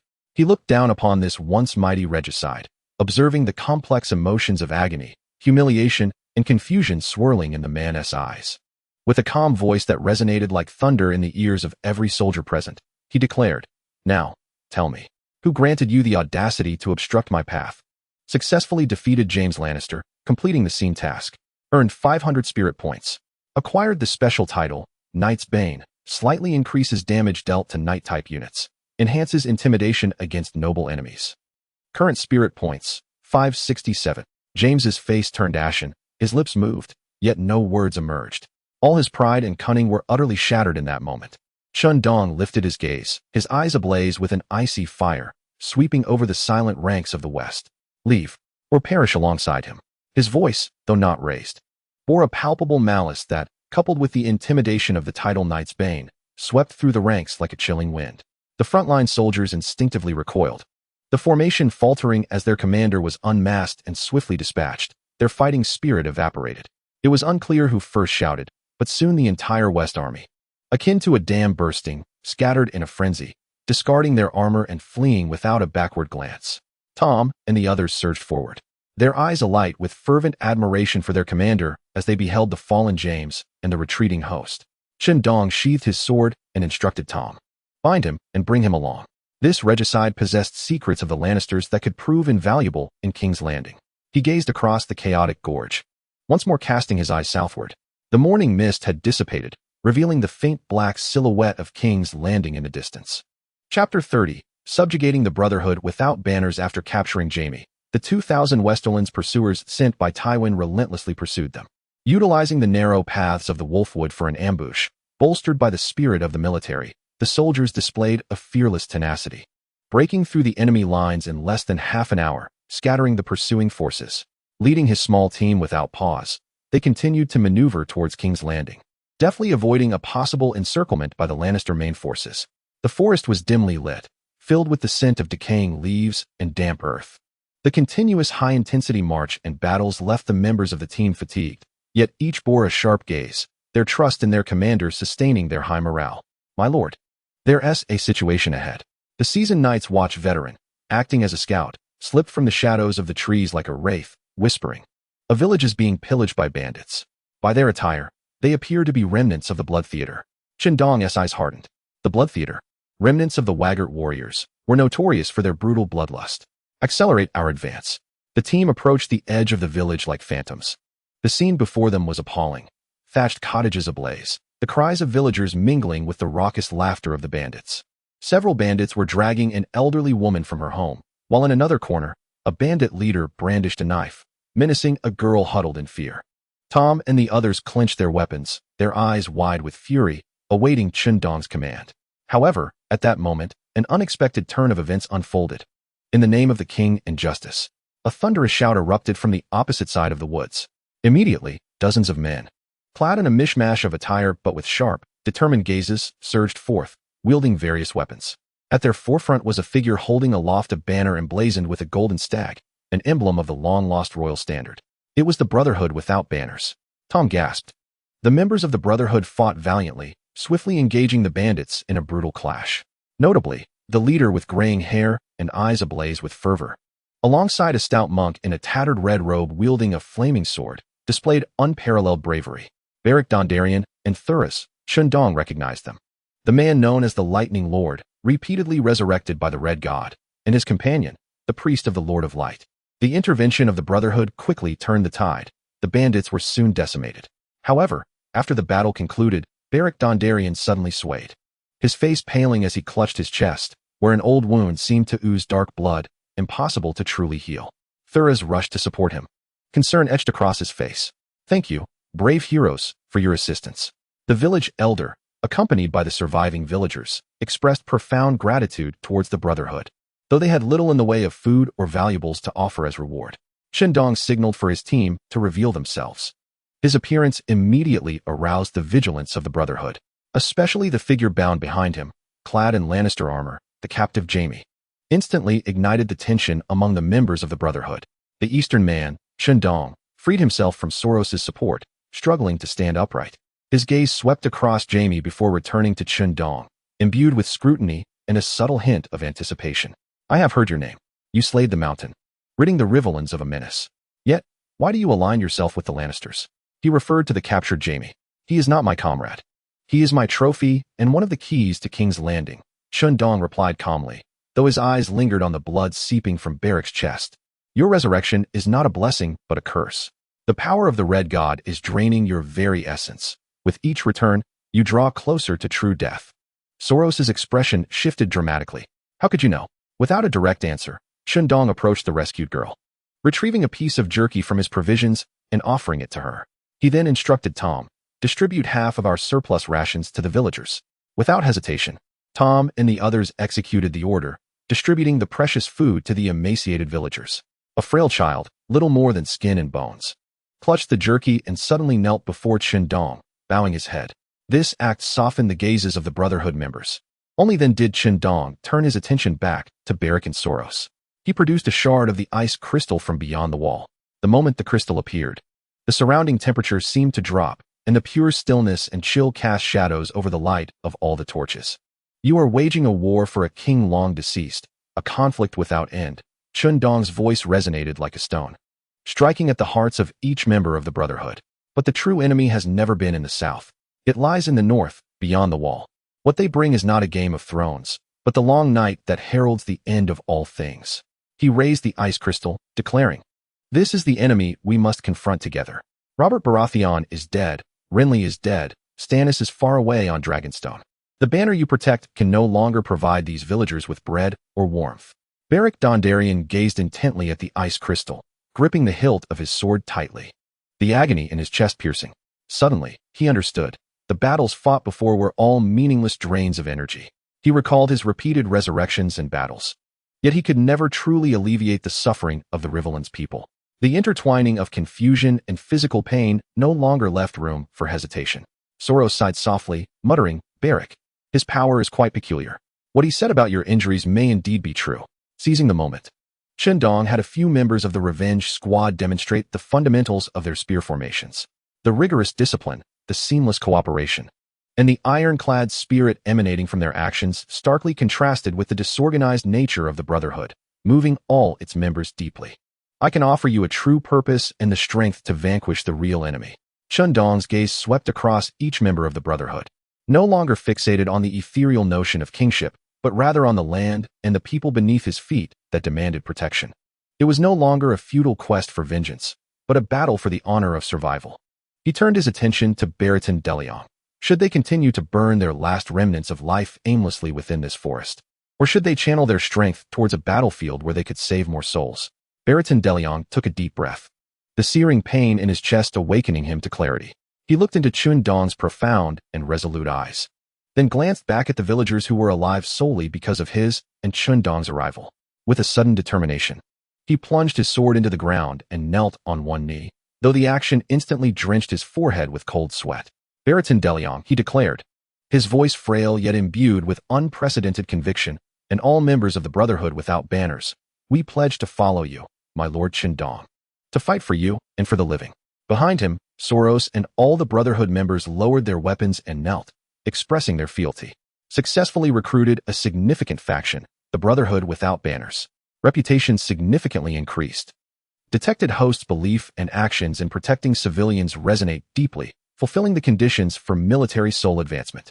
Military soul, the valor of the Yu family army, beginner, has been upgraded to military soul, the chivalrous spirit of the gallant, intermediate. Effect, morale lock, moderate, resilience boost, moderate. During the execution of justice protection tasks, the combat power of the entire army receives an additional enhancement. The speed of spreading reputation among civilians is increased by 100. A wave of warmth surged through him, and the newly joined Brotherhood members suddenly straightened their backs, their fatigue dissipating significantly. Tom's grip on his weapon steadied, his breathing becoming more fluid. This was the power of the advanced military soul, Everyone had become one. Chen Dong bent down to assist Baratin Deliong to his feet. "Welcome aboard," he said solemnly. "I will find a way to tend to your wounds." His gaze scanned this newly acquired force. Though weary, their eyes burned with newfound hope. The path to King's Landing remained fraught with peril, yet he was no longer fighting alone. The strength under his command was growing exponentially, much like a snowball rolling downhill. "Let us rest for a quarter of an hour." Chen Dong extracted a letter from his pocket, his fingertip tracing the words naming day celebration in 3 days. Time was of the essence. Then, we shall continue our journey. Our destination, King's Landing. Chapter 31, Shadows of King's Landing. The Alchemist Guild's downfall. The dampness of the Wolfwood was replaced by the foul stench of refuse and brine from the shores outside King's Landing. Chen Dong's team lay concealed within the ruins of an abandoned dye house at the edge of a flea market, blending seamlessly with the surrounding decay. The recruitment of the Brotherhood without banners had brought both experience and manpower, yet it had also magnified their target. He needed to act swiftly. "My lord," Tom reported in a hushed tone, his face smeared with cold dust like a true street urchin. "The patrol frequency of the city guard has doubled, and all city gates are under stringent scrutiny, as if they are hunting for something.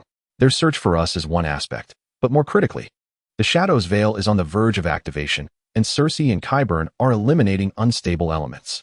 Chen Dong's gaze penetrated the shattered window of the dye house, fixating on the ominous red fortress perched atop the distant hills.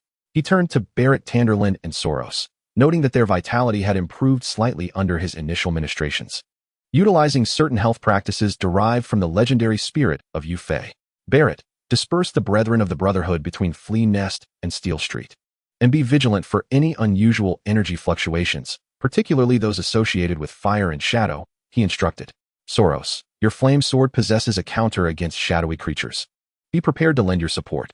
"Understood," Barrett nodded, feeling the efficacy of Chen Dong's techniques easing the ailments within him, thus increasing his loyalty. "What of James?" Soros inquired.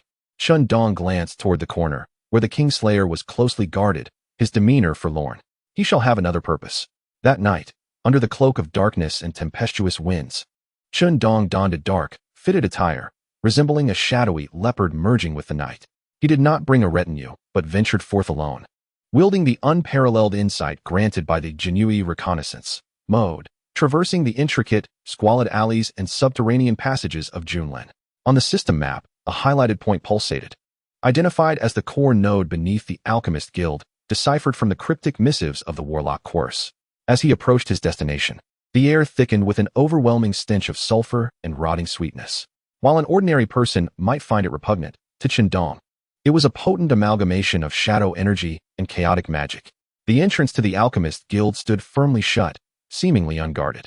Yet, in reconnaissance mode, Chen Dong discerned nearly transparent strands of energy entwined around the door, and lurking within the shadows behind it were two entities. Their breath slow and heartbeats nearly extinguished, not living beings, but rather constructs animated by magic. He refrained from forcing entry. Instead, he circled to the side of the guild, discovering a drainage channel.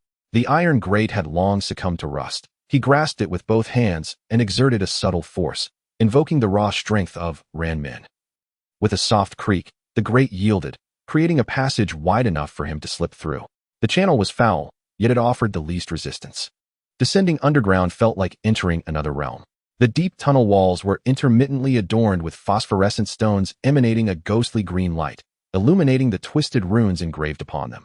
Reminiscent of coarse style, the magical fluctuations in the air intensified, mingled with sounds of anguished moans and the nauseating noise of flesh being stitched together. Like a specter, he evaded 3 moving magical traps and 2 patrols of hollow-eyed alchemist apprentices, who resembled marionettes under control. Ultimately, he arrived at the entrance of a vast subterranean cavern, where the overwhelming scent of blood and sulfur was nearly suffocating. Inside the cavern, the scene was reminiscent of hell itself. At its center stood a massive altar constructed from obsidian and human bones, above which hovered a complex array of dark energy, continuously rotating.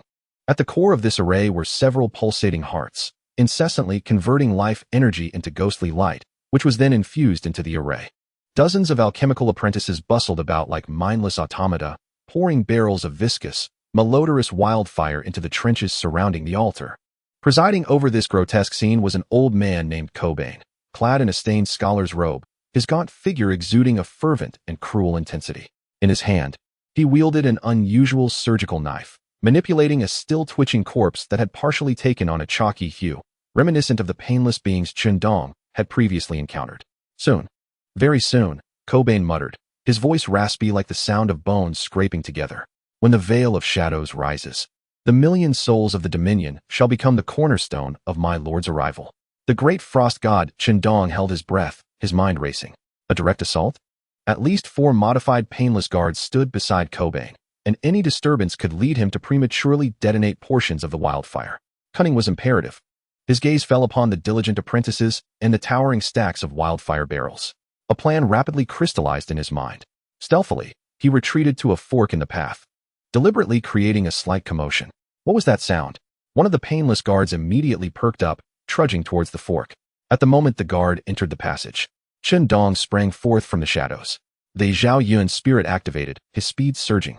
He did not strike the guard's formidable body. Instead, he glided past like a swift breeze, deftly severing several energy conduits connected to the guard's joints with his dragon crystal dagger.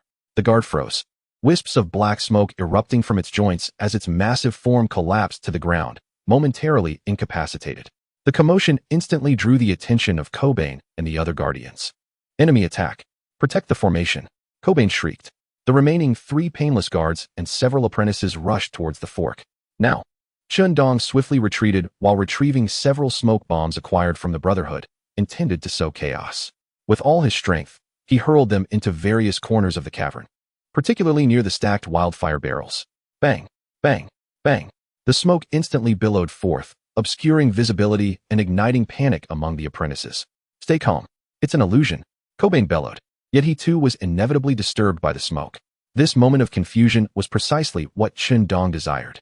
Like a fish, he maneuvered through the smoke's cover, re-entering the main cavern with a clear objective, the ventilation ducts leading to the surface and an unassuming side door. He quickly stuffed several small, oil-soaked rags into the ventilation duct and deftly jammed the latch of the side door.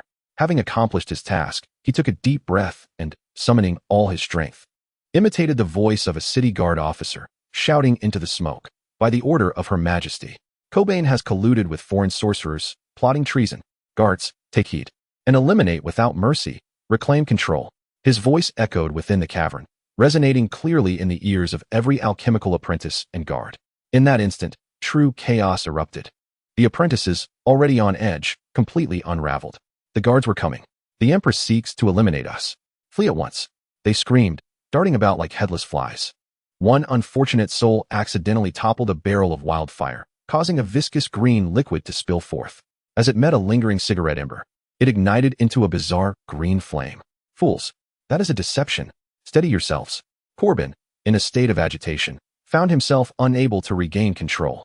Meanwhile, the painless guards faithfully executed the ruthless order, launching attacks on any apprentice who approached or attempted to flee. They could not discern friend from foe. Their sole objective was to eradicate all dissenters. The cavern transformed into a hellish battleground of mutual slaughter. The wildfire blazed, emitting an even more acrid odor, as green flames began to consume the barrels and the wooden beams supporting the structure. Chen Dong observed the chaos with a cold detachment, akin to a director hidden behind the scenes. Seizing the moment, he approached the altar where Corbin was attempting to stabilize the core of the magical array. Entirely unprepared for Chen Dong's arrival, Corbin, a chilling voice resonated behind him. Corbin turned in horror, only to see a cold star rapidly enlarging before him. With a swift thrust, the dragon crystal dagger pierced Corbin's back, its magical dispelling properties instantly obliterating the protective spells and vitality within him. Staring in disbelief at the dagger protruding from his chest, Corbin opened his mouth, but only black blood poured forth. The fervor in his eyes extinguished, replaced by an all-consuming silence. Successfully eliminated the key schemer. Corbin gained 1,000 spirit points. Severely compromised one of the core nodes of the Shadow Veil. Current spirit points, 1567. Chen Dong withdrew the dagger, and Corbin's lifeless body crumpled to the ground. He quickly searched Corbin's person, uncovering an experimental journal written in cryptic language and several confidential letters exchanged with the warlock case. One letter clearly mentioned the location of the final ritual, the underground tomb of the great saint of Bel-Air. Without hesitation, he retreated swiftly along the path he had come, before the wildfire spiraled out of control and detonated the entire underground space. As he emerged from the drainage system, returning to the shadows behind the dye house, A muffled explosion reverberated from behind, causing the ground to tremble slightly. From the direction of the Alchemist Guild, a plume of black smoke mingled with green flames ascended into the sky. My lord, Tom and the veteran night watchman approached, their faces etched with concern and inquiry. Chen Dong concealed the letters and journal, his expression devoid of any relief. Destroying a node is far from sufficient. Inform Barry and Soros to assemble everyone. He gazed at the moon, obscured by smoke in the night sky, and spoke deliberately. The next target is the great saint of Bel Air. Is there a toxic point? Does it resonate with the readers of Tomato? Is there sufficient allure and immersion? How much can be achieved upon completing this chapter? Chapter 32, Atop the Red Fortress. The explosion from the direction of the Alchemist Guild, and the surging green flames and black smoke erupted like a massive stone cast into the vast pond of King's Landing, instantly stirring 1,000 waves. The alarm bells of the city guard rang frantically, accompanied by the chaotic sounds of hurried footsteps, the sharp rebukes of officers, and the terrified cries of the populace, all converging to plunge the entire city into unprecedented turmoil. This was precisely the distraction Chen Dong required. The plan had shifted. Addressing the swiftly assembled allies, Belly, Soros, Tom, Chen Dong spoke with rapid clarity, noting that the explosion at the Alchemist Guild would draw the majority of attention, inevitably diverting the guards stationed at the Red Keep. This presented us with an opportune moment to infiltrate. Sir, is our target still the Great Hall of the Believers? Tom inquired, his expression a mixture of anxiety and exhilaration. No, Chen Dong replied, his gaze sharp as a blade, fixed upon the towering red castle atop the Yang Heights. Corbin's notes had indicated that Cersei had imprisoned Tyrion and coerced him into revealing some of Varys' secret passages. Tyrion was a crucial witness to expose Cersei's collusion with the sorcerer, and we must prevent her from silencing him in desperation. More importantly, the final experimental subject of Corbin, that abomination, was concealed deep within the dungeons of the Red Keep. He turned his attention to the closely guarded Jaime. Kingslayer, it is time for you to demonstrate your worth. Lead us through a route into the Red Keep, avoiding the main guards. Jaime's face was ashen. The wound on his shoulders still throbbed with pain, and the humiliation of his defeat at Chen Dong's hands burned within him. Yet, he understood that falling into Chen Dong's grasp might offer a glimmer of hope, if the Red Keep were truly being corrupted by such a terrifying force. The entire Lannister family could face utter annihilation. Gritting his teeth, he replied, there is a secret passageway used for transporting discarded corpses, leading directly to the lower dungeons. However, I cannot guarantee what lies within. Lead the way. Amidst the chaos enveloping the city, this nimble party moved like serpents in the shadows, guided by Jaime, circumventing the main thoroughfares and entering the subterranean realm of the Red Keep through a concealed, malodorous drainage outlet. The passage was narrow and damp, the walls encrusted with slick moss, the air thick with a musty odor intermingled with an indescribable scent of decay and something akin to a mixture of preservatives and the stench of rotting flesh. The deeper they ventured, the more suffocating the atmosphere became. Occasionally, they could hear inhuman, muffled growls emanating from the other side of the walls, sending chills down their spines. What had Corbin truly created here? Even the seasoned Soros furrowed his brow, sensing something amiss as the flames of his sword flickered uneasily. At last, they passed through a slightly ajar, heavy iron door, entering a space that was vast and eerily reminiscent of a surgical theater rather than a dungeon. The walls were adorned with various indescribable biological organs and grotesquely twisted skeletal specimens, while in the center of the room stood a stone platform, stained with dark red splotches and bound with chains. In one corner loomed a massive cage forged from fine steel. Inside the cage was a creature. It possessed a grotesquely human-like silhouette, towering nearly 8 feet tall, its musculature grotesquely contorted, the skin a deathly gray white, marked by thick, centipede-like scars of stitching. It was adorned with a metal helmet that concealed all but its piercing eyes, devoid of any seams. From the eye sockets flickered 2 icy, irrational azure flames. It stood there silently, like a solemn mountain, exuding an oppressive aura and pure malevolence. Tom from the Demon Mountain gasped, his voice trembling. Although its form had altered, that distinctive physique and terrifying presence enabled him to instantly recognize the once formidable monster. No, it was no longer Gregor Griggan.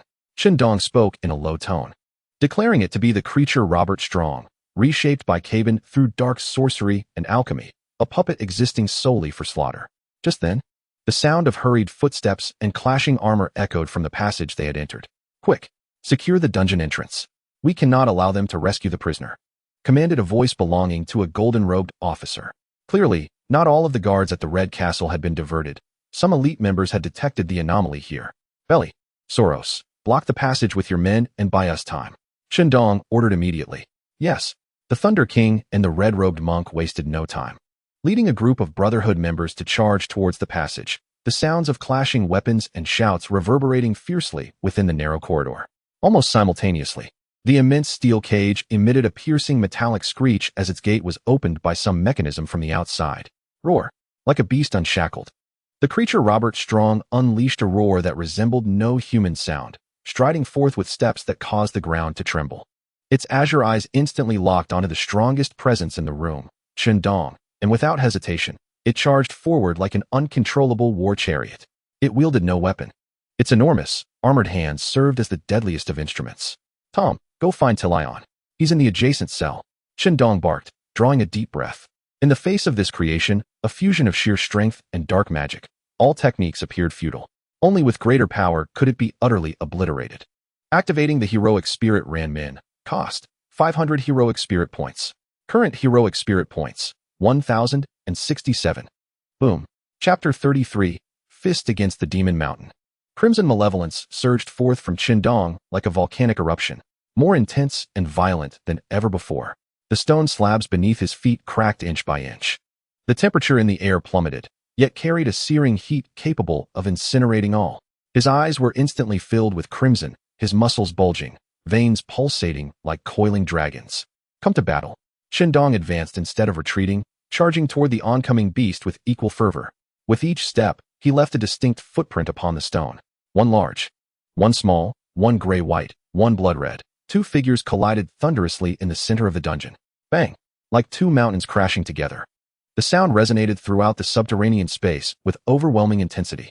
The shockwave radiated from the two figures, causing distant torches to flicker erratically and dust to fall from the walls. Chen Dong's fist collided violently with the monster's armored hand, a fierce contest of raw power. The creature's massive form staggered, its forward momentum abruptly halted. While Chen Dong was forced to retreat 3 steps, each footfall cracking the stone beneath him, his arm tingling from the impact. What immense strength! A chill gripped Chen Dong's heart. This creature's power far surpassed that of the previous demon mountain. With a furious roar, the monster seemed enraged. Unleashing a relentless barrage of punches, each strike akin to a pile driver, the force of its blows howling through the air, capable of shattering stone. Chen Dong's gaze sharpened. He would no longer engage in a direct contest. Channeling his fierce energy into his legs, he became remarkably agile, weaving through the monster's frenzied punches while searching for vulnerabilities. Every part of his body, his fists, elbows, knees, transformed into weapons, raining down upon the creature's joints, armpits, and throat, striking at its weak points. Thud, thud, thud, crack. The dull thumps of impact mingled with the faint sound of bones fracturing. The monster's movements began to slow, yet it seemed impervious to pain. Its eerie blue eyes alight only with a frenzied desire for carnage. At that moment, a scream echoed from the entrance, a Brotherhood member's agonized cry, followed by Bareton de Liang's hoarse shout. Hold the line. For the living. A shiver ran through Chen Dong. Bareton and the others were nearing their breaking point. He needed a swift resolution. The monster suddenly spread its arms, attempting to ensnare Chen Dong with a grip strong enough to crush a bear's neck. If caught, the consequences would be dire. Chen Dong's eyes blazed with a fierce light as he seized the opportunity presented by the creature's lunging embrace. Condensing all his malevolent energy and strength into his right fist, which seemed to be enveloped in crimson flames. With a roar that could rend gold and shatter stone, he unleashed the butcher's order, his body releasing like a coiled spring, delivering a straightforward punch imbued with the ferocity of shattered mountains and the devastation of 1,000 armies. Aimed squarely at the monster's chest, right at the core of its vibrant blue light. This punch transcended the limits of speed. Boom! The sound resonated like a war hammer striking a colossal siege engine. A deafening explosion that seemed capable of shattering souls reverberated through the underground space. The monster's advance abruptly halted. Its chest armor, a dense amalgamation of metal and mutated bone, was struck as if by a meteor. Spiderweb-like cracks spreading from the point of impact before it shattered open, creating a gaping hole.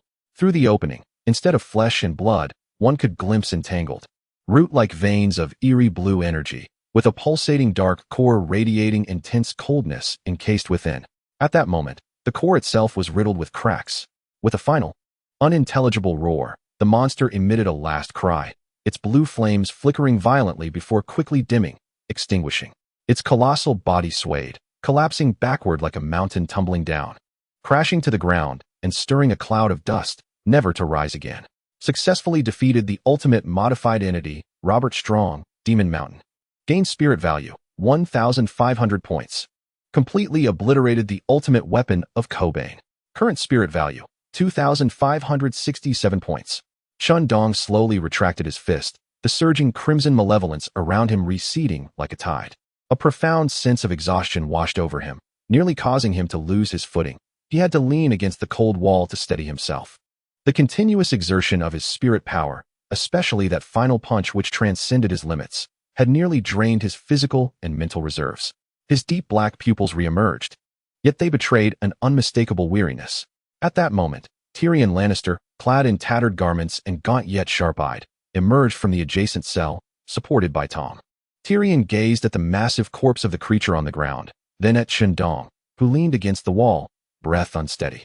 His small eyes filled with astonishment and complexity. Just then, Beric and the others had finally repelled the guards at the passageway, returning with injuries, yet their eyes gleaming with excitement. "We must leave this place at once," Soros urged. "More guards are approaching." Chen Dong nodded, suppressing his fatigue, his gaze sweeping over Tyrion and Jaime. "Let us depart." However, just as they prepared to retreat, a voice, laced with mockery and coldness, resonated from the spiral staircase leading to the upper levels. "What a splendid performance, the malevolent spirit from the east. But do you think you can come and go as you please? What do you take the Red Keep for?" Cersei Lannister appeared at the staircase, flanked by a squad of elite Lannister guards wielding crossbows, their arrow tips glinting menacingly. Behind her, several cloaked figures could be discerned, holding crystals that flickered ominously, her recruited sorcerers. The replacements for Cobain. She held a goblet of red wine, her gaze like that of a venomous serpent, fixated on Chen Dong, as well as Tyrion and Jaime beside him. The atmosphere in the dungeon tightened to an excruciating degree. Chapter 34. The Queen and the Malevolent Spirit. Cersei Lannister's voice pierced the bloody and tense air of the dungeon like an icicle. She stood at the staircase, her golden hair illuminated by the torches behind her, resembling a crown of venomous serpents, her eyes brimming with malice. Behind her, dozens of fully armed Lannister guards drew their bows, the sharp arrowheads shimmering with lethal brilliance in the dim light, firmly locking onto Chen Dong and his companions below. "My dear brothers," Cersei's gaze swept over Jaime and Tyrion, ultimately landing on Chen Dong, a cruel smile curling her lips. "It seems you have found a new master? A barbarian from the east?" The turbulent blood within Chen Dong, stirred by the fierce battle against the mountain, was rapidly calming under the steadying techniques of the spirit, Yu Fei. He met Cersei's gaze with serene, unwavering black eyes. "Your Grace Cersei, rather than concerning yourself with our fate, you should worry about the backlash from the shadows. Cobain is dead. Are you certain you can still control the shadows you brought to King's Landing?" Upon hearing this, a crack appeared in Cersei's facade of composure. The demise of Cobain and the explosion of the Alchemist Guild indeed stripped her of control over the most critical aspect of her plan. At that moment, an exceedingly faint yet peculiarly penetrating sound of a horn reverberated as if emanating from the distant sea, subtly piercing through the thick layers of rock overhead, infiltrating the ears of everyone present. Chen Dong's gaze flickered. Was it the fleet from Dragonstone? Had Davos and Stannis mobilized? Almost simultaneously, a gold-robed officer tumbled down the stairs, his complexion ashen, disregarding all decorum as he tremulously exclaimed, "Your Grace, Your Majesty, something terrible has happened. There are numerous warships emerging from the sea. Strange flags. And what else?" Cersei's voice rang sharply with urgency, a sense of foreboding rising within her. "Dragons. 3 colossal dragons." The officer's voice quivered with a hint of a sob. "They are flying toward King's Landing." Dragons. Daenerys Targaryen. The revelation sent shockwaves through the dungeon. The Lannister soldiers displayed unmistakable signs of panic, fear spreading like a plague. Even Cersei's face turned pale in an instant. An opportunity. Chen Dong seized the moment. As all attention was captivated by the news of the dragons, he glided like a specter, not rushing towards Cersei, but instead, he delivered a powerful kick to a massive glass container filled with an unknown liquid beside him. Crash! The container shattered, and the viscous, pungent liquid spilled forth, instantly spreading across the ground and making contact with the still smoldering remnants of a previously extinguished torch nearby. Boom! A ghostly green flame erupted skyward. It was wildfire. Although in limited quantity, Its terrifying combustibility and eerie hue were enough to create utter chaos. Wildfire. It's wildfire. Run. The formation of Lannister soldiers disintegrated in an instant. No one dared to maintain composure before the wildfire, retreating in panic, shoving one another, and some even brandishing their blades against their comrades in a desperate bid for survival. Now, charge with me, Chen Dong bellowed, leading the charge like a blade tearing through fabric, sprinting toward the staircase. Tom, the Night's Watch veteran, followed closely behind, while Beric and Thuras shielded the injured members of the Brotherhood. Jaime hesitated for a moment, but gritted his teeth and followed, with Tyrion firmly protected by Tom at his side. Amid the chaos, Chen Dong didn't spare a glance at the distraught Cersei. His objective was clear, to burst forth from the Red Keep and reach the designated rendezvous point. With extraordinary speed and impeccable timing, Chen Dong's team carved a bloody path through the disordered Lannister soldiers, escaping the sinister confines of the Red Keep and merging into the even more tumultuous streets of King's Landing. The city had already descended into chaos due to the explosion of the Alchemist Guild and the appearance of the dragons, rendering their group less conspicuous. Following their prearranged plan, they traversed the frenzied flea market, arriving at an abandoned dock by Blackwater Bay. It was relatively secluded, the sea breeze carrying a briny scent and an indescribable pressure tinged with sulfur and intensity. Upon the surface of the water, towering masts of a formidable fleet stood like a forest, with figures discernible at the bow of the largest warship. At the forefront stood a figure with silver hair and violet eyes, exuding an innate regal aura. He was Stannis Baratheon, the Lord of Dragonstone. Beside him stood the Onion Knight, Davos. Yet, Chen Dong's gaze transcended them, fixating on the sky. 3 colossal dragons circled above King's Landing, their shadows sweeping over the city, instilling boundless fear and majesty. The largest among them, the black dragon Drogon, seemed to sense something amiss and let out a thunderous roar that echoed through the clouds. Diving sharply towards the abandoned docks, the immense wings of the dragon stirred up a tempest, nearly toppling those who stood below. Drogon descended gracefully onto the dock's open space, his formidable body cloaked in obsidian-like scales, with molten gold eyes filled with curiosity and scrutiny, fixated intently on Chen Dong. From this human before him, Drogon sensed an aura that was both familiar and foreign, one that instilled caution, yet also a subtle thrill. It was a ferocious essence from another realm, a blend of the brutal aura capable of annihilating legions and the unwavering resolve of a guardian's faith. Chapter 35. The Dragon Bay Accord. From the dragon's back, Daenerys Targaryen gracefully leaped down. Clad in a simple leather vest, her beauty was undeniable. She regarded Chen Dong with sharp, unwavering eyes. "Are you the demon from the east?" Her voice rang clear, imbued with undeniable authority. "I have heard your tale. You slayed the Mountain of Magic and stirred the affairs of the 7 kingdoms. Now tell me, are you friend or foe?" Stannis furrowed his brow, preferring to delve into discussions of military alliances, but Daenerys' assertiveness compelled him to momentarily remain silent. Chen Dong did not respond to Daenerys' inquiry. Instead, he countered, "Daenerys Stormborn, you have crossed the sea. Do you seek the Iron Throne for conquest or for dominion?" "I am the last scion of House Targaryen. The Iron Throne rightfully belongs to me," Daenerys declared with her head held high. "But what I bring is the order that will end tyranny and chaos." "Order?" Chen Dong chuckled, a hint of coldness lacing his smile. He retrieved the ice crystal he had always carried, which emanated a deadly chill under the sun. "Ladies and gentlemen, the Iron Throne you covet is rendered meaningless in the face of true peril." He hurled the ice crystal to Stannis, who caught it and was instantly gripped by a soul-freezing cold, his expression shifting drastically. Davos leaned in to observe, gasping in astonishment. Chen Dong pointed northward. "The long night approaches. The army of the White Walkers will soon cross the wall. They bring not a mere change of power, but the end of all living beings. Westeros beneath your feet, and even Essos from whence you hail, shall be shrouded in death." His gaze swept over Daenerys and her dragons, ultimately resting on Stannis. "Your Majesty Stannis, has not the High Priest of the Lord of Light seen visions of ice and fire in the sacred flames? Lady Daenerys, is your dragon fire intended solely to incinerate human cities and not to burn those who walk as the dead?" Daenerys fell silent, her eyes locked onto Chen Dong's, as if trying to decipher the depths of his profound gaze. Zhao Yun let out a low growl, exhaling a wisp of smoke speckled with embers, seemingly responding to Chen Dong's words. Stannis gripped his ice crystal tightly and spoke in a somber tone. "Melisandre has indeed foretold of the Long Night and the prophesied prince. But how can you prove that you are the key to combating the Long Night?" "I have no need to prove my identity to you.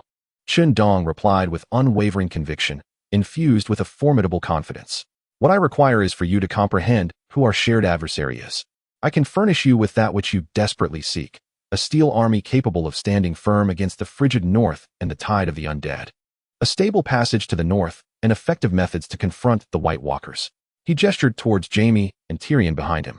Moreover, the core secrets of House Lannister, along with their amassed wealth and intelligence network. At an opportune moment, Tyrion spoke up. Though his voice was frail, it bore the unique wisdom of the imp, Your Majesty, and Your Grace, Stannis. Cersei and my father have lost their minds, willing to unleash forces that could doom the world for the sake of power. Collaborating with Lord Chen Dong is the only and wisest choice to save Westeros. Daenerys and Stannis exchanged a glance, perceiving the gravity and deliberation reflected in each other's eyes. The strength Chen Dong exhibited, the intelligence he possessed, and the harrowing future he unveiled were impossible to overlook. After a prolonged silence, Daenerys inhaled deeply and addressed Chen Dong. The Targaryens do not share power with anyone. I have no desire for the Iron Throne. Chen Dong's response surprised her. My battlefield lies beyond the wall. What I seek are allies, partners in the fight against the Long Night, not vassals. This declaration dispelled the last of Daenerys and Stannis' reservations. Stannis was the first to speak, his voice still resolute. Stannis Baratheon, in the name of the Lord of Light, hereby acknowledges this alliance. Until the threat of the Long Night is vanquished, my forces shall fight alongside you. Daenerys looked at Chen Dong, then at the circling dragons, and finally nodded. Daenerys Targaryen, in the name of my family, vows that I and my dragons will join this war for the living. But remember, this pact is limited to this. Chen Dong extended his hand. That is sufficient. The three hands, representing the Eastern Demon, the Mother of Dragons, and the King in the Iron Laws, clasped tightly together under the sea breeze of Dragonstone Island and the watchful gaze of the dragons. Major historical event achieved. The Dragonstone Pact, establishing a solid alliance with two major powers. Prestige reaches veneration. Unlocking special resource, stable supply of dragon glass. Unlocking special unit, Dothraki cavalry, limited support from the Unsullied. Main quest updated. Prevent the sacrifice in King's Landing, consolidate the coalition, and march north to the wall. With the pact established, Chen Dong felt little joy, only a heavier burden of responsibility. He gazed towards King's Landing, where the majestic Great September of Baelor shimmered with a holy light under the sun. Yet beneath it lurked the deepest darkness. Esteemed ones, Chen Dong's voice shattered the silence, imbued with an undeniable resolve. Before we journey northward, there remains one final task, to thoroughly cleanse King's Landing and extinguish the last vestige of the shadowy veil. Chapter 36. The North will never forget the sea breeze of Dragonstone, mingled with the scent of sulfur, seemed to linger at the tip of his nostrils. Yet Chen Dong had already set foot upon the soil of the North. The alliance forged with Daenerys and Stannis was a monumental strategic triumph. Yet he understood that to truly consolidate strength against the Long Night, the North, having first felt the chill of winter and home to the most resilient warriors, was the foundation he must secure. He did not proceed directly to the Black Castle, but chose instead to visit the Bay of Carhold. This ancient fortress, guarding the vital passage of the Neck, had become one of the last bastions for the surviving forces of the North. News of his exploits had spread like wildfire. The Eastern Demon, Chen Dong, had slain the Mountain at King's Landing, vanquished the Westerland's legions, captured Jaime, and allied with Dragonstone and House Targaryen to thwart an impending cataclysm. These feats had already elevated his reputation to its zenith. As Chen Dong led his party to the Bay of Carhold, he beheld a scene both tragic and desolate. The walls of the fortress bore the scars of battle, and the banners, most of which were tattered, still defiantly displayed the sigils of the proud northern houses, the dire wolf of House Stark, the elk of House Karstark, the roaring bear of House Mormont, and the bear of House Umber. Upon learning of Chen Dong's arrival, the surviving lords of the North and their weary soldiers, who bore the pallor of hardship yet possessed eyes as resolute as the frozen earth, surged forth, gathering in a silent, oppressive throng along the road. They regarded Chen Dong with a complex gaze, curiosity, scrutiny, anticipation, and an indelible anguish and fury stemming from the Red Wedding. Lord Jon Umber was the first to stride forward. A giant of a man with a tangled beard, his armor stained with the remnants of dried blood. His voice boomed like thunder, yet carried a barely perceptible quaver. Chen Dong, we have heard of your deeds. Good. Well done. You have avenged our North. He struck his breastplate with a resounding thud. Rickard Stark approached next, his gaze no longer shrouded in the shadows of obsession, but instead reflecting a deep-seated sorrow, and determination. Carhold remembers your valor. His words were brief, yet they bore the weight of 1,000 burdens. Lady Meege Mormont, a petite yet formidable matriarch, nodded solemnly at Chen Dong alongside her daughter Daisy. Bear Island shall not forget a friend. At that moment, the crowd parted slightly, and a figure emerged slowly. Clad in a dark mourning gown, her beauty still evident but shrouded in an unfathomable sorrow and resilience, it was Sansa Stark. She had witnessed the murder of her father, endured imprisonment in King's Landing, and suffered the tragedies of her brother and mother. Such trials had hastened her growth. Following her was the loyal Ser Brynden Tully, the Blackfish, whose gaze remained sharp yet bore a newfound recognition and gravity as he looked upon Chen Dong. Lord Chen Dong. Sansa's voice resonated with clarity and steadiness, imbued with the characteristic calm of House Stark. On behalf of Winterfell and the Stark family, I express my gratitude for all that you have done for us. You are not merely my savior, but also the sword of vengeance for the North. Chen Dong regarded her with a nod, aware that, at this moment, any spoken words would seem inadequate. He turned to signal Tom, who, along with several soldiers, ushered forth 2 captives, Walder Frey, aged and frail, his murky eyes still flickering with cunning and fear, and Roose Bolton, who appeared almost serene, yet the slight twitching at the corner of his eyes betrayed his inner turmoil. The mere sight of these 2 ignited a wildfire of rage within the hearts of the northern folk. Traitors! Skinner! Execute them! Chapter 37. Proclaimed king. The furious roars erupted like a tsunami. Soldiers, their eyes ablaze with wrath, nearly surged forward to rend the 2 asunder. Chen Dong raised his hand, and an unseen pressure enveloped the gathering, miraculously silencing the tumultuous crowd. His gaze, as cold as ice, swept over Walder Frey and Roose Bolton. Walder Frey, his voice, though low, sliced through the air like a shard of ice, piercing every heart. You have betrayed the sacred rites of hospitality, tainted the most ancient laws of gods and men, with your hands stained by the blood of House Stark, House Tully, and countless valiant warriors of the North. Do you acknowledge your crimes? Walder Frey attempted to protest, but under Chen Dong's penetrating gaze, which seemed capable of piercing through to the very soul, and amidst the palpable aura of lethal intent surrounding him, he trembled, rendered speechless. Roose Bolton, Chen Dong turned to him. You have betrayed your liege, conspired with foreign enemies, and plotted against the King of the North, seeking to rule this land through terror. Do you acknowledge your crimes? Bolton lifted his eyelids and replied coolly, To the victor belong the spoils. Very well, Chen Dong interrupted, recognizing that no further words were necessary. He cast his gaze upon Sansa, then upon all the northern lords and soldiers. The laws of the North must be enforced by its own people, he declared solemnly. Blood debts must be repaid in blood. He personally handed a hefty 2-handed sword to Lord Jon Umber. With a roar akin to that of a sacred ritual, Umber raised the sword and brought it down, severing Walder Frey's calculating head from his body, which then convulsed and fell lifeless to the ground. Next, Chen Dong presented a sharp Valyrian steel dagger to Rickard Karstark. The Karstark lord, silent, with vengeance igniting in his eyes, stepped forward and plunged the dagger with precision and ferocity into Roose Bolton's heart. A look of extreme agony and disbelief finally crossed Bolton's face as he slowly collapsed. The 2 traitors' bodies lay on the cold ground, and the entire Bay of Carhold fell into an eerie silence, only to erupt moments later into a deafening cacophony of cheers, mingled with cries and roars. The pent-up grief and fury had finally found its release. At that moment, a petite figure, agile as a leopard, silently emerged at the edge of the crowd. She donned a mismatched outfit of coarse fabric, her face marred by dirt, yet the resolute, wolf-like grayness of her eyes caused Sansa to instinctively cover her mouth, tears streaming down her cheeks. Arya! Sansa cried out in disbelief. It was Arya Stark. She had traversed countless mountains and rivers, enduring innumerable trials, and had finally returned to the embrace of her kin in the North.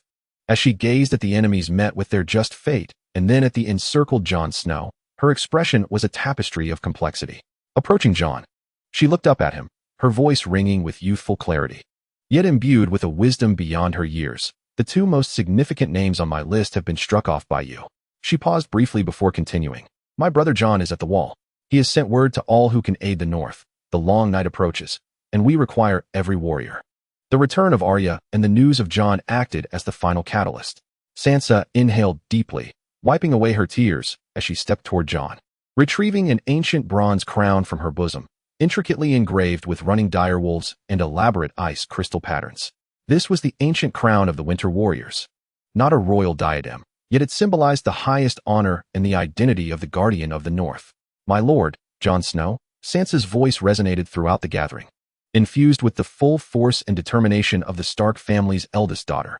The Stark bloodline endures. Yet our enemies in the North are no longer the families of the South, but death itself. You possess the strength, wisdom, and prestige that we lack. You avenge us, safeguarding the living. You understand better than anyone how to combat the long night. She raised the crown high, proclaiming, "I, Sansa Stark, in the name of the heir to Winterfell, implore you to don this crown, not as the king of the North, but as our protector and the commander of all forces against the White Walkers. Lead us to survival. Lead us to reclaim our glory. Long live Lord Jon Snow." The great Jon Umber was the first to kneel, his roar echoing across the land. Long live the commander. Rickard Stark followed suit. Mira Reed, along with all surviving lords of the North and every soldier present, fell to one knee in a synchronized display, like a line of toppled dominoes. A wave of black knelt before Jon, their silent yet resolute stance exuding more power than any clamor. Jon surveyed the scene before him, observing the weighty crown in Sansa's hands, the gleam of recognition in Arya's eyes, and the solemn nod from Blackfish. He inhaled the frigid air of the North, feeling the immense burden of responsibility settle upon his shoulders like a mountain, yet he also sensed the surging power and resolve within him. Slowly, he extended his hand, accepting the crown of the Winter Warriors from Sansa, and firmly placed it upon his head. Achieved a significant historical milestone. The North has pledged allegiance. Gained the title of Guardian of the North and Commander against the White Walkers. Area of influence encompasses the North. Acquired command over the entire Northern Army. Reputation has reached adoration. Military spirit and gallant integrity effects enhanced. Within the Northern Territories, morale is locked, resilience is amplified, and combat effectiveness is increased. The main quest has been updated. Unite the Northern forces, march northward, and engage in a decisive battle at the Great Wall. His gaze swept over the countless kneeling soldiers and civilians, his voice cold and sharp as unsheathed ice, resonating throughout the expanse of Carlin Bay. "I accept this responsibility. From this day forth, the enemies of the North shall be my enemies. The blood of the North shall not be shed in vain. I vow to you. Though winter has come, the North shall endure. Though winter has come, the North shall endure. Though winter has come, the North shall endure." A response, akin to a tsunami, surged skyward, seemingly intent on dispelling the ominous clouds of death that loomed over them all. A new banner has already risen over this land of tragic resilience. Chapter 38. The Long Lake ambush. The echoes of the oath taken in Carlin Bay had yet to fade, and Chen Dong scarcely had time to savor the weight of his newfound power when urgent ravens from the Great Wall arrived, tolling like the bells of death. One after another, each letter bore hastily scribbled words, steeped in desperation. The number of Wights is overwhelming. They have surged forth from Frostbite, evading the Black Castle, and are directly attacking Long Lake Town. The Night Watch has been depleted. We request reinforcements. Jon Snow. The outer defenses of Long Lake Town have been breached. Civilians are evacuating. We cannot hold out much longer. Addison Tollett. Respond swiftly. Jon Snow. The final piece of intelligence lacked complete sentences, presenting only a hastily drawn map and a few keywords that conveyed an urgent, dire situation. They were testing the waters, attempting to sever the connection between the Great Wall and the rear. Chen Dong stood before the newly consolidated Northern Legion's map, his tone steely. On the map, the black arrows representing the White vanguard slithered like venomous serpents, bypassing the Great Wall's main fortifications and striking directly into the densely populated Long Lake region. Capturing Long Lake Town would grant them a springboard for further plundering southward, potentially shaking the morale of the Northern forces. Without a moment's hesitation, he commanded, "Dispatch. The 1st Legion of the New North shall march with me immediately to reinforce Long Lake Town. Send word to Dragonstone and Queen Daenerys, according to our pact. We urgently require a supply of dragonglass arrows, and request they maneuver towards the East Sea to divert the enemy. Order Carlin Bay and the rear to accelerate the forging of dragonglass weaponry and the training of new recruits." The first order given as the newly appointed Supreme Commander was swift as the wind. John Amber, Rickard Karstark, and other generals had no objections and executed the command without delay. This newly formed army comprised the remnants of House Stark, the axe-wielding warriors of House Amber, the spearmen of Karstark, the Bear Island fighters of Mormont, and seasoned veterans of the Vengeance Legion who had endured the trials of blood and fire in the Riverlands, along with the flagless brotherhood led by Beric Dondarrion, filled with hatred for the undead. Though their equipment may not have been the finest, their morale bolstered by Chen Dong's military spirit and the drive for vengeance, was burning at its peak. Marching swiftly against the biting cold of the north, the army surged forth like a torrent of gray steel along the King's Road. Leading from the front, Chen Dong, channeling the resilience and strategic prowess of the hero Yu Fei, maximized the army's pace and stamina. As the ominous silhouette of Changhu town, shrouded in thick black smoke, came into view from a distance, the air was already saturated with the familiar, chilling scent of death and decay. The scene before me resembled the very edge of hell. The wooden palisades surrounding Changhu town were severely damaged, with scattered sentinels and militia retreating while simultaneously engaging the enemy, whose ranks surged forward like a relentless tide of undead. These sluggish yet immensely powerful corpses, undeterred by pain, advanced in a dense throng, emitting silent howls as they relentlessly assaulted humanity's fragile defenses. Further afield, several ice-cold commanders on their skeletal steeds stood like statues amidst the swirling snow, emanating a bone-chilling aura that froze the very essence of one's soul. Form ranks. Quickly. Spear formation, front line. Chen Dong's voice pierced through the battlefield's cacophony, serving as a stabilizing force. The newly rehearsed formation, crafted from the tactical principles of Yu Fei against nomadic cavalry combined with the properties of dragon crystal weaponry, swiftly unfolded. The foremost ranks comprised the strongest heavy-armored soldiers, wielding specialized, elongated dragon crystal polearms, their massive blades forged from numerous shards of dragon crystal, specifically designed to combat the undead. The mid-ranks were filled with infantry armed with dragon crystal spears, while the rear was occupied by archers, their quivers stocked with the first batch of aid from Dragonstone Island, gleaming dragon crystal arrows radiating with the luster of obsidian. Steady. Remember your training. They are not invincible. Aim for the joints and the heads. Officers at all levels shouted hoarsely, even as their palms dripped with cold sweat. This marked humanity's first organized confrontation against the fabled calamity of the undead. The tide of corpses crashed against the steel barricade. Boom. The foremost polearm wielders let out a furious roar, swinging their hefty weapons with all their might. The colossal dragon crystal blades carved lethal arcs through the air. Crack. Squelch. The sickening sounds of shattering bones and flesh being torn asunder erupted instantaneously. The leading undead fell like harvested wheat, collapsing in rows. The dragon crystal's restraining effect on the undead was unmistakable. Those struck by the dragon crystal blades exhibited rapid spread of black, corrosive marks at their wounds, significantly diminishing their mobility. However, the sheer number of undead was overwhelming. They felt neither fear nor pain, only a frenzied drive to advance. Soon, some polearm wielders were engulfed, either from exhaustion or being overwhelmed by multiple undead assailants. The line began to waver. Second rank, push forward. Archers, fire. Cover 50 paces in front. Conserve your dragon crystal arrows. Target those mounted wights. Chen Dong commanded from the central command, activating the full capabilities of the Imperial Guard's reconnaissance mode, the entire battlefield unfolding in his mind like a three-dimensional map. He continuously issued commands, fine-tuning the vulnerabilities in the formation. Belatan Lean and his Brotherhood members acted like a firefighting squad, rushing to wherever danger arose, while Soros's flame sword cleared small sections of the undead horde with each swing. Yet, the white commanders were evidently aware of this resilient force. One of them raised his ice crystal longsword, pointing towards the center of the human formation where Chen Dong stood. In an instant, a formidable wave of ice magic surged forth.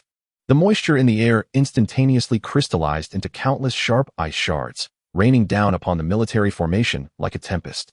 Simultaneously, the ground trembled slightly as dozens of recently fallen corpses, both human and undead, trembled and rose unsteadily to their feet, blue flames igniting in their eye sockets. Launching an assault from within, surrounded on all sides, the military formation plunged into utter chaos and panic. Stay calm. Chen Dong suddenly stood up, channeling the power of the spirit of the army's heroic courage to its utmost. A dense, warm, and resolute field of willpower erupted from him, enveloping the entire battlefield. All soldiers of the Northern Realm felt a surge of warmth rising from their hearts, dispelling the chill that had settled in their bones. Their trembling arms, once gripped by fear, stabilized instantly, and the morale on the brink of collapse was forcibly reinforced, transforming into a more fervent battle spirit. For the Northern Realm, for the Commander-in-Chief. Attack. Chapter 39. The cold light of the unknown blade shines upon iron armor. The soldiers let out roars that transcended their limits, their blades swinging with wild ferocity, while dragon crystal arrows flew with the precision of death itself, targeting the recently resurrected undead. Chen Dong's gaze fixed upon the necromancer among the otherworldly beings. He commanded Arya Stark, who insisted on joining the fray, and several elite members of the Vengeance Legion. "Follow me, let us slay that spellcaster." Activating the heroic spirit Zhao Yun, loading thought patterns, he darted forward like a flash of lightning, his temporary Valyrian steel spear transforming into a cascade of cold stars, deftly dispatching the undead that obstructed his path. Arya followed closely like a shadow, her sewing needle striking with precision, targeting the knees and spines of the undead to clear the flanks for Chen Dong. Tom and the others formed a compact assault formation, steadfastly guarding their sides. Seeing Chen Dong charge forward, the otherworldly commander's ice blue eyes betrayed no emotion. It summoned its skeletal steed, the icy sword imbued with a chilling aura aimed directly at him. Chen Dong stood firm, his spear darting forth like a venomous dragon, targeting the wrist of the otherworldly being wielding the sword. Simultaneously, he clenched his left fist, the malevolent energy of Ran Min gathering stealthily. Clang! The spear and sword clashed, producing a piercing sound of metal against metal. Chen Dong felt a slight numbness in his arm, but the otherworldly being's movement also faltered slightly. Now, Arya. Prepared with unspoken synergy, Arya slid from Chen Dong's side like a phantom, her needle transforming into a streak of silver, piercing the eye socket of the skeletal steed. The steed neighed in agony, rearing up on its hind legs. The otherworldly being staggered.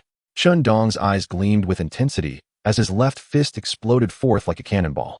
The frenzied blood-red energy not aimed at the otherworldly being, but rather crashing down upon the ground beneath it. Boom! The earth shattered. Frozen soil mingled with snow flying in all directions. The tremendous impact caused both the otherworldly being and the skeletal steed to lose their balance. Seizing this fleeting opportunity, Chen Dong's spear became a silver lightning bolt, piercing through the swirling snow and frozen earth, precisely penetrating the minuscule gap between the otherworldly being's helmet and breastplate.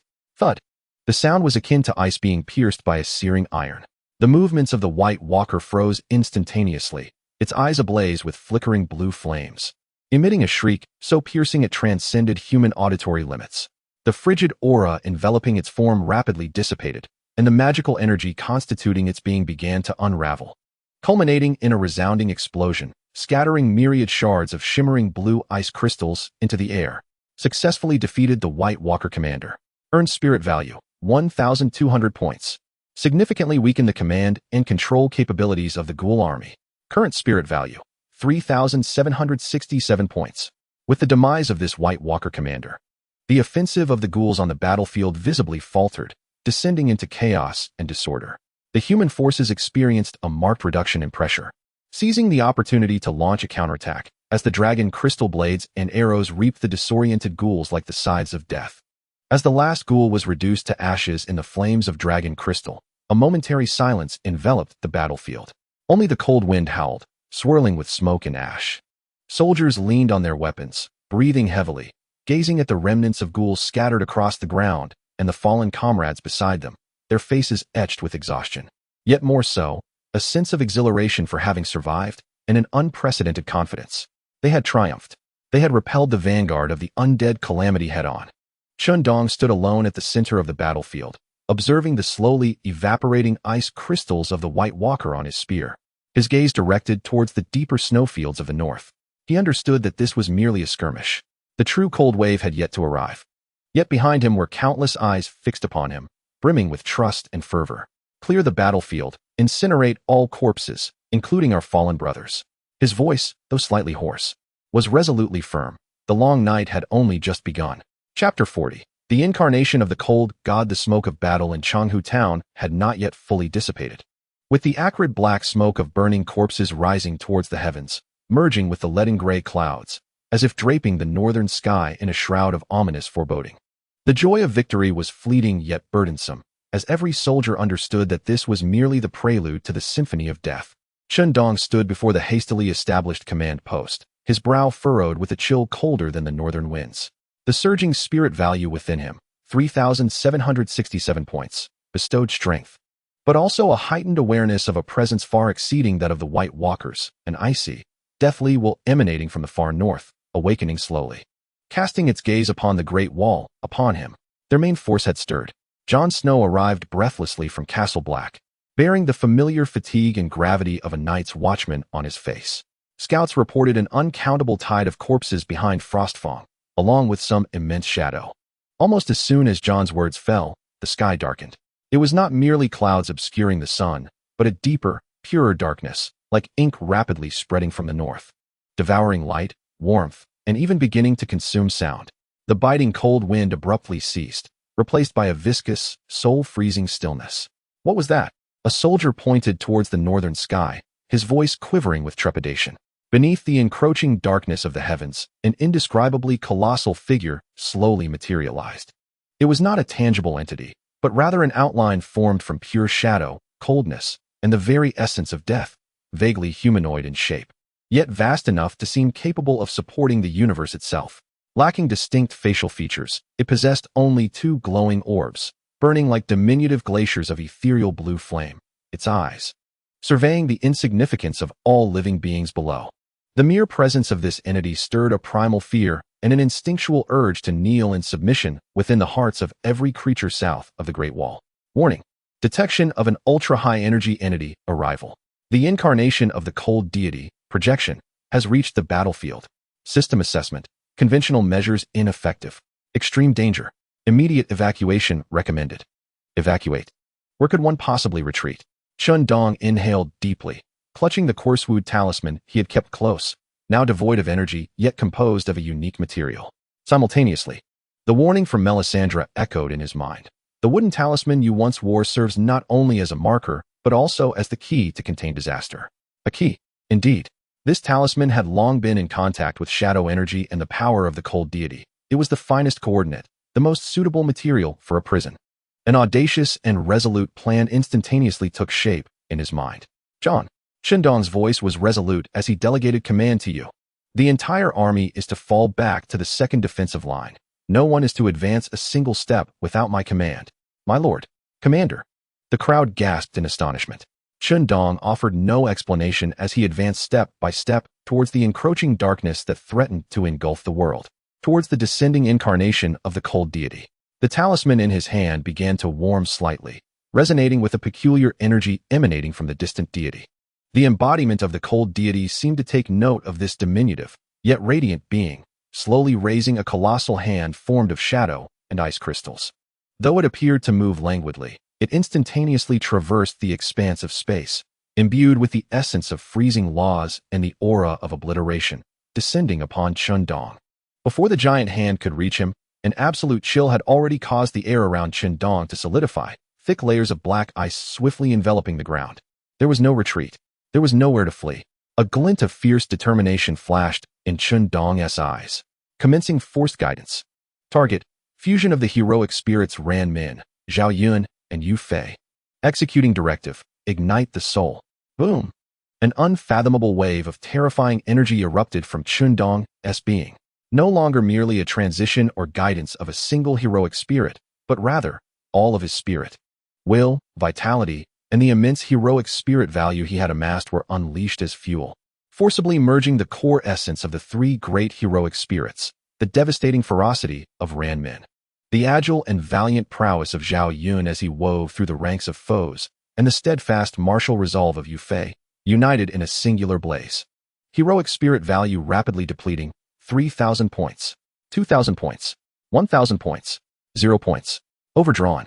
Warning: the host's life essence is igniting. Soul stability rapidly declining. The excruciating agony seemed poised to rend his body and soul into fragments, yet his consciousness attained an unparalleled clarity and coldness, transcending its limits.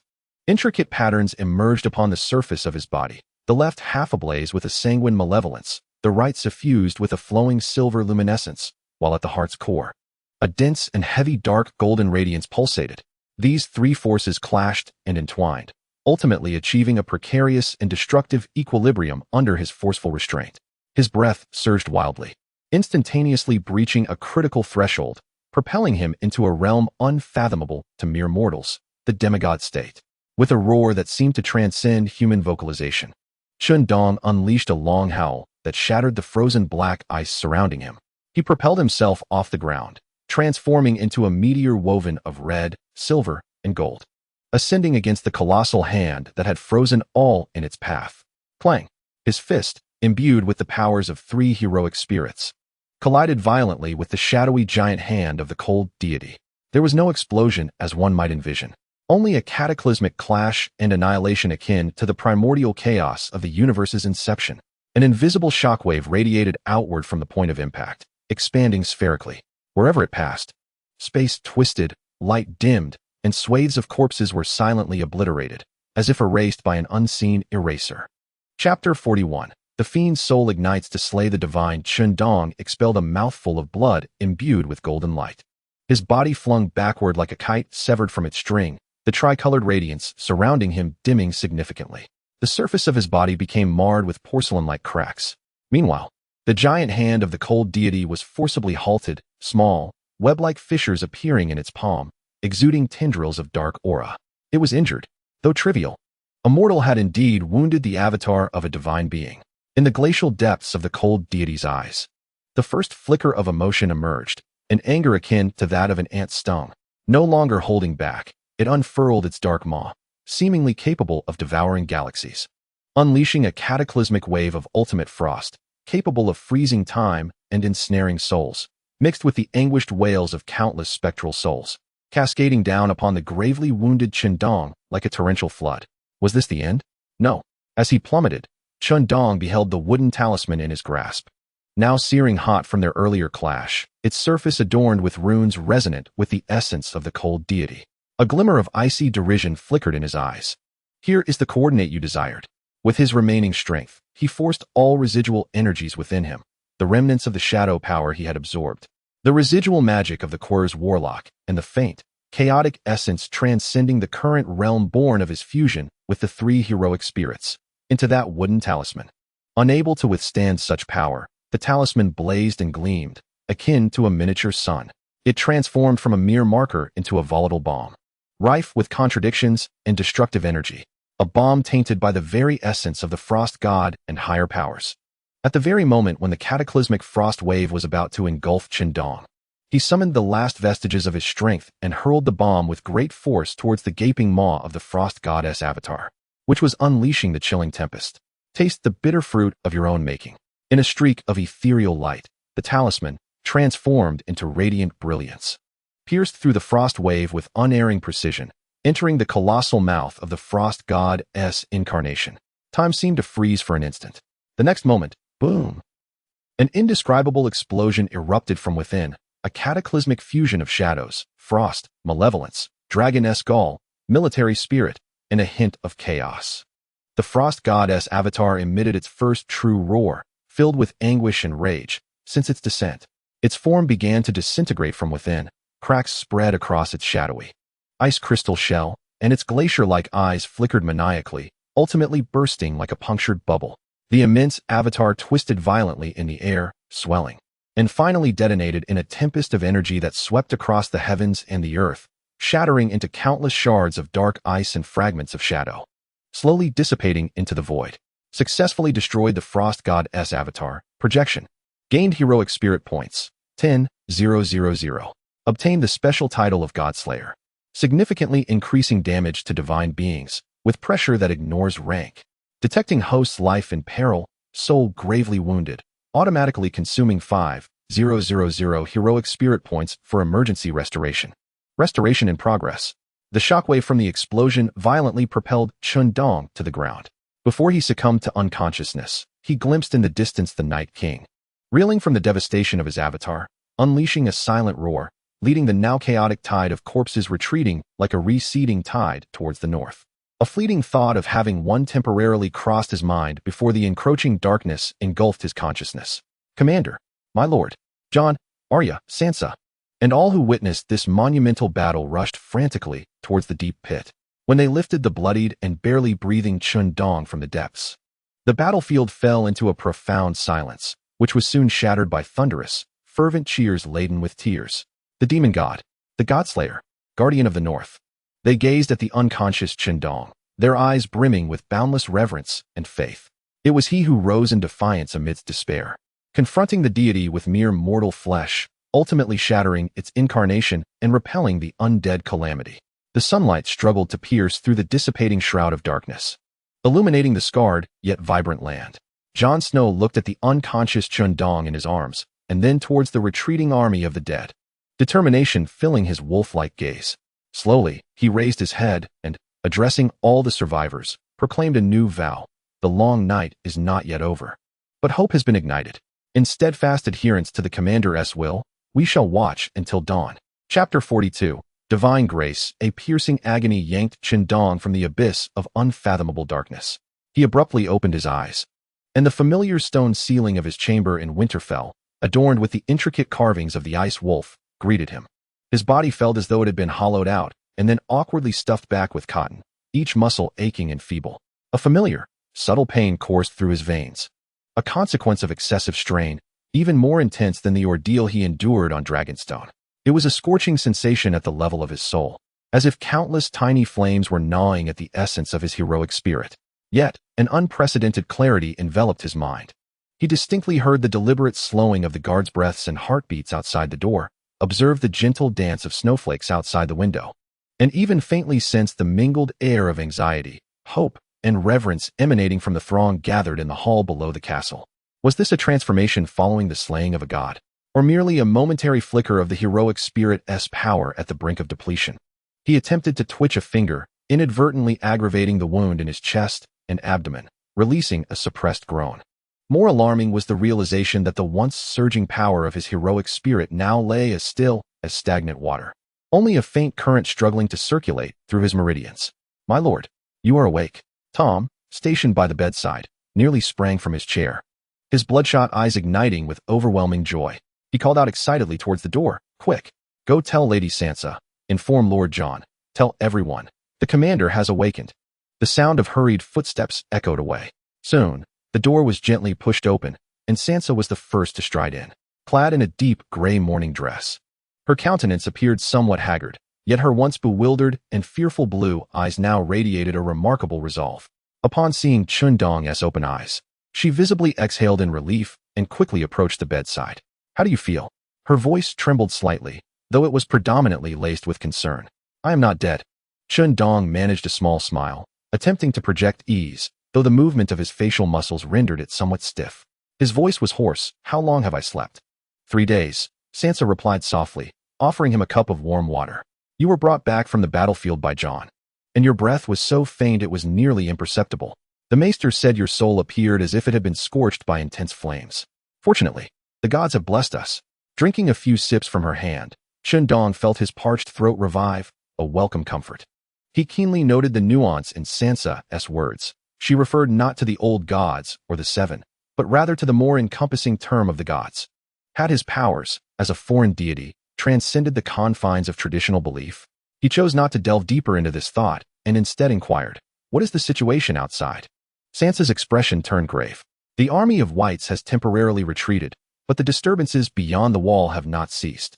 Scouts report that they seem to be regrouping.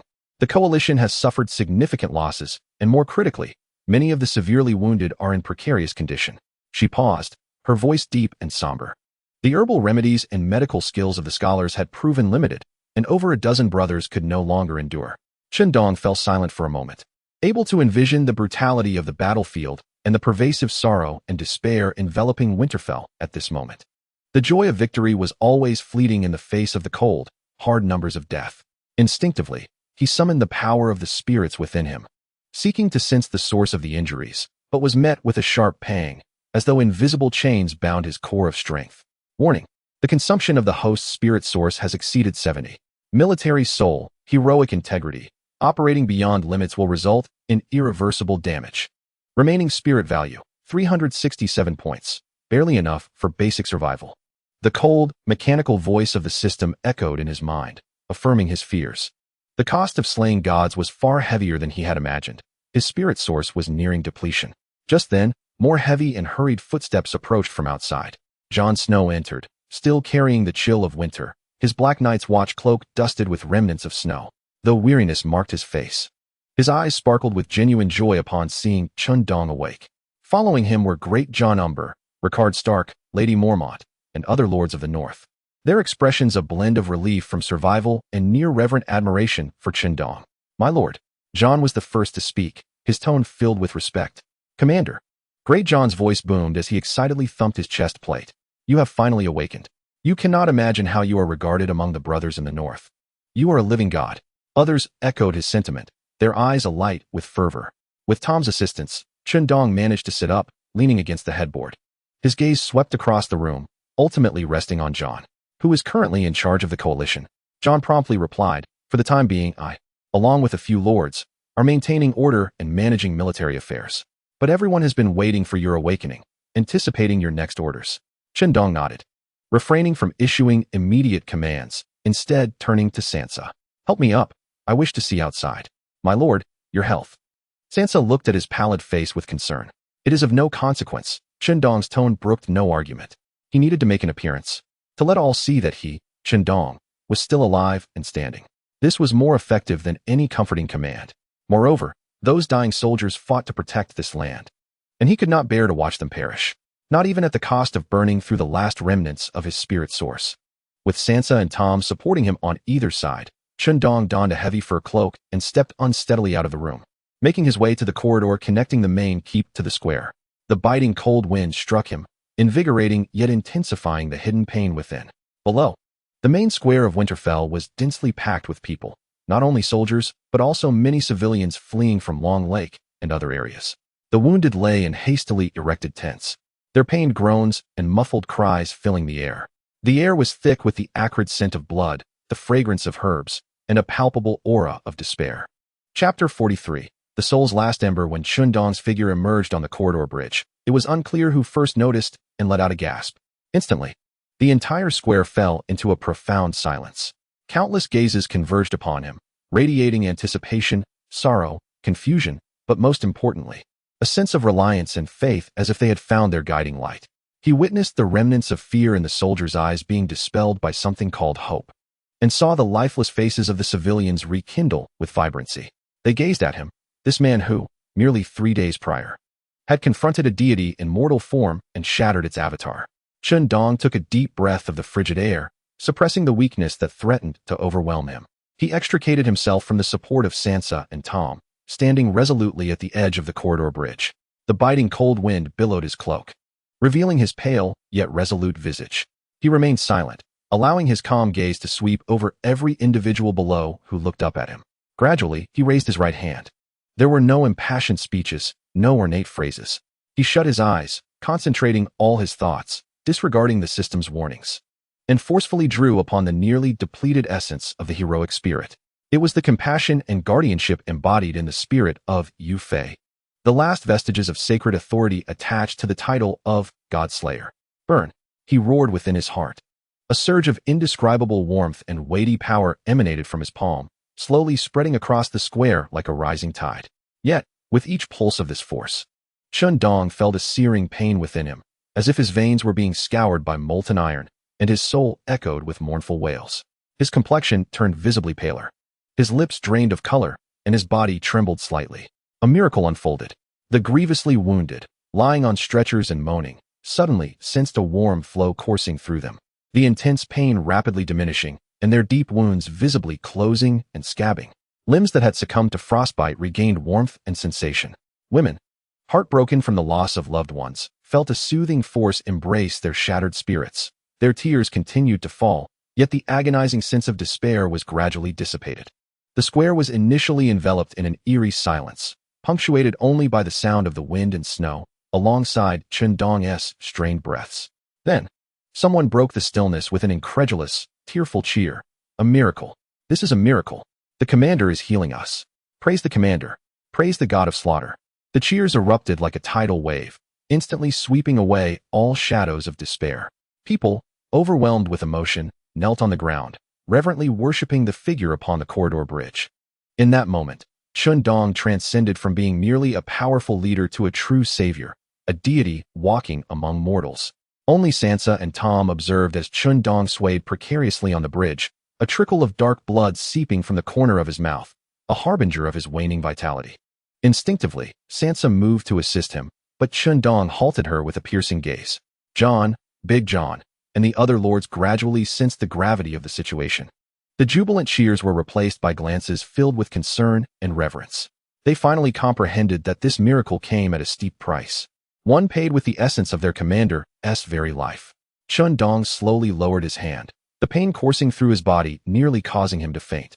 Yet he maintained his erect posture. Wiping the blood from his lips, he scanned the silent crowd below. His voice hoarse, yet resolute. Relay the order to summon all available commanders of the Alliance and representatives from all factions. An hour hence, we shall convene in the hall. It is imperative that we clarify how to bring this long night to a definitive end. His gaze traversed the hushed assembly.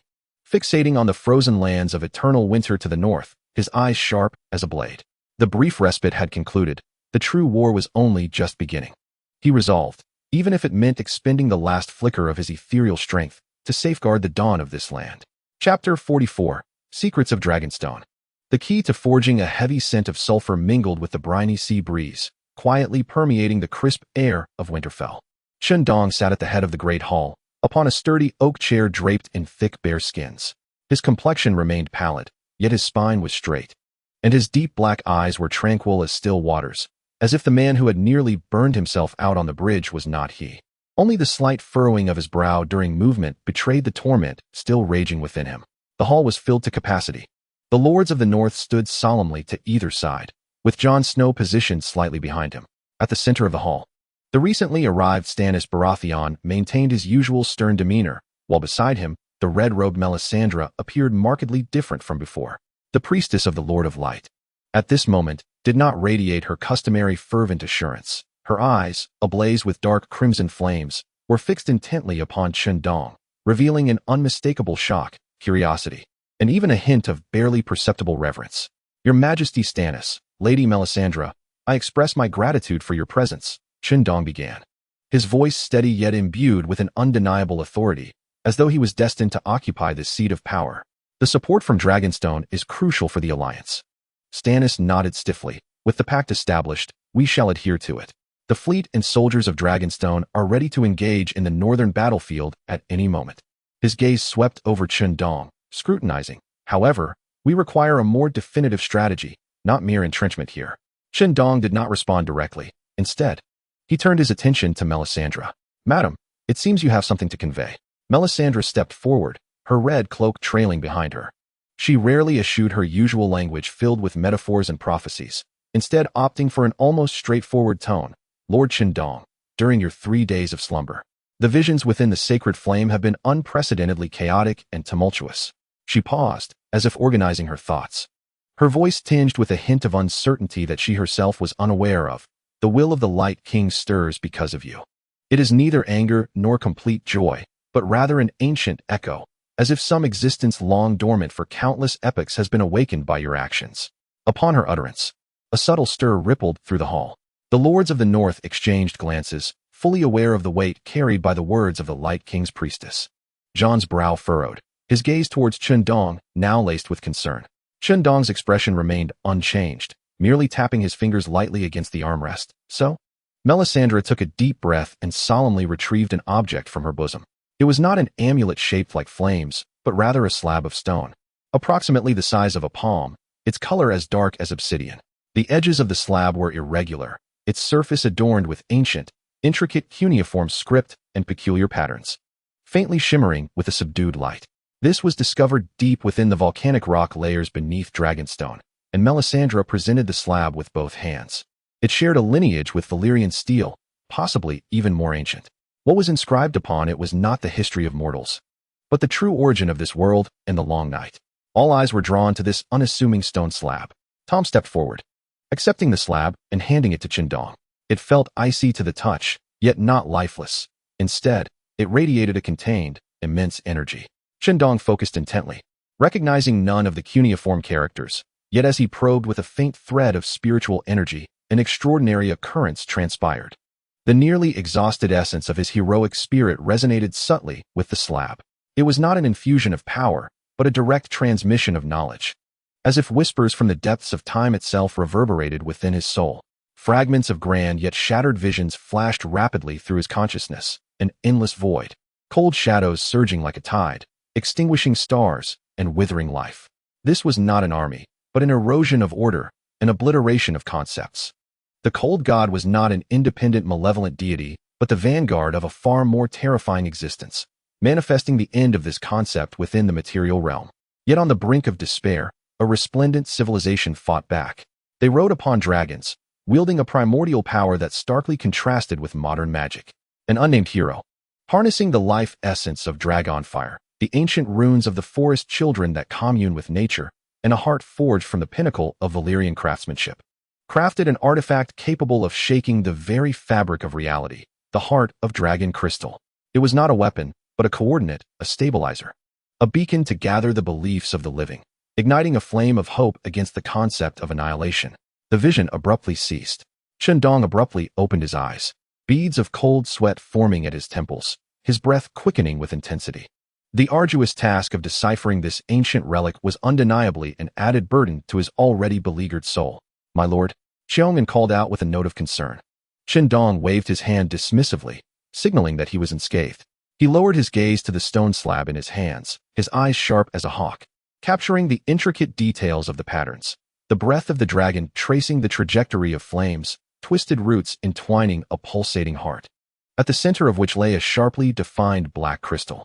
Integrating the fleeting images in his mind with the modern world's cognitive framework and fragments of insights from various heroic spirits, he began to rapidly deduce and assemble. The fire of the dragon symbolized the zenith of life and creative power. It was both the crucible of forging and the source driving the heart of dragon crystal. He murmured to himself, his fingers gliding over a fiery pattern on the stone slab. The ancient runes of the forest child were not mere magic. They served as a bridge to communicate with the primordial will of this world, embodying the principles of stability and harmony, meant to bind and guide that excessively tumultuous force. His fingertips moved towards the entwined root patterns. The heart of Valyrian steel was not merely a material. It was the crystallization of craftsmanship and will. A vessel that must be the purest and most resilient core of Valyrian steel to withstand the trials of fire and destruction. The hall fell into a profound silence. Every individual holding their breath, intently listening to Chen Dong's analysis. Melisandre's astonishment deepened. She had studied this slab for quite some time, only able to derive vague insights from the sacred fire. Yet Chen Dong had managed to interpret its core secrets in such a brief moment, as if he had witnessed it firsthand. Stannis also retracted the disdain from his expression, his demeanor growing exceedingly grave. Chen Dong suddenly lifted his head, his eyes ablaze with the light of insight, the earlier weakness seemingly overshadowed by this surge of fighting spirit. "I understand," he declared in a voice imbued with a penetrating strength. "The cold god is merely a facade. What we truly face is the driving force behind it. The terminal rules derived from the cosmos. The heart of dragon crystal is the solitary ember of hope left by ancient sages. The only means to resist these rules and procure a sliver of life for this world." He raised the stone slab, casting his gaze over the assembly. "Ladies and gentlemen, merely holding the Great Wall is but a delay. We must take the initiative, locating and obliterating the source of the cold god in the land of eternal winter. To achieve this, we must first gather these three pivotal items: the fire of the dragon, the ancient runes, and the heart of Valyrian steel. This is the sole path to end the long night." The clarity of this objective shone like a beacon piercing through the darkness, instantly dispelling the fog of uncertainty and hesitation clouding the minds of the allied leaders. A daunting yet unequivocal task lay before everyone. The journey to seek the ember of hope officially commenced at that moment. Chapter 45, The Light of Winterfell. The blood oath the biting winds of winter howled outside the walls of Winterfell. Yet the great hall within was illuminated as brightly as day by the hundreds of torches and the roaring flames in the hearth, exuding a comforting warmth. The air is suffused with the aromas of roasted meats, spiced breads, and warm wine, momentarily dispelling the shadows cast by war. Today marks the nuptials of Chen Dong, the supreme commander of the Alliance and the guardian of the North, and Sansa Stark, the heir of Winterfell. This occasion transcends mere matrimony. It symbolizes the unification of resistance forces across the North and all of Westeros, a celebration of the confluence of old and new orders. The hall is teeming with guests, buzzing with fervor. The rugged lords of the North engage in hearty laughter, still bearing the marks of the battlefield. Knights from the Vale, adorned in resplendent attire, exhibit the unique elegance of the Eyrie, and among them are a few emissaries from Dorne, their skin a shade darker, clad in vibrant robes, standing out amidst the crowd, bearing the blessings and promises of Prince Doran Martell, pledging unwavering support for the Alliance. Chen Dong stands resplendent in a newly tailored deep gray suit, with intricate embroidery of direwolves and falcons at the collar and cuffs, emblematic of the Stark Alliance. He occupies the head of the gathering, his complexion slightly pallid. Yet his posture is as upright as a pine, his deep-set black eyes scanning the assembly with a tranquil authority that commands respect without uttering a word. Days of recuperation and Sansa's attentive care have allowed him to suppress the latent injuries within, and to onlookers, the once-fallen commander appears to have risen anew. Sansa, adorned in a pristine wedding gown intricately embroidered with silver threads depicting direwolves and elaborate snowflake patterns, links her arm with his, her golden hair elegantly styled in a chignon, accented with delicate pearl ornaments. She is breathtakingly beautiful, her former innocence replaced by the composure and determination befitting a true lady of nobility. Her blue eyes shimmering with wisdom and joy. Standing beside Chen Dong, she holds her own, as if destined to stand at his side. Before all witnesses, they exchange vows beneath the heart tree. Eschewing the convoluted rituals of the Seven, they instead pay homage to ancient traditions and to one another's promises. As Chen Dong drapes a cloak edged with direwolf fur, symbolizing the Stark Lady, over Sansa's shoulders, the hall erupts with thunderous cheers and blessings. Guardian of the North, long live the Starks. For Lord Chen Dong and Lady Sansa, the roars of celebration nearly threaten to lift the roof. The atmosphere of the wedding feast reaches a fever pitch. Great Jon Umber, wielding a massive goblet, scours the crowd for drinking companions, his voice booming above the din. Lady Mormont, though reserved, wears a smile as she converses quietly with the Lord of the Vale beside her. Even the perpetually brooding Rickard Stark finds some relief, silently downing his drink. At that moment, Chen Dong gently taps his goblet, the clear sound gradually silencing the raucous hall. All eyes converge upon him once more. Ladies and gentlemen, his voice, though not loud, resonates clearly throughout the space. The long night has not yet receded, and war persists. Yet we gather here today not solely to celebrate, but to establish order, to consolidate our strength, ensuring our ultimate victory. His gaze shifts to Tyrion Lannister, seated among the guests, sipping delicately from his wine. Tyrion Lannister. Tyrion raised his head, a flicker of surprise crossing his small eyes, but predominantly filled with vigilance and inquiry. You possess an extraordinary intellect, unparalleled by most, and have an intimate understanding of the nobility, politics, and logistical operations of Westeros. Chen Dong's voice resonated with absolute conviction. During the prior conflict, your council had already demonstrated your worth. As the coalition grows increasingly vast, the management of logistics, domestic affairs, and the coordination of various factions demands a person capable of overseeing the entirety. He paused momentarily, his tone resolute. I hereby formally appoint Tyrion Lannister as the chief advisor of the coalition, overseeing all domestic, logistical, and strategic planning matters, reporting directly to me. A hush fell over the hall, soon followed by a wave of suppressed murmurs. To appoint a Lannister, a dwarf, to such a significant position? Tyrion himself was taken aback. He set down his goblet, rose to his feet, and looked up at Chen Dong, his throat slightly dry. My lord, my surname. I value your capability, not your lineage, Chen Dong interjected, his tone leaving no room for dissent. Here, we inquire only about talent, not background. I trust you will alleviate the concerns of the soldiers at the front and unify the strength of the Seven Kingdoms into a singular force. Do you accept this heavy responsibility? Tyrion gazed into Chen Dong's profound and sincere eyes, a torrent of emotions swelling within him. He had been scorned by his father, persecuted by his sister, and reviled in King's Landing. Yet here, in this bastion of the North, he was bestowed with unprecedented trust and expectation. Taking a deep breath, he suppressed all distractions and, with an unprecedented solemnity, bowed deeply. Thank you for your trust, my lord. I, Tyrion Lannister, shall do my utmost to honor this charge. In that moment, many nobles who had initially harbored doubts began to see the burning determination and gratitude in Tyrion's eyes, gradually setting aside their condescension. They began to believe that the leader's choice in personnel might indeed be truly exceptional. The atmosphere of the banquet surged once more to a climax, as confidence in the future seemed to swell among the attendees. As the night deepened and the clamor subsided, Chen Dong and Sansa returned to their newly adorned chamber. The flickering red candles cast a warm and hazy glow throughout the room. Shedding the weight and authority of the day, Chen Dong's fatigue became evident, a subtle ache betraying his demeanor as he coughed lightly. Sansa gently assisted him in removing the heavy formal attire, replacing it with comfortable nightwear, her movements tender.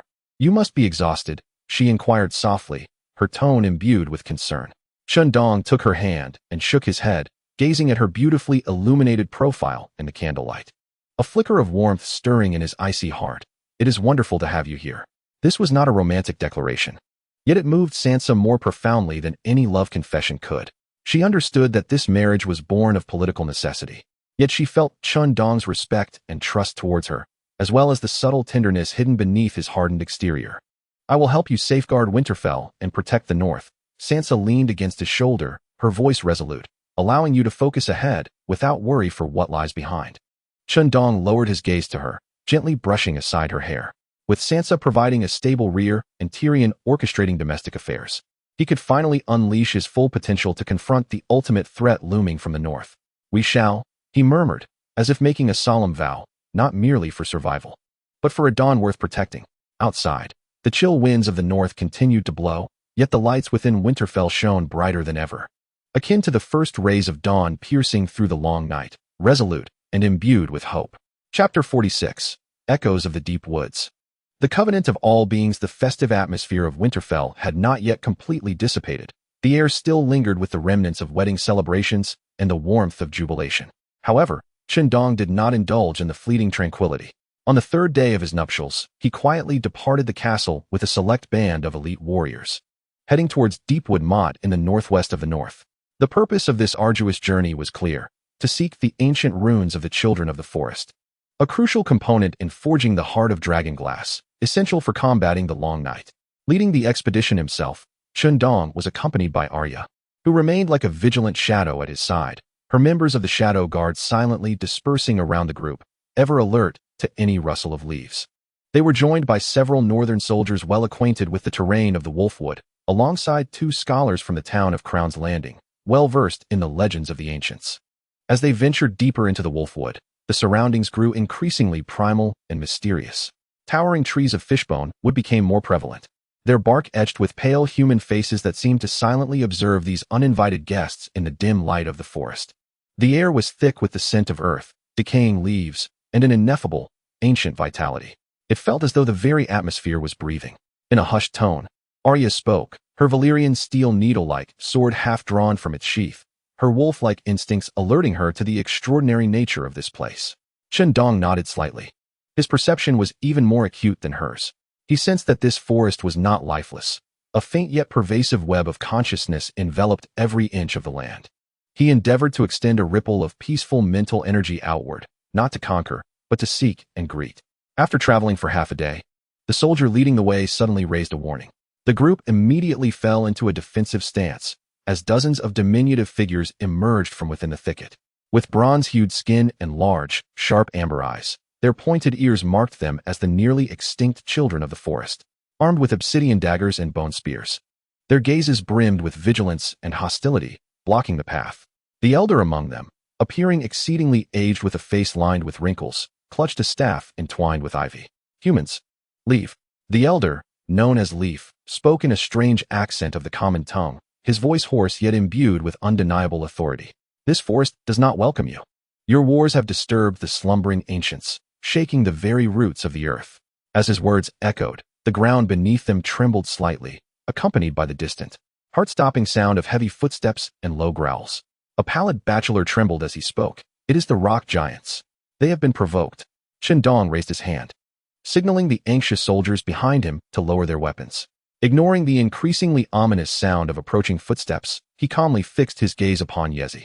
This time, he did not rely solely on the common tongue. Instead, he concentrated his mental energy, striving to touch and comprehend the ancient network of consciousness that permeated the forest. Attempting to guide the resonance of nature, a gentle, vibrant, and reverent thought emanated from Chen Dong, akin to a meandering stream, gently connecting with the spiritual realm of the forest's children. He did not force a breach, but conveyed goodwill and intent to confront a common adversary that threatened all living beings. Yezi's previously hostile gaze transformed abruptly, revealing profound astonishment. She regarded Chen Dong in disbelief, as if seeking confirmation of something. She had never encountered a human capable of such direct and serene spiritual communication. Just then, a massive figure crashed through several small trees, emerging from the depths of the thicket. It was a rock giant towering at 12 feet, its skin resembling gray granite, unleashing an enraged roar as it swung a colossal stone club toward the group. The soldiers gasped, their arrows merely sparking against its hide. Arya moved to engage. "Halt!" Chen Dong's voice rang out, not directed at Arya or the soldiers, but at the frenzied giant. Simultaneously, he forcefully redirected the harmonized resonance of nature toward the giant. This intent encompassed not only respect for life, but also bore a hint of Godslayer, authority, and the unwavering will of military spirit. The giant's actions abruptly faltered, its club suspended in midair. Its simplistic and chaotic consciousness sensed two distinctly contrasting auras, one that brought reassurance, akin to the soothing embrace of Mother Earth, the other, instilling a tremor of its very soul, as if faced with a terrifying nemesis. The giant's roar caught in its throat, confusion clouding its gaze as it looked at Chen Dong, its enormous eyes filled with bewilderment and a flicker of instinctual fear. It glanced between Chen Dong and the vigilant forest children, ultimately emitting an ambiguous grunt, slowly lowering its stone club and retreating a few steps, yet remaining watchfully distant. This scene left everyone utterly astonished. To subdue an adversary without battle, and in such an unfathomable manner. Elder Yezi scrutinized Chen Dong intently, her animosity dissipating entirely, replaced by a complex array of emotions, shock, scrutiny, ultimately coalescing into a solemn acknowledgement. You are quite exceptional, human. Yezi's tone softened considerably. You can hear the forest's lament and comprehend the giant's wrath. The runes you seek are not mere lifeless symbols. They are the imprints of an ancient covenant, the power that sustains the balance of nature. She turned, pointing her staff deeper into the forest. Follow me. But remember, power comes with responsibility. I hope your words ring true. This time, humanity genuinely stands ready to fight for survival rather than for avarice. Under the guidance of Elder Yezi, the party delves deeper into the woods. Ultimately, they arrive at a clearing, encircled by the immense roots of grand fishlow, emanating a faint luminescence. At the heart of this glade lies not a stone slab or a scroll, but a crystal-clear spring, its bottom adorned with an array of shimmering, peculiar patterns that subtly resonate with the designs Chen Dong observed on the stone slab of Dragonstone Island. Immerse your will into the water, Yezi gestured, and resonate with it. You shall see and remember. Chen Dong complied, dipping his hand into the cool spring and focusing his mind. In an instant, a torrent of information surged into his consciousness, not mere words, but pure energy trails and the imprints of ancient runes, a complete inheritance of primal laws. As he withdrew his hand, the brilliance at the bottom of the spring dimmed slightly, yet those patterns seemed etched indelibly into the depths of his soul. Successfully acquired the ancient runes of the Forest Child, unlocking preliminary access to nature-based abilities. Elder Yezi regarded Chen Dong and slowly said, "You have obtained the runes. However, in the face of the frigid darkness, the forest children shall not be absent." She turned and called out in an ancient tongue. Moments later, dozens of forest children emerged from the shadows of the trees, silent yet resolute. Simultaneously, the silhouettes of more colossal rock giants appeared in the distance, no longer exhibiting hostility, but standing silently. "We shall dispatch our bravest warriors to accompany you," Elder Yezi solemnly declared. "Our arrows and geomantic magic shall guide your path and pacify the wild spirits. This is the new covenant." Chen Dong gazed upon this ancient race, feeling the goodwill and determination they radiated. A heavy weight lifted from his heart. He had not only acquired a crucial mission item, but also gained an invaluable ally, drawn from the very essence of nature itself. "Thank you for your trust," Chen Dong replied with solemnity. "This covenant shall be etched in the annals of humanity." As they departed from the deep forest fortress, the party was joined by several silent scouts from the forest children, alongside the distant, shifting figures of giants, resembling moving hills. The quest for the materials of the dragon crystal heart had finally taken a solid and hopeful first step. Chapter 47, Dragon and Wolf Forged. The soul of the army unmatched at this moment. The training grounds of Winterfell seemed to transform into a battleground akin to the plains across the narrow sea and the gladiatorial arenas of the north in Westeros. The air was thick with sweat, dust, and a tension that felt as if it could ignite sparks. On one side stood the Dothraki, bare-chested or clad in light leather armor, their bronze skin gleaming with a lustrous sheen under the winter sun. They brandished their curved rocks, emitting fierce battle cries. Their gazes defiant, akin to wolves stalking their prey. They could not comprehend why the northerners encased themselves in heavy iron shells, moving sluggishly like mammoths on the icy plains. On the other side were the northern warriors, led by House Amber and House Stark. They donned armor or thick leather jerkin, wielding long swords, battle axes, or spears. Facing the swift movements and taunting whistles of the Dothraki with a stoic silence and resolute gazes, akin to granite, bracing for the oncoming waves. The conflict's origins were trivial. A Dothraki horse lord believed the water provided to his steed by the Northmen was tainted, while the Northerners deemed these savages ignorant of decorum. Yet beneath the surface lay a fierce clash of two distinctly divergent martial cultures and ways of life. Jon Snow and Tyrion attempted to mediate, albeit with little success. Daenerys reprimanded her Khalasar, and while the Dothraki feigned submission, the defiance in their eyes was nearly palpable. They held steadfast to a singular creed: raw, overwhelming power. Standing upon the high platform at the edge of the training grounds, Chen Dong observed the unfolding spectacle with quietude. Sansa stood beside him, a hint of concern etched upon her brow. She murmured, "This cannot continue. Morale will wane. Better to ease than to block." Chen Dong's voice remained calm, asserting that they required a ritual to determine who the true victor was, as well as a reason to afford each other respect. He turned, issuing commands to the messenger. Soon, word spread like wildfire throughout the training grounds and Winterfell. The Supreme Commander, Lord Chen Dong, would convene a public melee in accordance with Dothraki tradition. Any warrior could challenge him, with the events determined by the challenger. Upon hearing this announcement, the entire allied camp erupted with fervor. The Northerners clenched their fists, both anxious and expectant. The Dothraki, on the other hand, erupted in wild cheers, eager to measure the strength of the legendary figure who had been spoken of in almost mythical tones. The central area of the training ground was cleared, a vast circle drawn upon the earth. The first to step forth was one of Daenerys' fiercest blood riders, Khaloro. Towering and muscular, he resembled a human-shaped bear. He chose wrestling as his challenge. "Khaloro of the Blood Riders seeks your guidance, great commander," he bellowed in heavily accented common tongue, thumping his chest, his eyes ablaze with primal ferocity. Chen Dong removed the heavy fur cloak that signified his command, clad only in a form-fitting black ensemble that allowed for ease of movement, and entered the circle with measured strides. In stark contrast, Khaloro appeared as an immovable wall. Without further ado, Khaloro let out a low growl and charged forward like a raging bull, arms outstretched, intent on seizing Chen Dong and throwing him down. This was the most commonly employed and effective maneuver in Dothraki wrestling. However, it seemed as though Chen Dong's feet had rooted themselves to the ground. At the moment Khaloro was about to collide with him, he angled his body slightly, his left hand snapping like lightning to grip the Dothraki's robust wrist, while his right elbow struck with the precision of a viper, targeting the joint under Khaloro's armpit. The techniques of the heroic Zhao Yun and the strength control of Ran Min melded seamlessly in that instant. With a resounding thud, Khaloro's immense momentum was abruptly halted by what appeared to be a delicate strike, causing him to lose his balance and stagger forward. Chen Dong, seizing the opportunity, stumbled slightly, and this valiant Blood Alliance warrior fell to the ground with a thunderous crash, raising a cloud of dust. The entire sequence unfolded with dizzying speed. Silence enveloped the training ground. The excitement on the faces of the Dothraki froze. They had not discerned what transpired, only witnessing one of their strongest wrestlers fall at the first encounter. Khaloro rose, shaking his dazed head, disbelief etched on his face. With a roar, he lunged forward once more. This time, Chen Dong did not evade. Instead, he grounded himself firmly, and at the moment Khaloro charged, he unleashed a terrifying force capable of shaking the very foundation of the mountains. With a low shout, Chen Dong managed to lift the weighty Khaloro, who far exceeded him in mass, and hurled him through the air, where he landed heavily on the frozen ground. The thud reverberated, causing everyone to feel the tremor beneath their feet.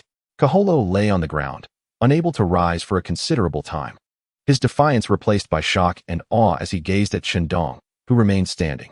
Next, Chen Dong's gaze swept across the ranks of the Dothraki, his voice still calm. Following this was archery, spear throwing, and swordplay, as one renowned warrior after another stepped forward to challenge him, only to meet their demise against his nearly omnipotent skills. The arrows he released cleaved through fruits tossed into the air, while his thrown spears struck moving targets 100 paces away with precision. Even with the unfamiliar Valyrian curved blade, he could strike at vital points within 3 moves. The Dothraki transitioned from initial uproar to shock, then to silence, and ultimately, all eyes converged upon the imposing black figure of Drogon. Daenerys gently caressed Drogon's neck, whispering to him. Drogon's molten gold eyes turned to Chen Dong, releasing a low, curious, and challenging roar. He slowly approached, his massive head bowed close to Chen Dong. Everyone held their breath. Was the commander truly to contend with the dragon? Chen Dong gazed into the dragon's face, sensing the immense vitality and searing breath emanating from it. Undaunted, he extended his hand, resting it upon Drogon's nose, covered in obsidian-like scales. He opted not for a forceful confrontation, which would be foolish. Instead, he transmitted the awe-inspiring will of the God-Slayer, mingled with a profound respect for such a magnificent creature, along with the faint yet inherently noble resonance of the dragon heart within him through his palm. This was a battle of wills on a spiritual level. Drogon's pupils constricted slightly. He sensed within this diminutive being the potential to inflict harm upon him, even to make his very soul shudder. Yet also felt a warmth of familiarity and yearning, the resonance of the dragon heart. Testing the waters, he exerted pressure, but Chen Dong stood firm as a rock. His will resolute and unwavering. His feet sank slightly into the ground, his complexion pale, yet his gaze remained sharp as a blade. They held their positions for approximately 10 breaths. Zhuge suddenly emitted an enigmatic low growl, imbued with a hint of delight, retracting his strength as he gently nudged his massive head against Chen Dong's palm. Then, with a graceful flap of his wings, he soared back to Daenerys, settling down obediently. Silence reigned. An oppressive stillness enveloped the scene. And then, like the eruption of a volcano, the Horse Lord, he truly is the Horse Lord. All the Dothraki, including the recently defeated warrior, knelt fervently on one knee, unleashing the most exalted cheers in their native tongue. They only submit to the unequivocal might, and Chen Dong, in the manner they esteemed most, had captivated them all. Even the dragon acknowledged him.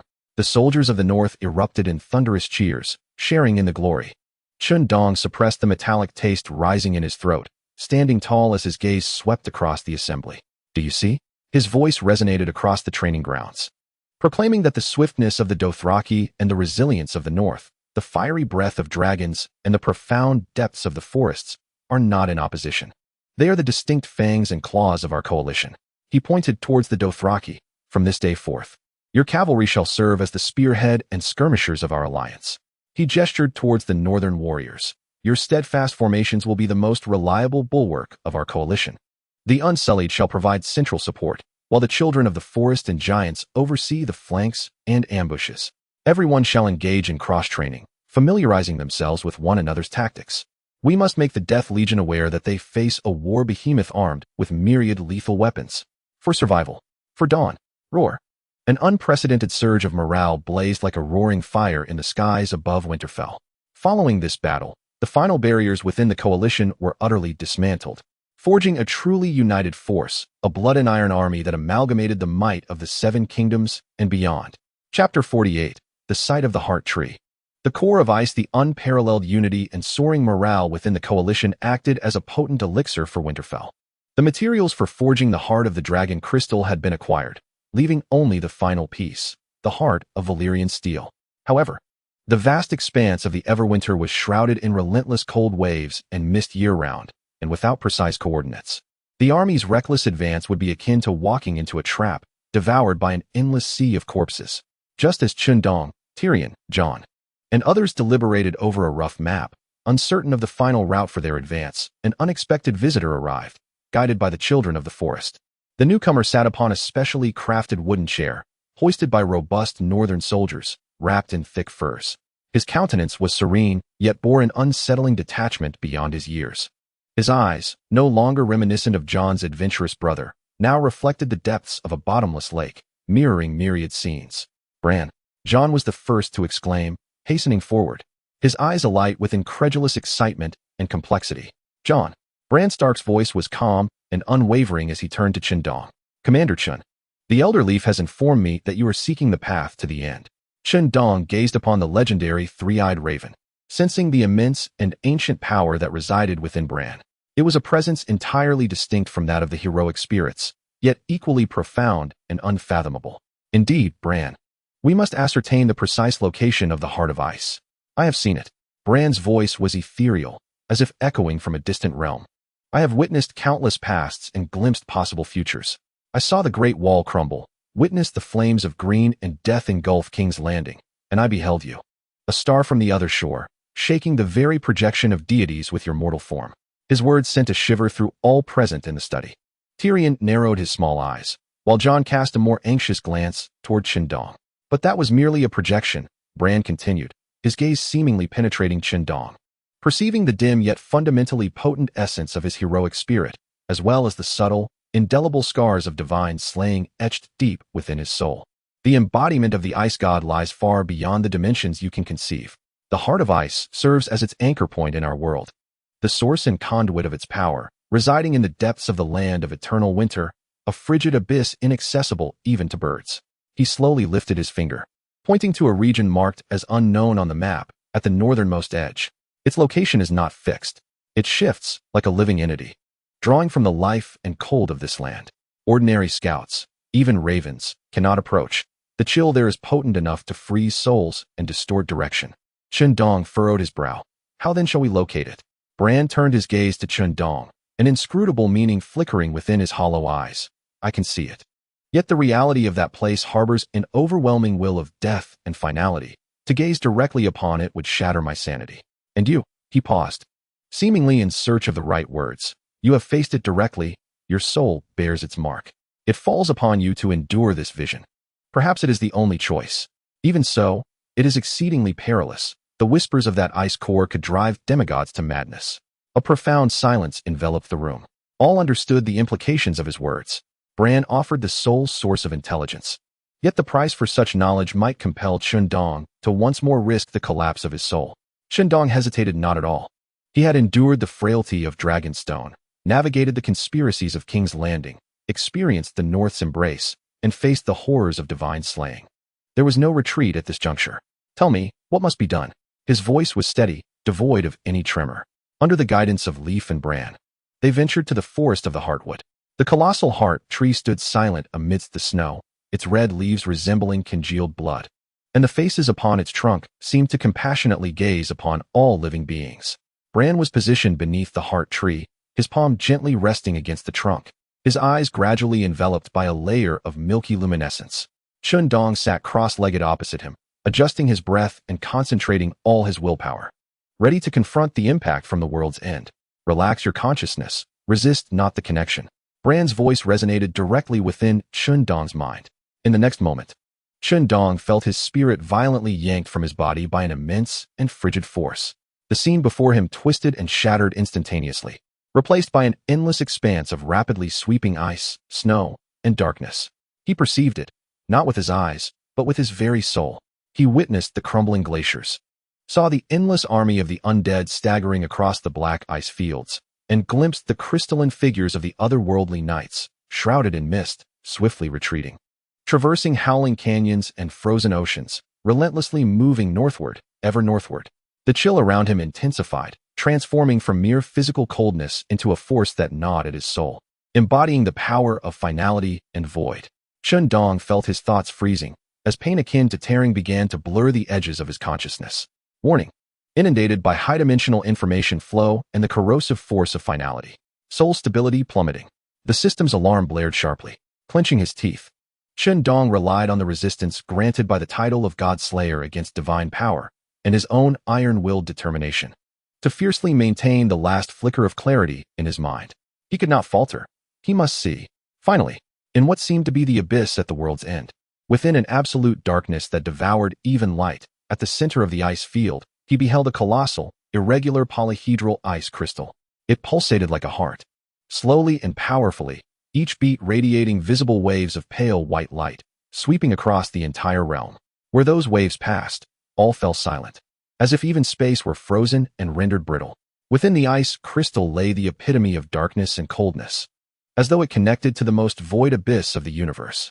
Merely gazing upon it, Chen Dong felt his soul being drawn in, on the verge of utter annihilation. This was the heart of ice, the anchor point of the ice god in this realm. The coordinates, like a brand, were instantly etched into the deepest recesses of Chen Dong's consciousness. Return. Bran's urgent voice thundered in his mind like a clap of thunder. The pull reversed in an instant, and Chen Dong's spirit was launched back to his body like a slingshot.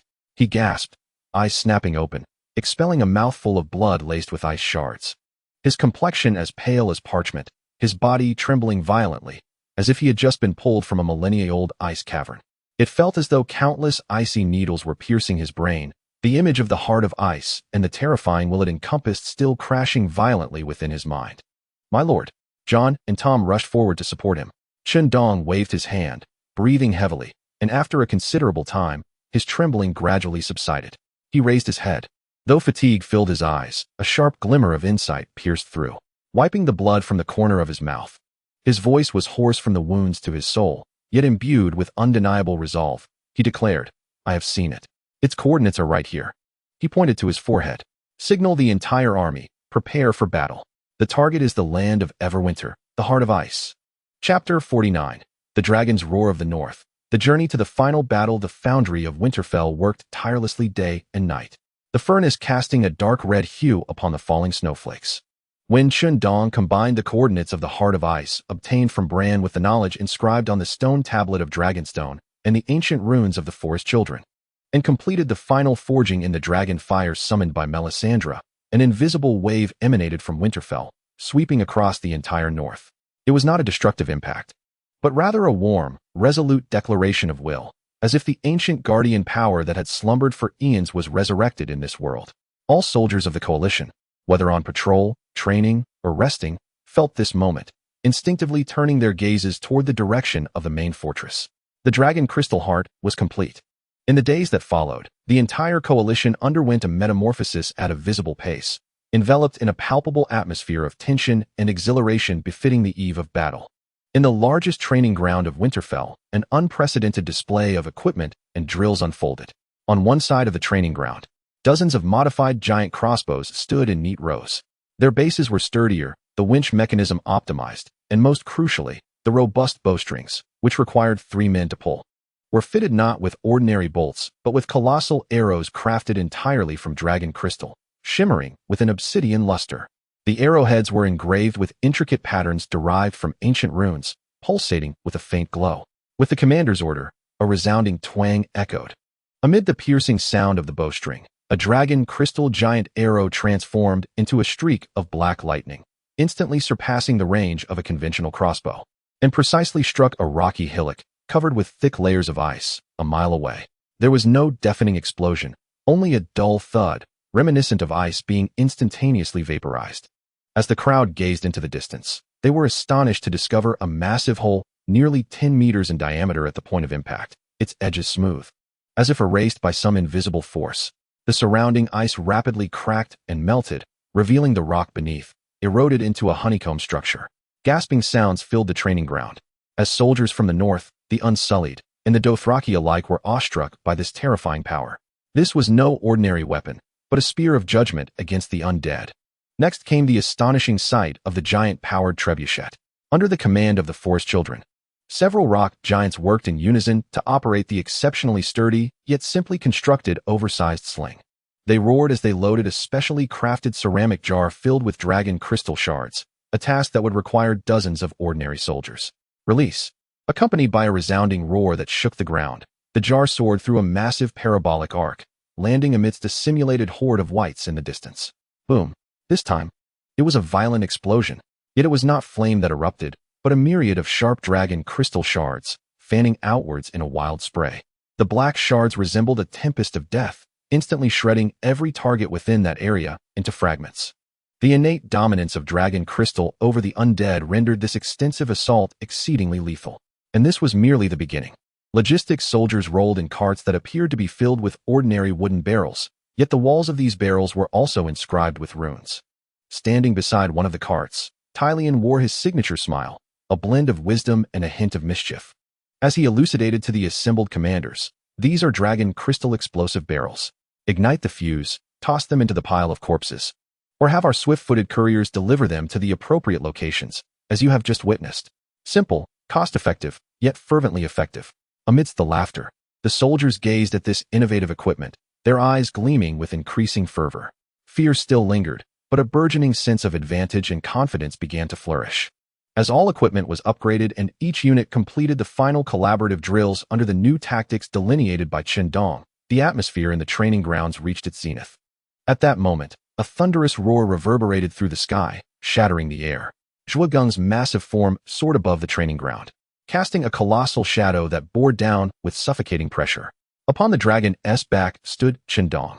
He was not clad in heavy armor, but rather donned a form-fitting black outfit conducive to movement, gripping the renowned Valyrian steel spear, Dawn.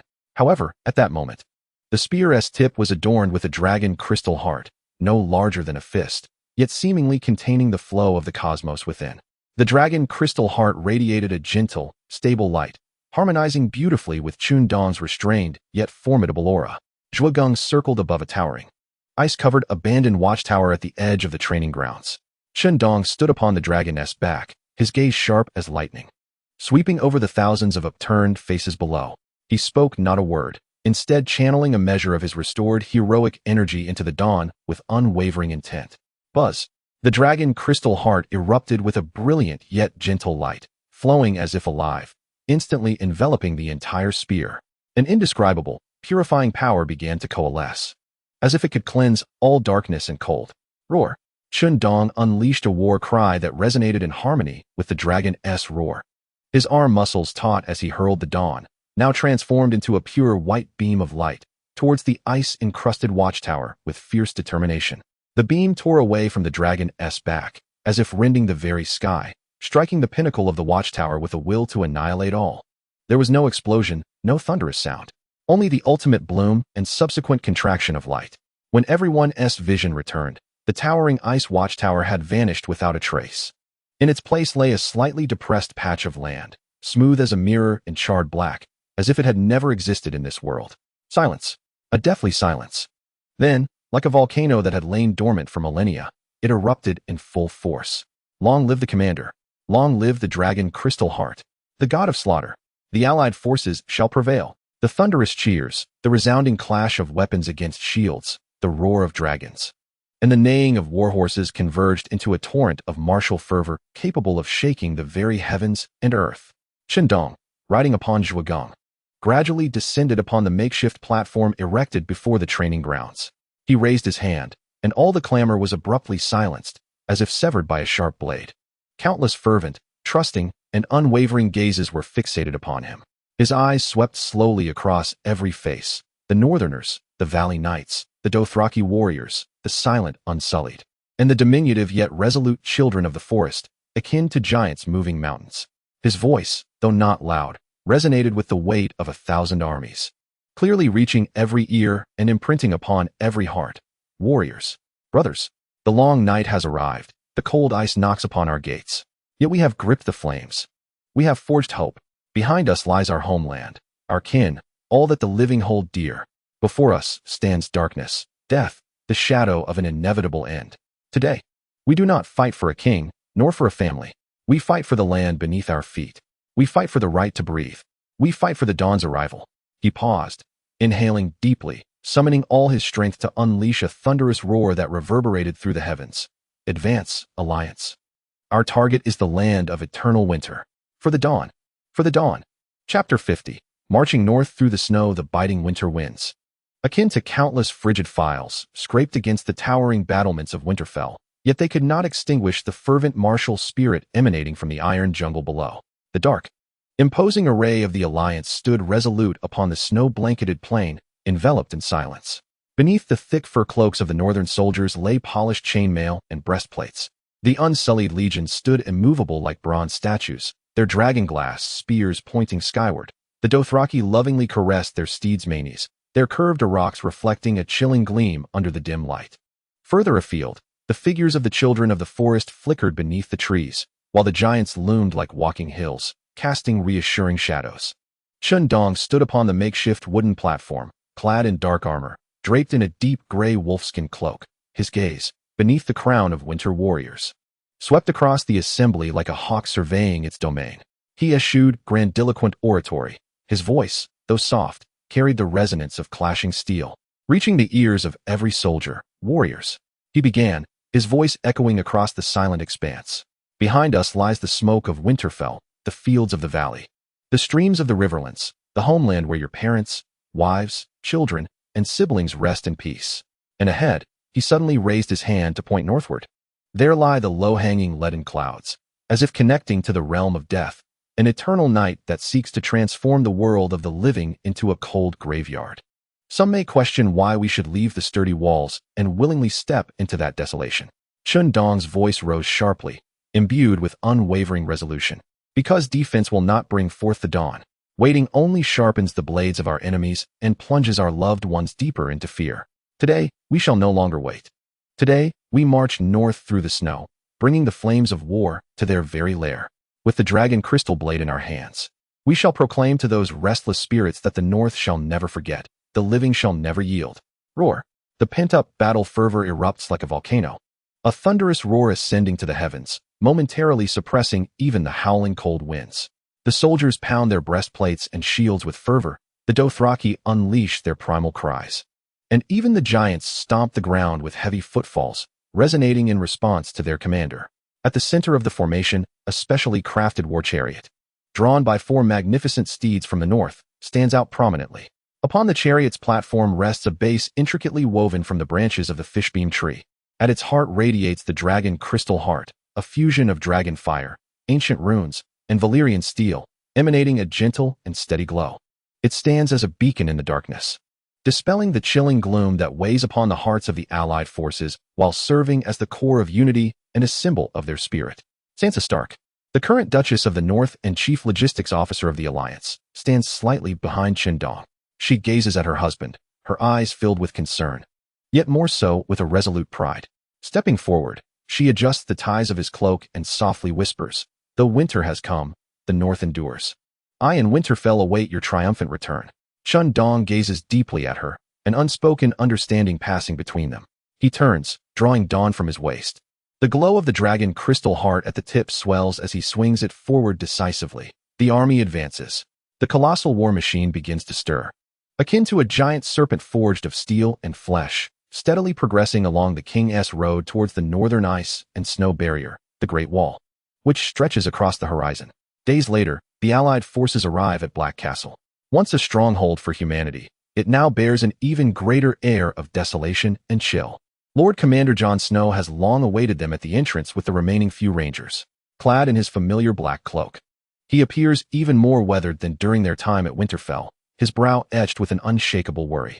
"Commander Chen Dong." Jon steps forward and embraces him firmly. His gaze sweeps over the well-equipped and formidable allied forces, especially the chariot bearing the dragon crystal heart, and a glimmer of exhilaration flashes in his eyes. "How fares the situation?"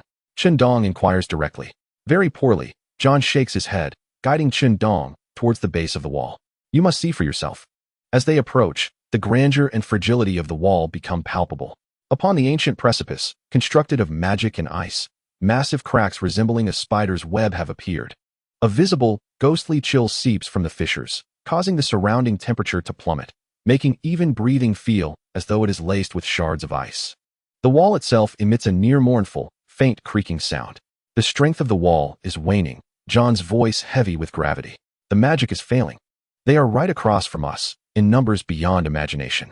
Chapter 51. The first encounter with the Ice Wights. With no time left for reflection, the coalition must hastily advance. As the massive procession passes through the shadowy, frigid gates of the Black Castle, formally entering the eternal winter beyond the ghostly forest, an essential transformation envelopes all. The light dims, as if the sun itself has surrendered its power in this realm. The snow beneath their feet deepens, and the biting wind, akin to a malignant spirit, pierces through heavy garments, chilling them to the bone. More terrifying is the pervasive silence hanging in the air. No birdsong, no beastly roars. And even the wind sounds hollow and eerie, as if the entire world has succumbed to death. Maintain formation. Remain vigilant. Chen Dong's commands swiftly transmitted through messengers and officers of varying ranks. The coalition advances in a preordained array. The Dothraki light cavalry disperses in a fan shape around the main force. The Unsullied form a guard on either flank. The Northern Legion and Giants take the center, while the Children of the Forest are scattered throughout the ranks, utilizing their bond with nature to provide early warnings. After just half a day's march, the warning comes: enemy attack. A piercing whistle from Dothraki scouts shatters the silence. Chen Dong squints into the distance, spotting large mounds of snow emerging on the gray-white expanse ahead.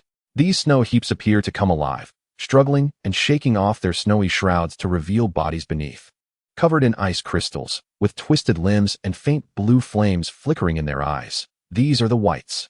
Thousands in number, they move sluggishly, their stiff bodies reminiscent of puppets manipulated by invisible strings, producing the unsettling sound of creaking bones as they surge toward the coalition like a tide. These are the lowliest foot soldiers of the White Army.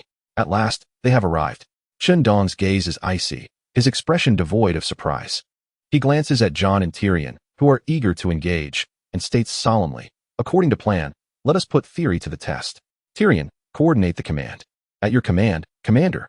Tyrion stands atop a raised wooden crate, his small form radiating immense energy.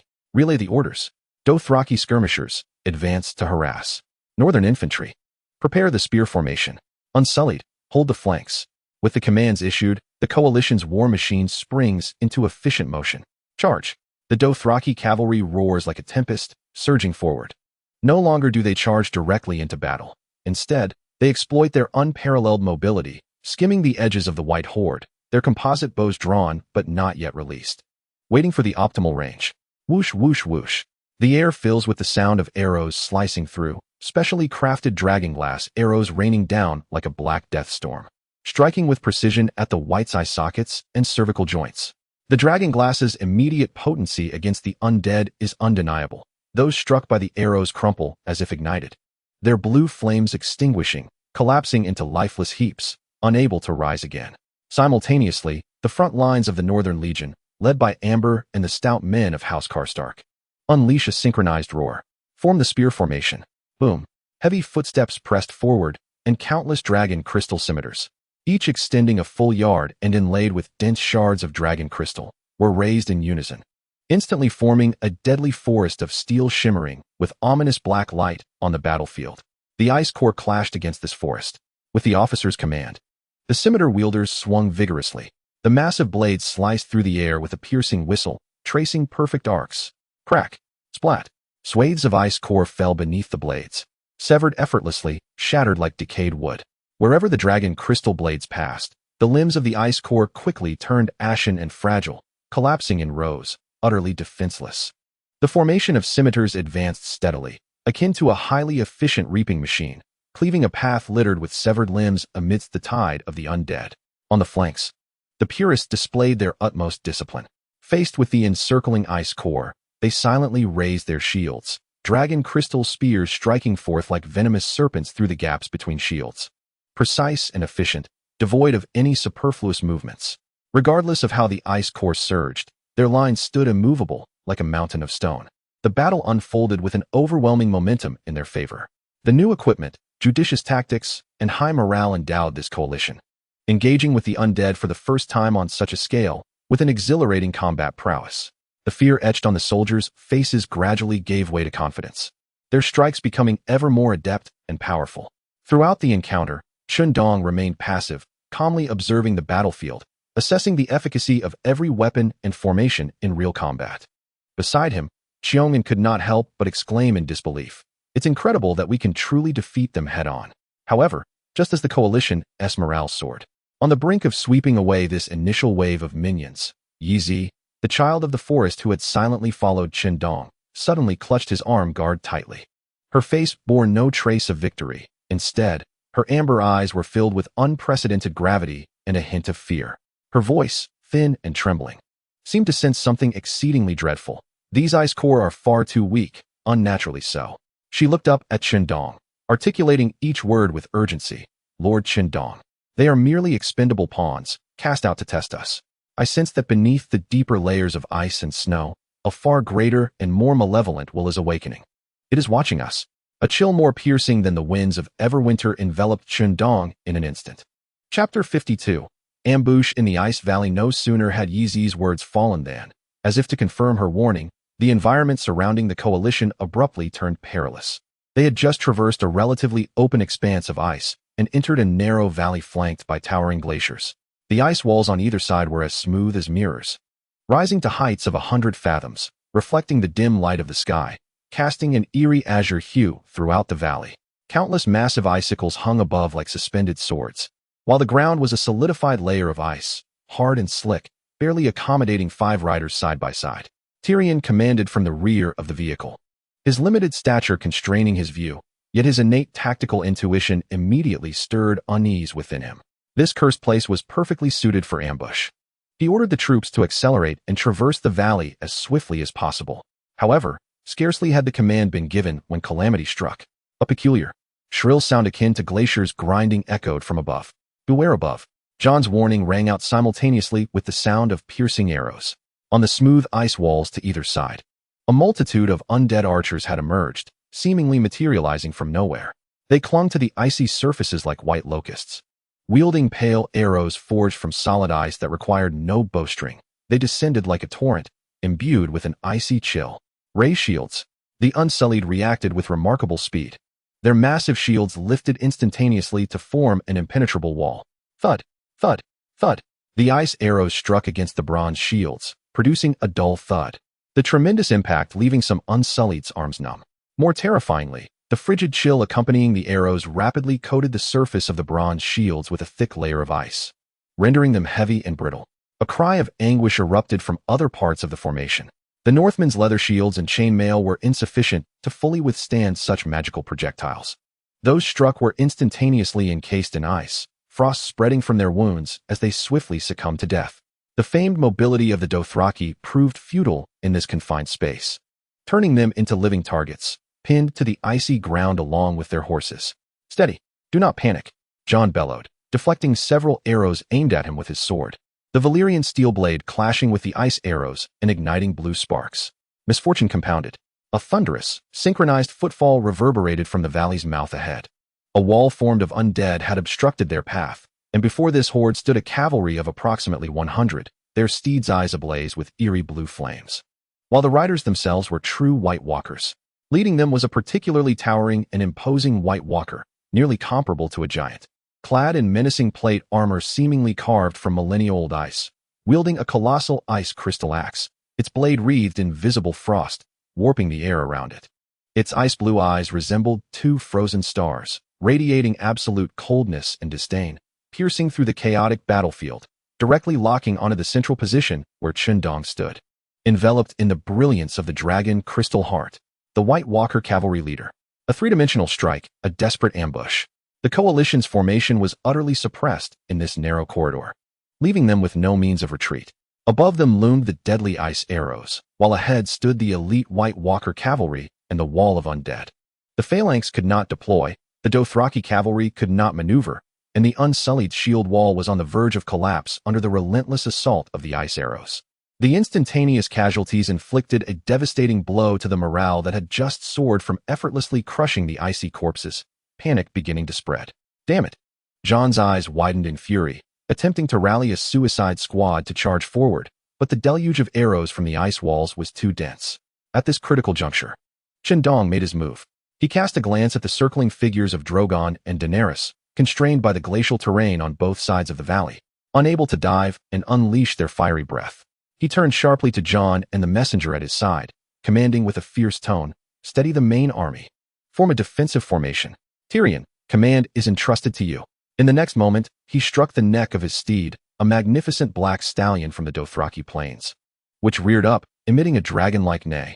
"Go." Chen Dong pressed his legs into the horse's flanks, breaking away from the ranks. Wielding Dawn like an arrow released from a bow, charging directly towards the dense throng of Wights and the menacing White Walker commander. "Commander!"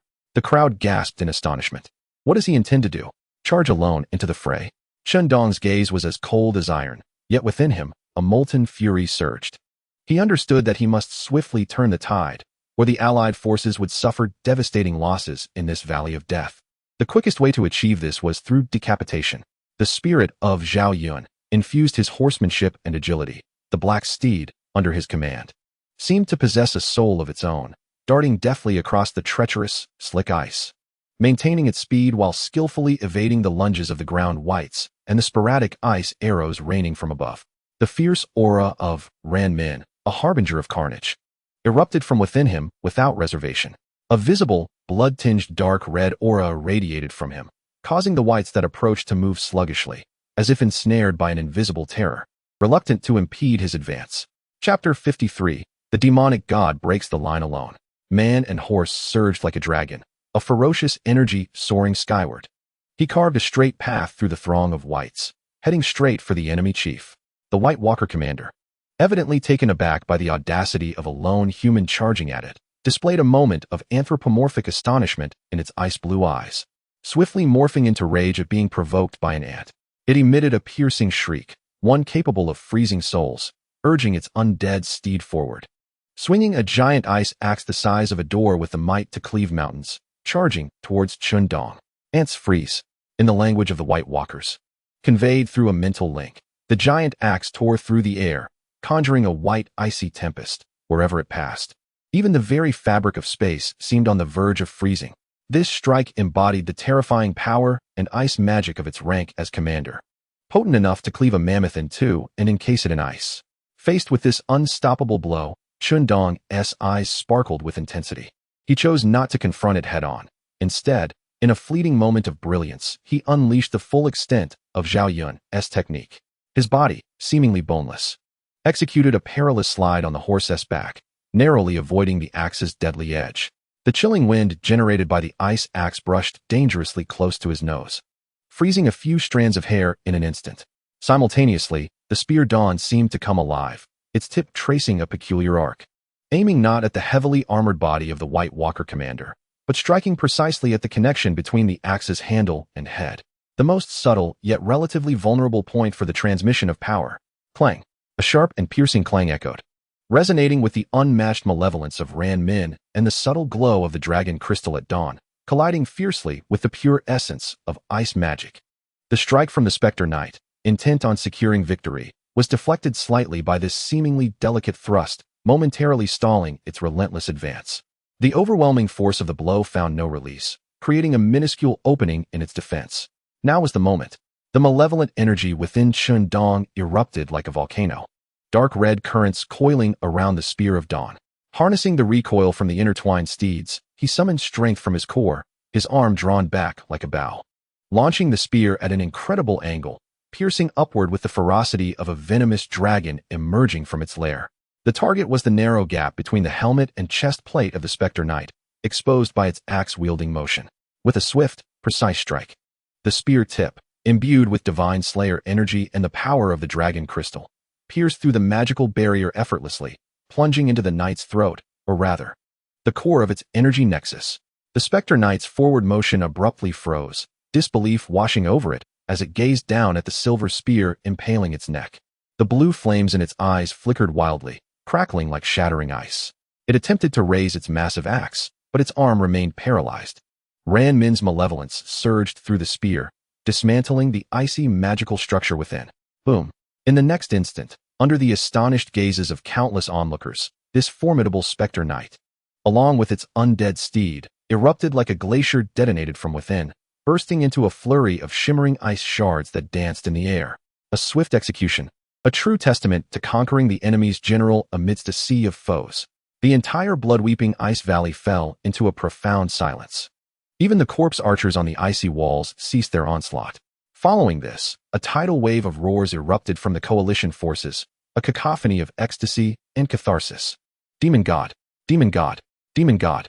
The leader was instantaneously slain, and the ambushing undead army lost its unified command, descending into utter chaos. The corpses stood bewildered, and the archers' attacks became sparse and disordered. Counterattack! The entire army surged forward. Seizing this rare opportunity, Jon bellowed with all his might, charging into the disarray of the undead horde. The coalition's morale soared, like a flood breaching its dam, launching a fierce counteroffensive toward the valley's mouth. The leaderless undead could no longer mount an effective resistance, succumbing entirely to the coalition's relentless advance. After the battle, the gorge lay in ruins, strewn with the bodies of the undead and a few fallen coalition soldiers. Chen Dong stood at the valley's entrance, slowly retrieving the spear of dawn from the ground where the Spectre Knight had shattered, leaving behind a small fragment of extraordinarily pure ice crystal, reminiscent of sapphire. Unlike other shattered ice crystals, this particular fragment seemed to encapsulate a dark shadow, writhing and struggling within, exuding a more sinister aura than that of ordinary wights. He bent down to retrieve it, and an icy chill penetrated his soul, spreading swiftly from his fingertips.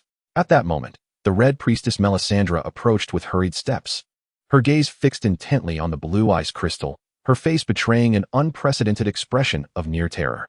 "You must cast it away, my lord," she urged, her voice sharp and urgent. "It is the gaze of the frost god. To carry it means you will be eternally monitored by that supreme, frigid will. It will seek you out and corrode your essence." Chen Dong grasped the cold blue crystal, sensing the malice and scrutiny of the shadow within. Yet his expression grew even more profound and frigid. Chapter 54, The Note of the Earth Veins. The elegy of the forest children clutching the seemingly sentient blue crystal that radiated a bone-chilling cold and sense of being watched.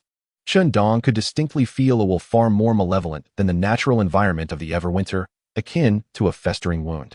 attempting to spread along his arm and erode his soul. Melisandre's warning echoed in his ears. The gaze of the frost god, he whispered, his eyes sharp as blades. He did not discard it immediately.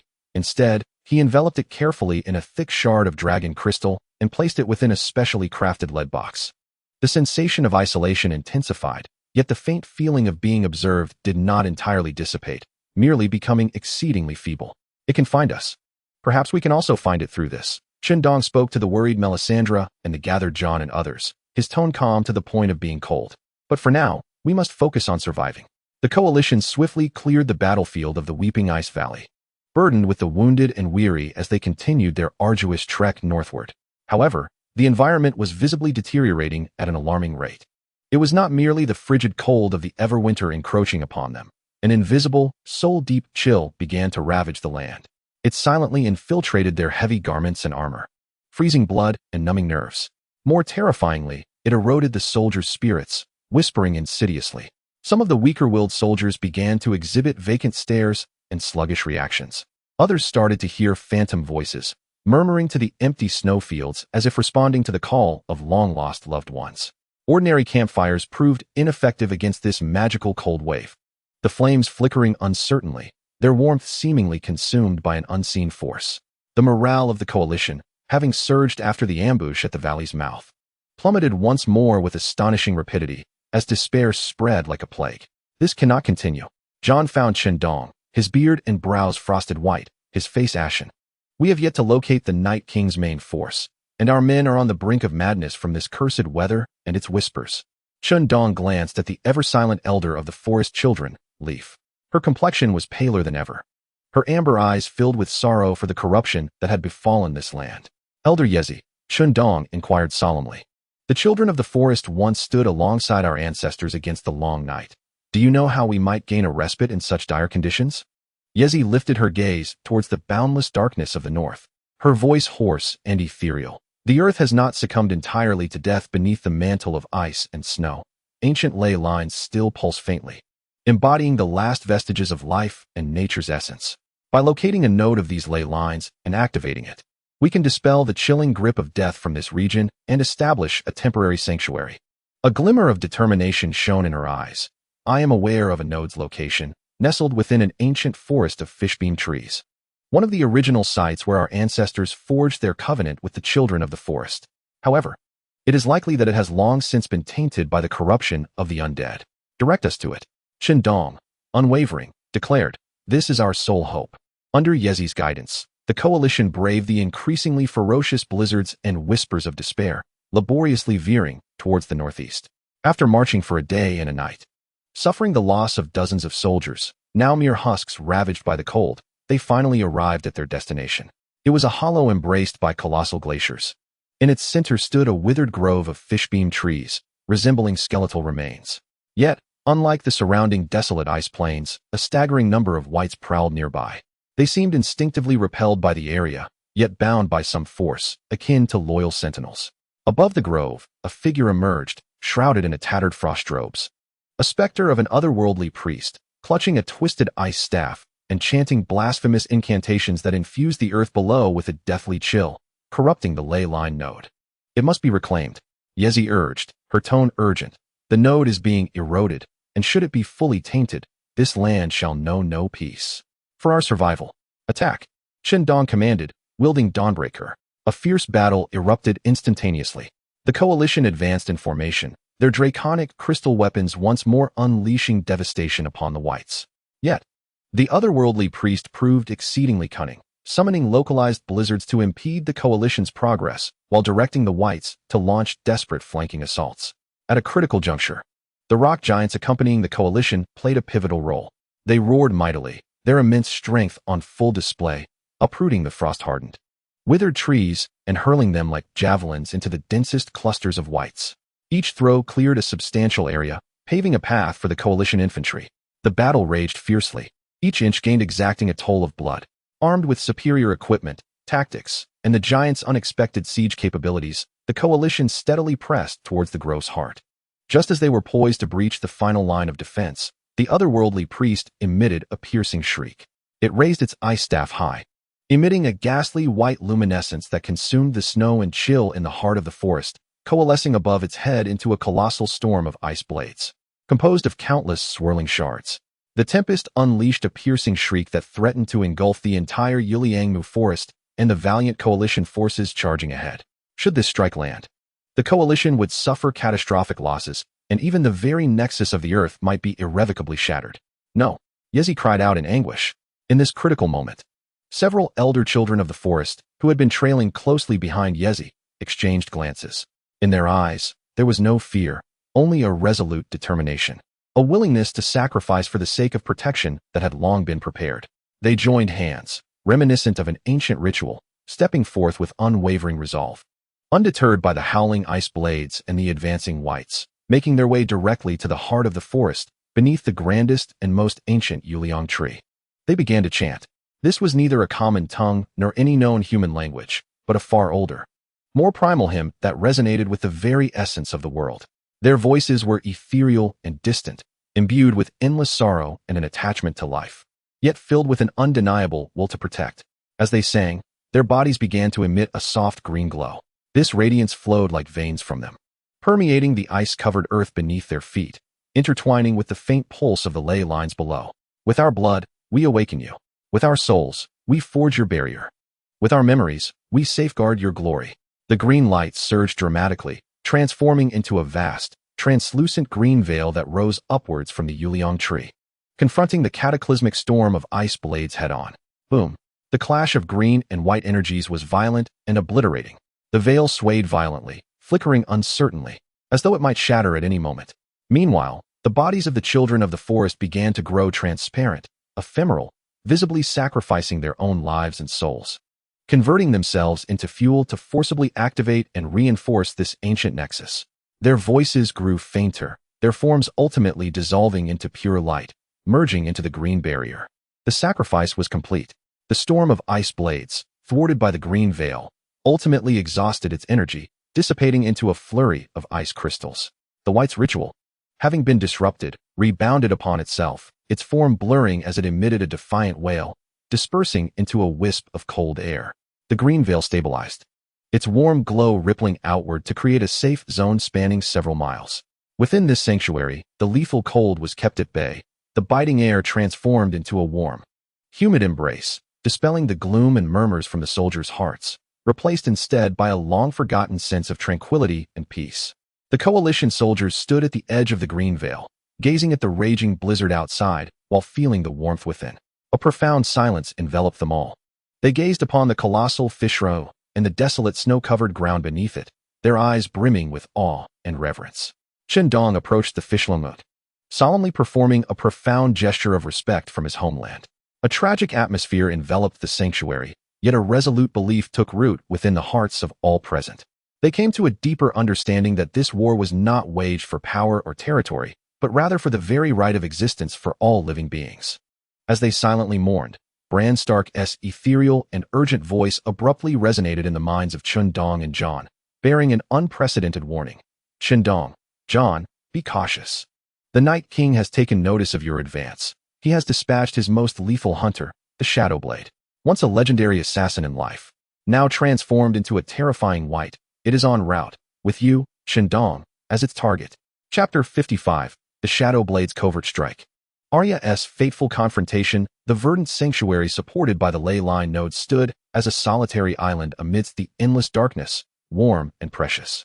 The coalition soldiers were finally able to release their taut nerves, gathering around a campfire that radiated genuine warmth, consuming rations, tending to their wounds, and drifting into deep slumber. Even the howling winds and swirling snow were kept at bay by the shimmering barrier, leaving only the crackling of burning wood and the muted groans of the wounded. Yet beneath this tranquil facade, turbulent currents surged. Chen Dong's main tent was situated closest to the center fishlungut, housing the heart of dragon crystal, which emanated a gentle light stabilizing the entire sanctuary. However, he did not rest. Instead, he sat cross-legged upon a fur rug, with the lead box before him.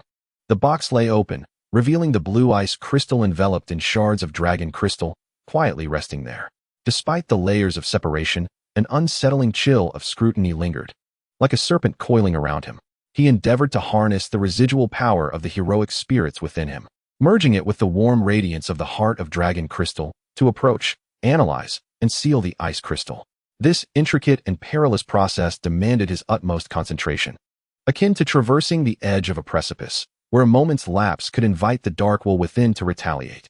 Outside the tent, Arya Stark moved like a true specter, blending seamlessly into the shadows of the camp. Her carefully selected and trained Shadow Guard members dispersed around the main tent, like droplets merging into the sea. Stationed at various critical points, Bran's forewarning weighed heavily on everyone's hearts like a block of ice. They were uncertain when or how the Shadow Blade would strike, forcing them to elevate their vigilance to its utmost. Arya's gray eyes glimmered with a wolf-like intensity amidst the shadows. Her breathing was steady, nearly indistinguishable from her surroundings. Having endured the training of the faceless men and countless brushes with death, her senses were sharpened beyond that of ordinary mortals. She could hear the subtle sound of snowflakes landing on the tent, the distant snores of sleeping soldiers, and a faint, discordant, chilling presence that silently seeped into the camp's tightly woven security net like mercury. It was coming. Arya's muscles tensed instantaneously, her silence a testament to the necessity of stealth, for any extraneous sound could lead to disaster. She gestured discreetly to her companion hidden within the nearby shadows, signaling the utmost alertness. The target had infiltrated. The figure known as Shadowblade seemed to transcend the very laws of physics. It did not walk, but glided, leaving no trace upon the snow beneath its feet. At times, its form solidified, exuding the chilling essence of a frostbitten corpse, while at others, it briefly transformed into a thin, nearly invisible wisp of black mist, effortlessly slipping through the blind spots of the patrols and the watchful eyes of the innocents. Its movements barely disturbed the air around it, as it skillfully avoided all sentinels, akin to a harbinger of death, heading directly towards the heart of the energy fluctuations within the tent of Chen Dong. Inside, Chen Dong was at a pivotal moment in his sealing process. A faint golden light danced around his fingertips, entwined with the glow of the dragon crystal's heart, as he attempted to inscribe a barrier rune upon the surface of the blue ice crystal. Suddenly, an unanticipated shiver coursed through him, a chilling intent to kill stabbing at the back of his head like a tangible needle. Almost instinctively, Chen Dong jerked his head to the side. A nearly imperceptible black blade whistled past his ear, severing a few strands of hair and leaving a bottomless, frost-edged hole in the ground before him. The attack did not originate from outside the tent, but from the very shadows within. Shadowblade had, without warning, breached the physical realm and infiltrated the interior. Chen Dong spun around, catching sight of a figure slowly manifesting from the shadowy corner of the tent. Tall and slender, it was clad in dark blue ice armor, its face devoid of features, presenting only a smooth, reflective ice surface that mirrored the ambient light within the tent. In its grasp were a pair of peculiar, pitch-black short blades resembling ice picks. That last strike had merely been a probing greeting. Without uttering a word, Shadowblade struck again. Its form flickered, as if multiple afterimages appeared simultaneously, launching attacks towards Chen Dong's vital points from various angles. The speed was breathtaking, the blades slicing through the air, producing only the faintest whisper of wind, akin to a sigh. Chen Dong's gaze sharpened as he prepared to counterattack, when suddenly, the tent flap was forcefully shoved aside by a small, agile figure. Its adversary was none other than Arya Stark. As if foreseeing the moment, she burst into the tent just as Shadowblade initiated its second assault. Her sewing needle transformed into a flash of silver, deftly parrying the strike aimed at Chen Dong's back. Sparks flying in the process. Shadowblade's movements hesitated ever so slightly, its smooth, icy visage turning towards Arya, seemingly intrigued by this sudden appearance of a petite figure who could match its speed. In the next heartbeat, both combatants surged into action. There was no clamor of clashing armies, no battle cries, only a perilous clash of unparalleled speed and skill. The two figures engaged in a dazzling chase and struggle within the confines of the narrow tent, swirling around the central dragon crystal's heart and Chen Dong. In a breathtaking display of conflict, Arya harnessed the agility of the water dancer and the stealth of the faceless man to perfection. At times, she moved like a phantom cat, and at others, she utilized the poles of the tent and the draping furs to conceal her presence, delivering deadly ambushes. The Shadowblade, however, was even more uncanny. It could instantaneously meld into the shadows, re-emerging from an unexpected angle. Its short blade exuded an intense chill capable of freezing any weapon or limb it touched. It could even momentarily distort light, creating visual deception. Clang! The Valyrian steel dagger, resembling a needle, clashed with the obsidian ice blade in a flurry of strikes. Each encounter was fraught with peril, with Arya relying on her honed skills and extraordinary composure, while the shadow blade depended on the relentless nature of the undead and its eerie ice magic. The battle within the tent drew the attention of the guards outside. But when Jon, Jaime, and others rushed in, they found it nearly impossible to intervene in this extraordinary duel. The swift movements and blurred figures made hasty attacks perilous, as they risked harming Arya. In one clash, the ice blade grazed Arya's shoulder armor, instantly coating it with frost and slowing her movements by a fraction. Seizing the opportunity, the shadow blade approached like a specter, thrusting another short blade directly at her heart. As escape seemed impossible, a glint of cunning flashed in Arya's eyes. Appearing to stumble backward, she cleverly ensnared a leather strap securing the tent to the ground. As she leaned back, the strap tightened, triggering a nearby pouch filled with shards of dragon glass. The pouch spilled forth, showering black crystals like a waterfall, perfectly obscuring the shadow blade's pursuit path. This unforeseen obstacle, imbued with counteracting energy, caused a momentary hesitation in the shadow blade's movements. In that instant, Arya forsook all defense, pushing her body's coordination to its limits, and, at an astonishingly contorted angle, slipped through the gap between the shadow blade's dual attacks. Her needle, abandoning its stabbing motion, lashed upward like a striking viper.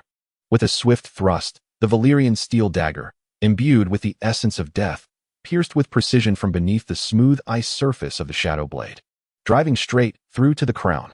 Here lay its weakest armor, the very core of its energy. The shadow blade's advance suddenly halted, its dark ice blades mere inches from Arya's back, yet unable to move forward. For the first time, cracks appeared on its smooth ice visage, tiny fissures rapidly spreading. It bowed its head, seemingly searching for the source of its demise, and ultimately, its entire form shattered like fragile glass, disintegrating into a heap of black ice crystals that emitted a chilling aura, falling silent. Arya knelt upon one knee, gasping for breath, her forehead slick with cold sweat. Fully aware of the peril she had just faced, she withdrew her dagger, the cat's tooth, and gazed at the pile of remnants on the ground. Jon and the others hurried forward. As Jaime examined the heap of ice crystals, he kicked out an ancient, rusted badge, its contours still discernible despite the passage of time. The shape of the badge resembled a coiling venomous serpent. Jon picked it up, scrutinizing it closely, and his expression subtly shifted. Is this the kiss of the serpent? A symbol of an assassin clan that perished a millennium ago, said to have sworn allegiance to an ancient priesthood of the frost god. At some point, Chen Dong had completed the preliminary sealing of the blue ice crystal, returning it to its lead box. He approached Arya, assisting her to her feet, yet his gaze lingered on the badge before shifting to the dissipating black ice crystals on the ground. A flicker of realization crossed his eyes as he spoke solemnly to the weary but bright-eyed Arya. You have slain not merely an adversary, Arya, but a tragic soul, enslaved and distorted for 1,000 years. The tent fell into a profound silence, illuminated only by the steady and warm glow of the dragon crystal heart. The lead box in Chen Dong's hand, temporarily sealed, seemed to grow heavier. Chapter 56, The Howl of the Ice Wolves. Jon's moment of kingship with the threat of the shadow blade dispelled, the brief tranquility within the safe zone did not endure for long. The news of Chen Dong successfully sealing the frost god's gaze buoyed morale, yet all understood that remaining stagnant equated to vulnerability. After a day's rest, the coalition broke camp, once again stepping into the realm governed by death and frigidness, the Everwinter. The green light of the protective barrier gradually faded behind them, as the biting cold wind and the haunting whispers eroded their spirits anew.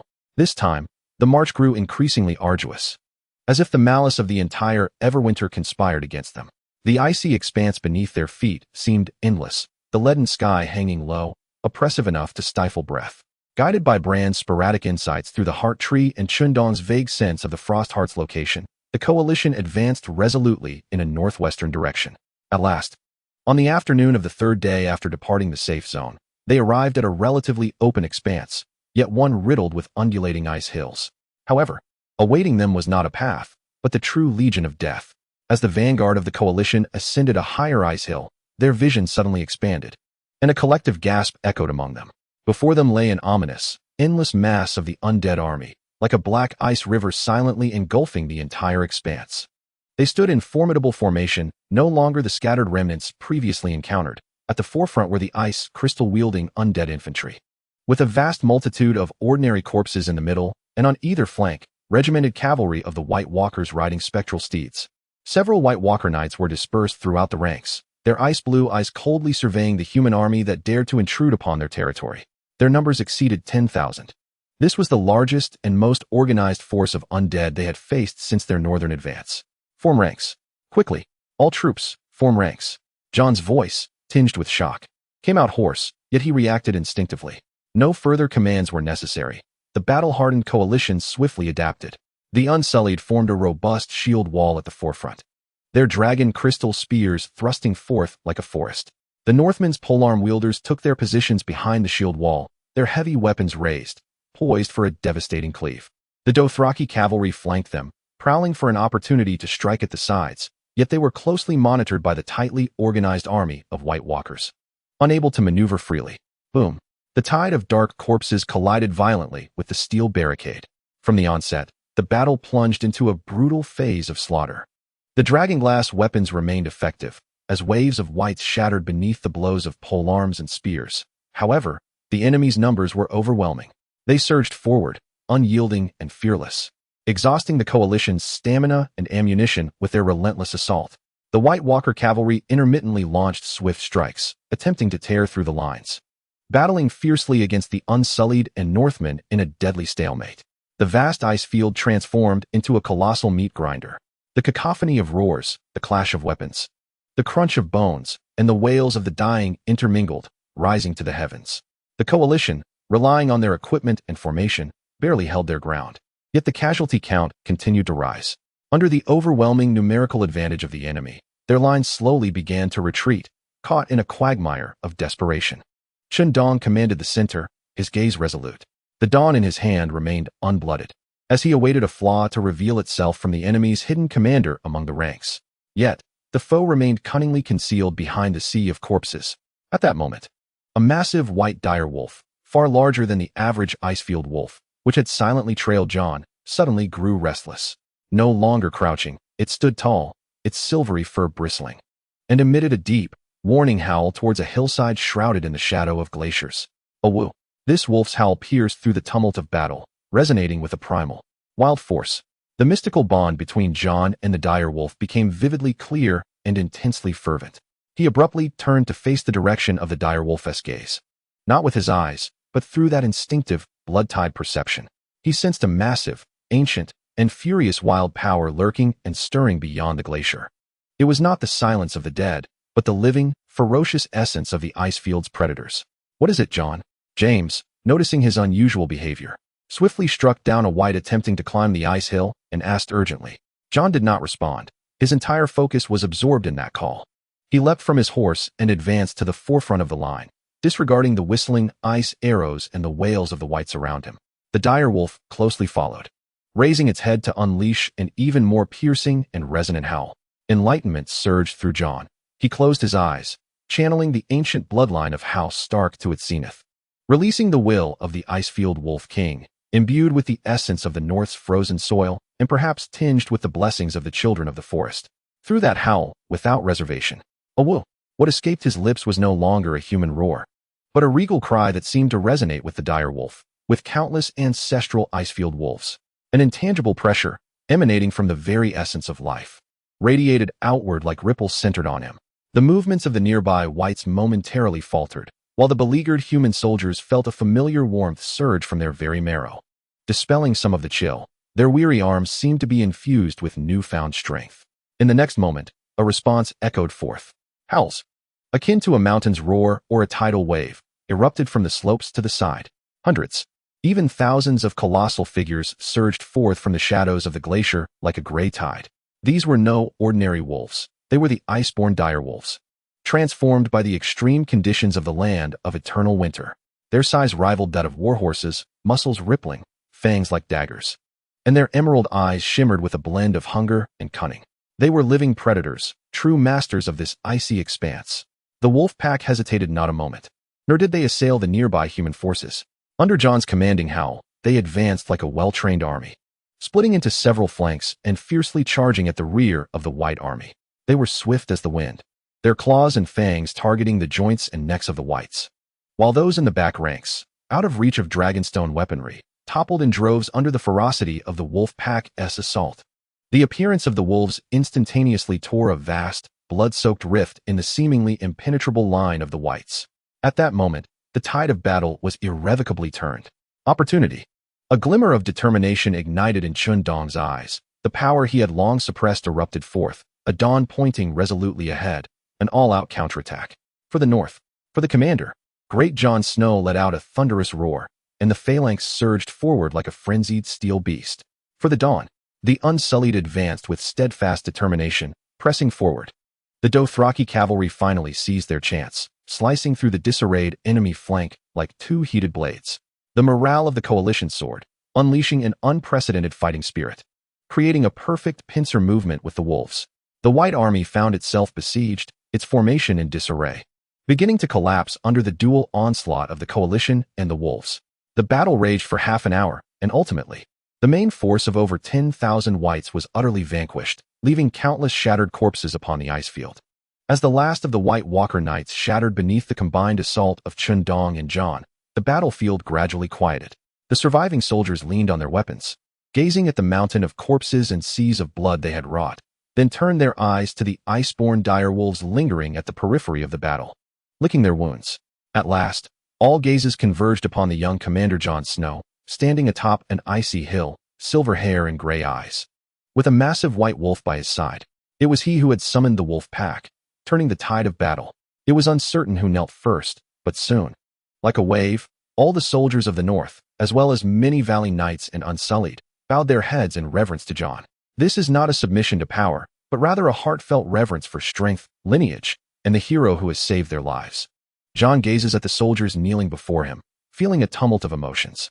He senses the weighty acknowledgement and an even heavier burden of responsibility upon his shoulders. At that moment, the most majestic of wolves, its size comparable to that of a young elephant, slowly traverses the battlefield and approaches Jon.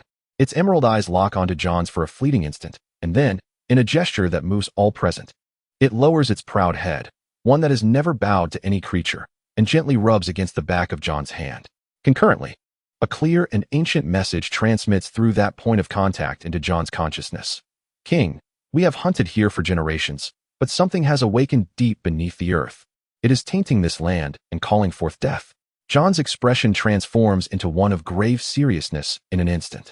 Chapter 57. Dragonfire burns the city. Daenerys's choice. The information conveyed by the wolf pack regarding the subterranean source of pollution deepens the solemn atmosphere among the high command of the allied forces. Bran, through the blurred images from the Heart Tree, corroborates the warning from the Wolf King, pointing towards a definitive target, an ancient ancestral fortress built on a critical passage leading into the far north, known as Frostfang Fortress. According to maps and limited intelligence, this fortress guards a narrow ice strait, a vital route for the Allied forces to proceed northward, and is the most likely strategic stronghold to be utilized by the White Walkers as a forward base and point of contamination. We must seize it, Chen Dong declared during the military meeting, gesturing emphatically at the rough map, not merely to clear the path, but to remove this thorn and uncover what lies within. Days later, the Allied forces arrived beneath the ridge where Frostfang Fortress stood. Looking up, they beheld the fortress, constructed entirely of black rock and ancient ice. Resembling the fangs of a colossal beast, menacingly piercing the gray sky, the fortress walls soared to great heights, cloaked in a thick layer of ominous blue ice that shimmered with magical luminescence, smooth as glass and nearly impossible to scale. Upon the walls, shadowy figures of Wights armed with bows and larger defensive machinery were discernible. Even more unsettling was the faint, chilling aura of pallid cold that wafted from the fortress's interior, mirroring the tainted essence described by the Wolf King. Tyrion scrutinized the structure, his features contorted in concern. Conventional siege tactics will likely prove ineffective. Ladders will simply slide off the ice, and battering rams will have limited effect against that magical ice. They require no supplies, thus besieging them would be futile. All eyes unanimously turned towards Daenerys Targaryen, alongside her sprawling yet imposing black dragon, Drogon. Daenerys felt the weight of their expectations. Her silver gold hair danced in the cold wind, and the confidence ignited in her violet eyes like a fierce flame. She cast a glance at Chen Dong, nodding slightly. It is time for them to witness the true might of Dragonfire. Chen Dong solemnly addressed, Lady Daenerys, please eliminate the guards atop the walls, and if possible, destroy their core defenses. As you wish, Commander, Daenerys replied. She swiftly mounted Drogon, gently patting his neck, Dracarys. With a thunderous roar that proclaimed annihilation, Drogon unfurled his immense wings, stirring up the snow beneath him and soaring into the sky like an arrow released from a bow. Rhaegal and Viserion followed closely behind, the three dragons charging toward the frigid fortress amidst the thunderous cheers of the coalition forces. Within the castle, the undead seemed to sense the impending threat. The wights on the walls stirred restlessly as several crossbows made of ice and bone adjusted their angles, aiming at the colossal beasts above. Yet, in the face of absolute power, their efforts were futile. Dragonfire.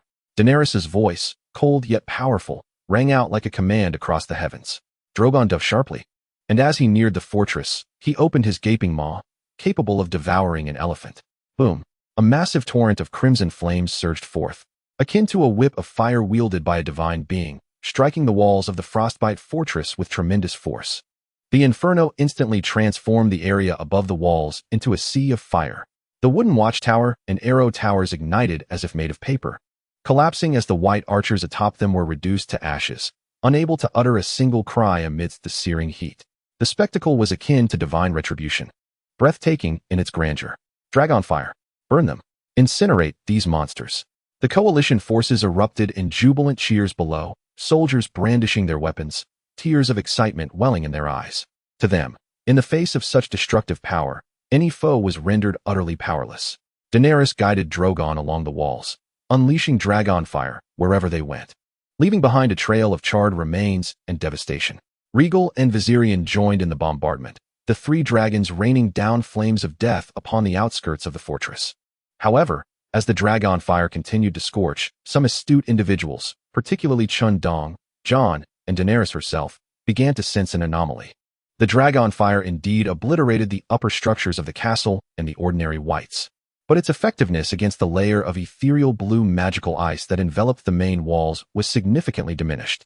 The flames swept across, melting only a portion of the ice's surface, creating a considerable amount of white vapor, yet failing to completely destroy or penetrate it. Beneath the ice, the black stone walls remained intact. Even more alarming was the faint outline of a translucent ice shield, coalesced from chilling white energy, hovering above the central keep. Drogon's dragonfire struck the shield, causing it to ripple violently and dim slightly, yet it remained impervious to their assault. Beneath the shield, a frost-wielding White Walker mage was discernibly maintaining the defensive barrier. For the first time before the gathered crowd, dragonfire, regarded as the ultimate weapon, revealed its limitations. Daenerys ascended on Drogon once more, her gaze fixed upon the core area below, which, despite being in disarray from dragonfire, still stood resolute. For the first time, her violet eyes reflected a profound astonishment and gravity. The dragonfire she took such pride in, capable of incinerating cities and reducing armies to ash, had failed to utterly dismantle the defenses of a mere castle? What sorcery and ice were at play here? The concept of warfare on a metaphysical level, as articulated by Chen Dong, struck her with unprecedented clarity and depth. Power, it appeared, was not solely defined by destruction. To counter this chilling finality, rooted in the very essence of the cosmos, perhaps one required an equally formidable force, embodying life and creation, rather than merely extreme temperatures. At that moment of turmoil within her mind, Chen Dong seized the opportunity presented by the enemy's weakened defenses, distracted by the aerial assault. Now was the time for a ground assault. He personally led a strike team composed of the North's elite, unsullied veterans, and several rock giants, braving the sporadic ice arrows raining from the battlements to charge forward. The giants proved remarkably effective once again, bearing specially crafted barrels filled with dragon crystal shards and wildfire, rushing towards the massive ironwood gates, now cracked from the dragonfire's searing heat. Ignite! Fall back! The fuses hissed as they burned. Boom! A thunderous explosion erupted, far more powerful than the shattering of dragon crystal jars. The gates disintegrated in the violent blast, sending countless fragments, along with the corpses blocking the entrance, flying into the air. Charge with me! Chen Dong, at the forefront, brandishing dawn, plunged into the castle's interior, now thick with smoke and frost. The coalition's elite surged into the fortress like a flood, engaging in brutal urban warfare against the undead sentinels within. The battle raged for a full hour, ultimately purging the castle of its spectral inhabitants. When Chen Dong, Jon, Arya, and others broke through the many obstacles to reach the castle's central hall, the sight before them rendered them breathless. The hall was devoid of any furnishings, save for an eerie altar at its center, entirely composed of an ever-growing, ghostly blue ice. The altar emanated a chilling aura capable of freezing souls, inscribed with countless twisted and blasphemous runes. Atop the altar floated a colossal, pulsating ice crystal eye, reminiscent of a living creature. This eye, the size of a millstone, exhibited a ghastly interplay of pale white and ghostly blue, with a pitch-black abyss at its pupil. It seemed to possess life, coldly and vengefully fixating on the unwelcome intruder. Chapter 58, The Illusion of the Ice Eye. Chen Dong's inner trial within the great hall of Frostfang Fortress, the air grew thick as if it had solidified. The ice eye suspended above the altar pulsed like a living entity, radiating an essence so cold it could erode souls, accompanied by a cacophony of chaotic whispers. Its unfathomable dark pupil locked onto Chen Dong, as if intent on sealing his existence in ice, dissecting, and ultimately consuming him. Jon let out a low groan, instinctively retreating a step, nearly losing his grip on the Valyrian steel sword Longclaw, as the mental shock sent a piercing pain through his head. Arya's complexion turned pale as well. The sewing needle she clutched trembled slightly, her assassin's instincts sensing a lethal threat that transcended the physical realm. Even the elite northern warriors who had followed him and displayed vacant gazes, their faces betraying fear and confusion. The psychic disturbance emanating from the eye of ice surpassed that of ordinary wights, making it impossible for common soldiers to approach. Everyone fall back.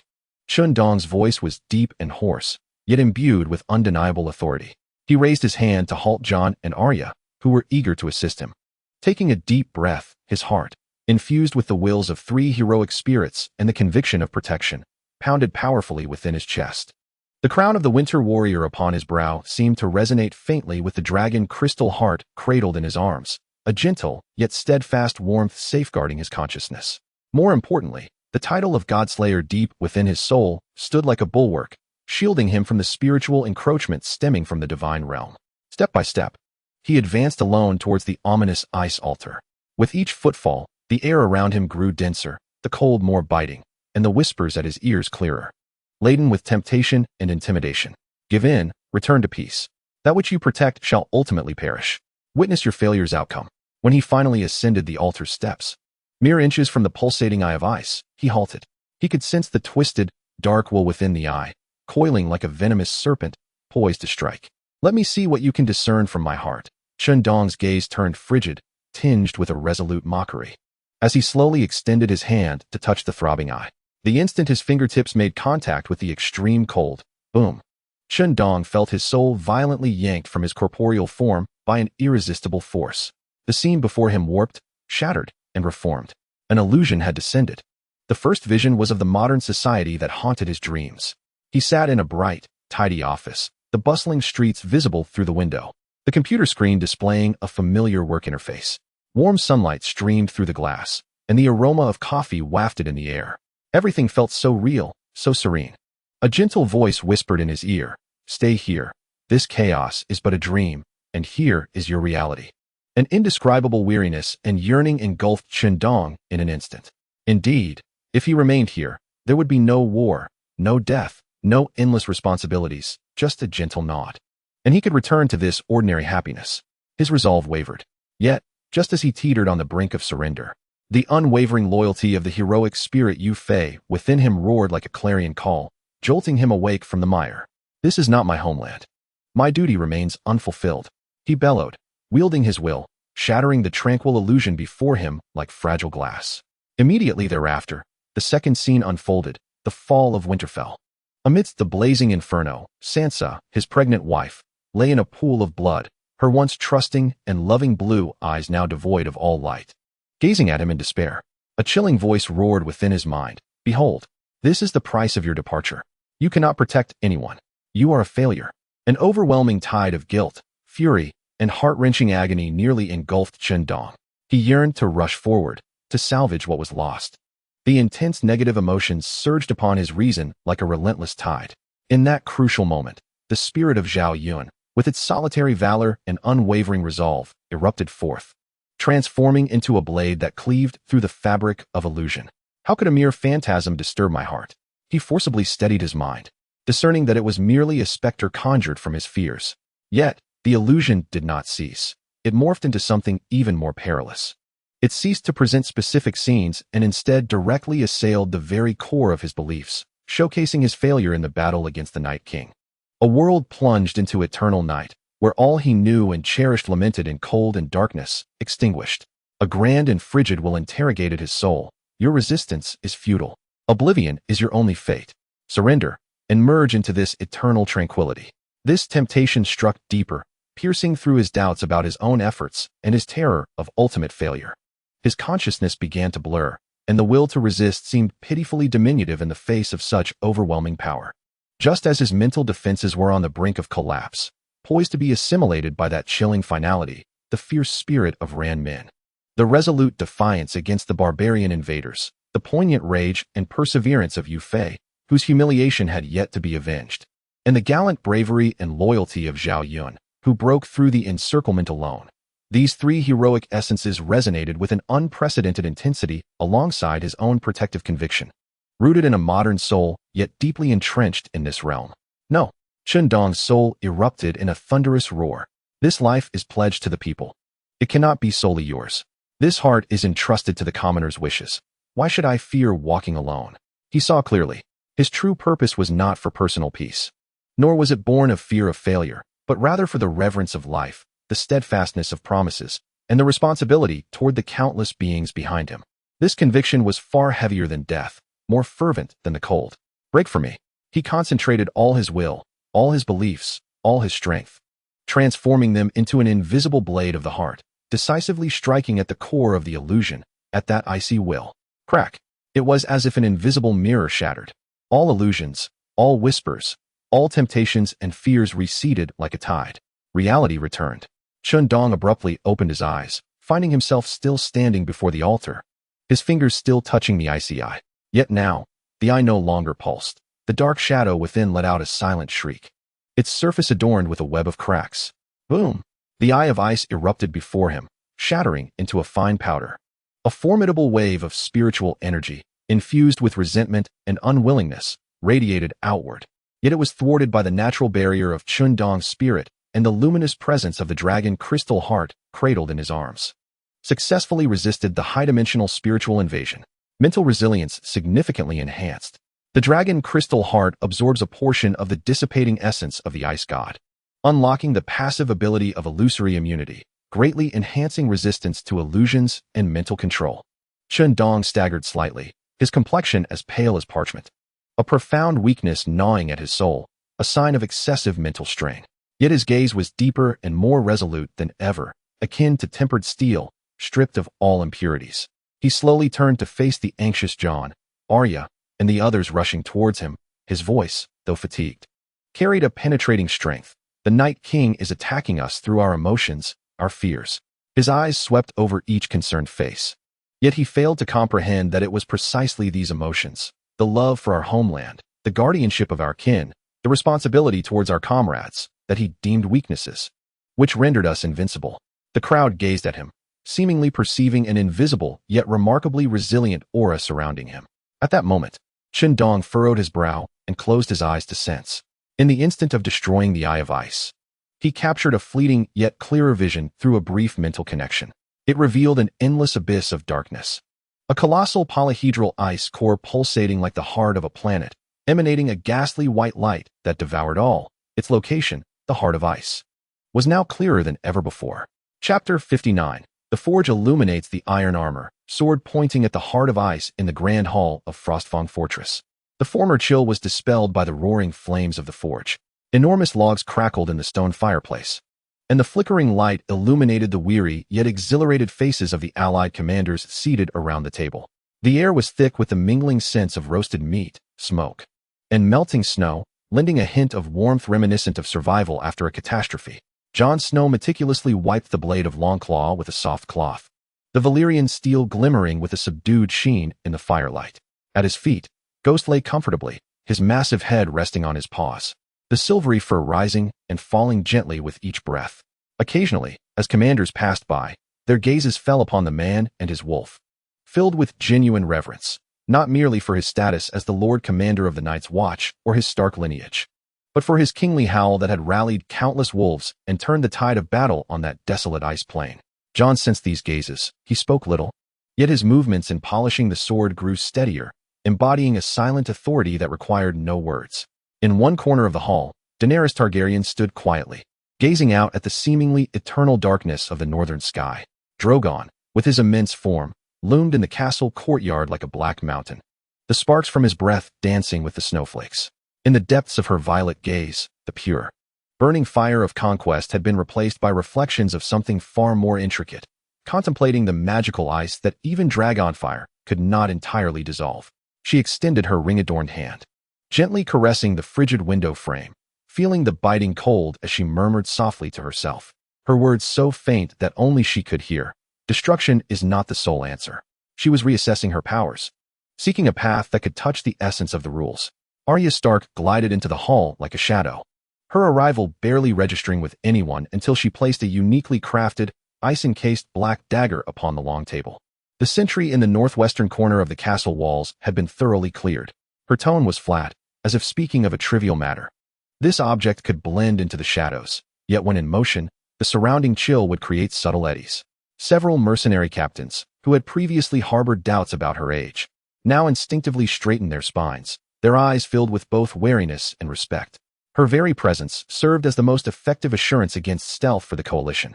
Tyrion Lannister was immersed in a plethora of unfolded maps and lists, his quill racing across the parchment, occasionally engaging in hushed conversation with the quartermaster beside him. His voice, though soft, was articulate. Priority should be given to replenishing the dragon glass arrows for the Dothraki, as they were consumed rapidly and had the highest accuracy. The losses in the polearm formation primarily lay in the grips. Instruct the craftsmen to reinforce them with iron bands. That is the solution. Furthermore, gather the blue ice crystals left behind by the shattered Wights. Perhaps Lady Melisandre could glean some insight from them. He did not partake in the general's banter about the spoils of war, yet every command he issued served as invisible threads, sustaining the vitality and efficiency of this vast army. His worth was silently manifested in every soldier receiving timely supplies and in every hot meal delivered punctually. Chen Dong sat at the head of the table, observing the expressions of those around him. He refrained from rushing to speak, allowing the relaxation and settling of victory to flow naturally. It was only when Tyrion concluded his most urgent matters and lifted his gaze that Chen Dong gently tapped the table's surface, drawing everyone's attention.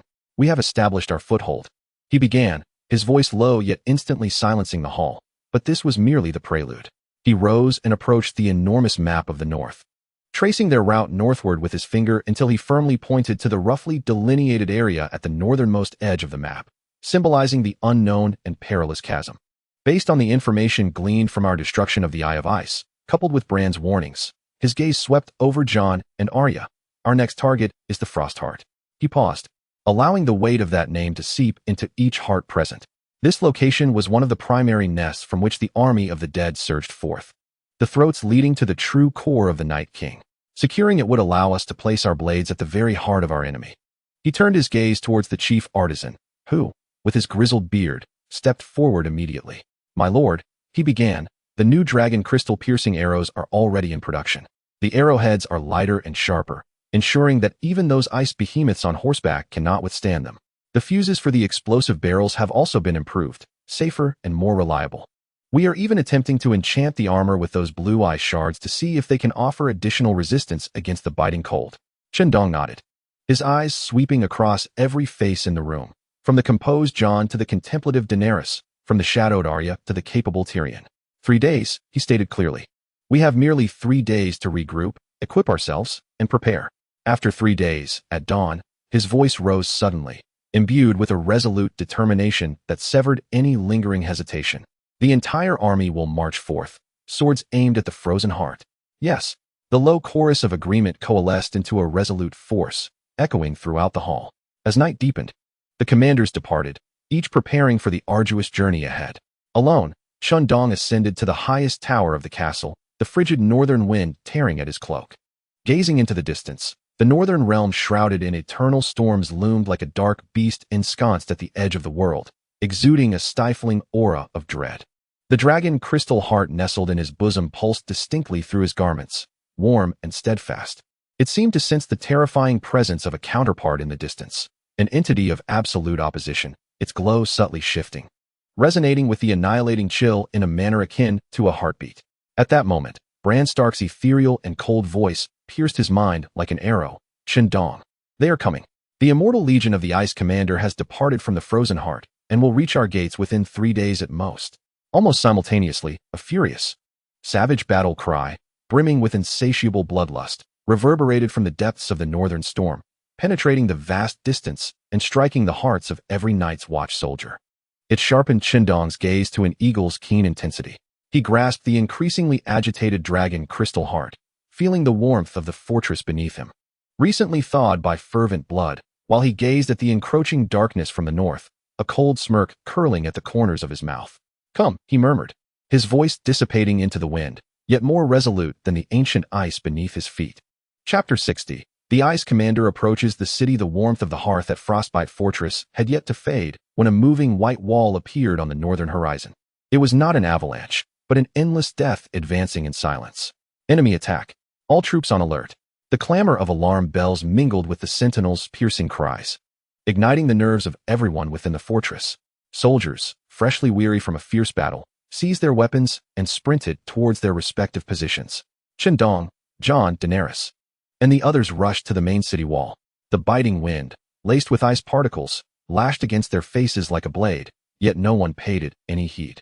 What lay before them was enough to send chills down their spines.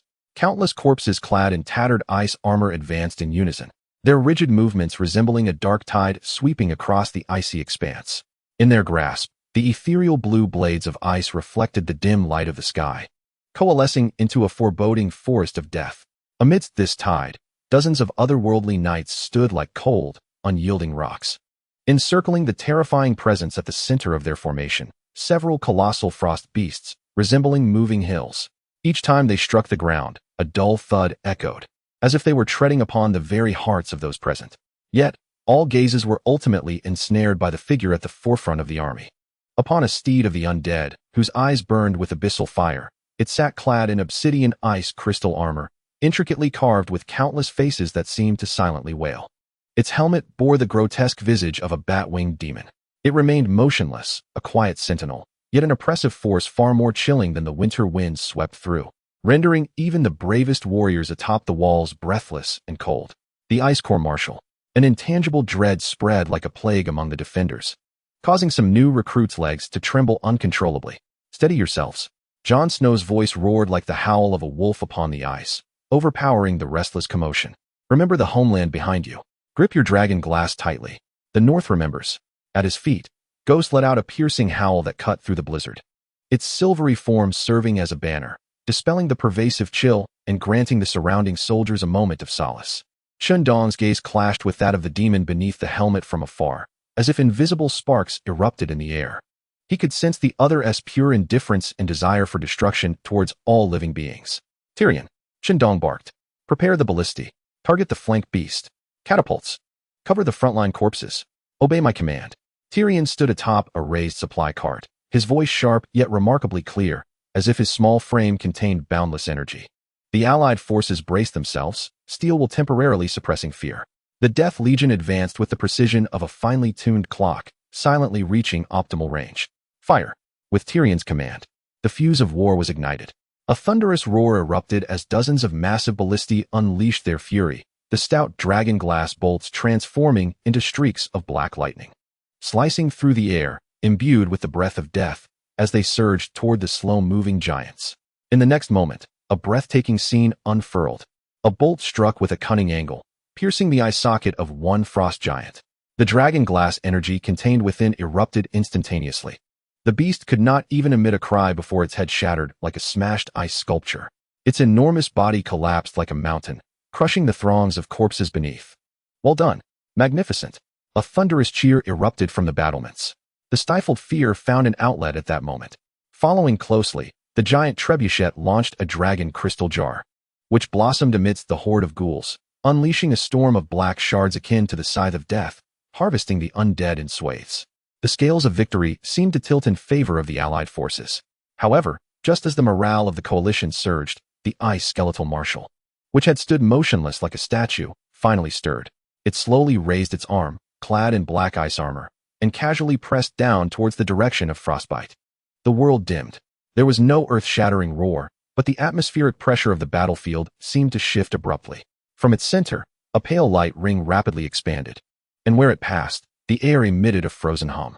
The leaden clouds above churned as if stirred by an invisible giant hand, instantly forming a colossal vortex, drawing in endless snowflakes and ice crystals. In the blink of an eye, a super blizzard, shrouding the land and obscuring visibility, descended with ferocity. The howling winds resembled the wails of countless vengeful souls, the ice particles striking against armor with a crackling sound. And the torches on the city walls swayed wildly in the tempest, their light compressed to its utmost, visibility plummeting to less than 5 steps. The piercing cold penetrated heavy garments, striking to the bone, as if even the blood were on the verge of freezing.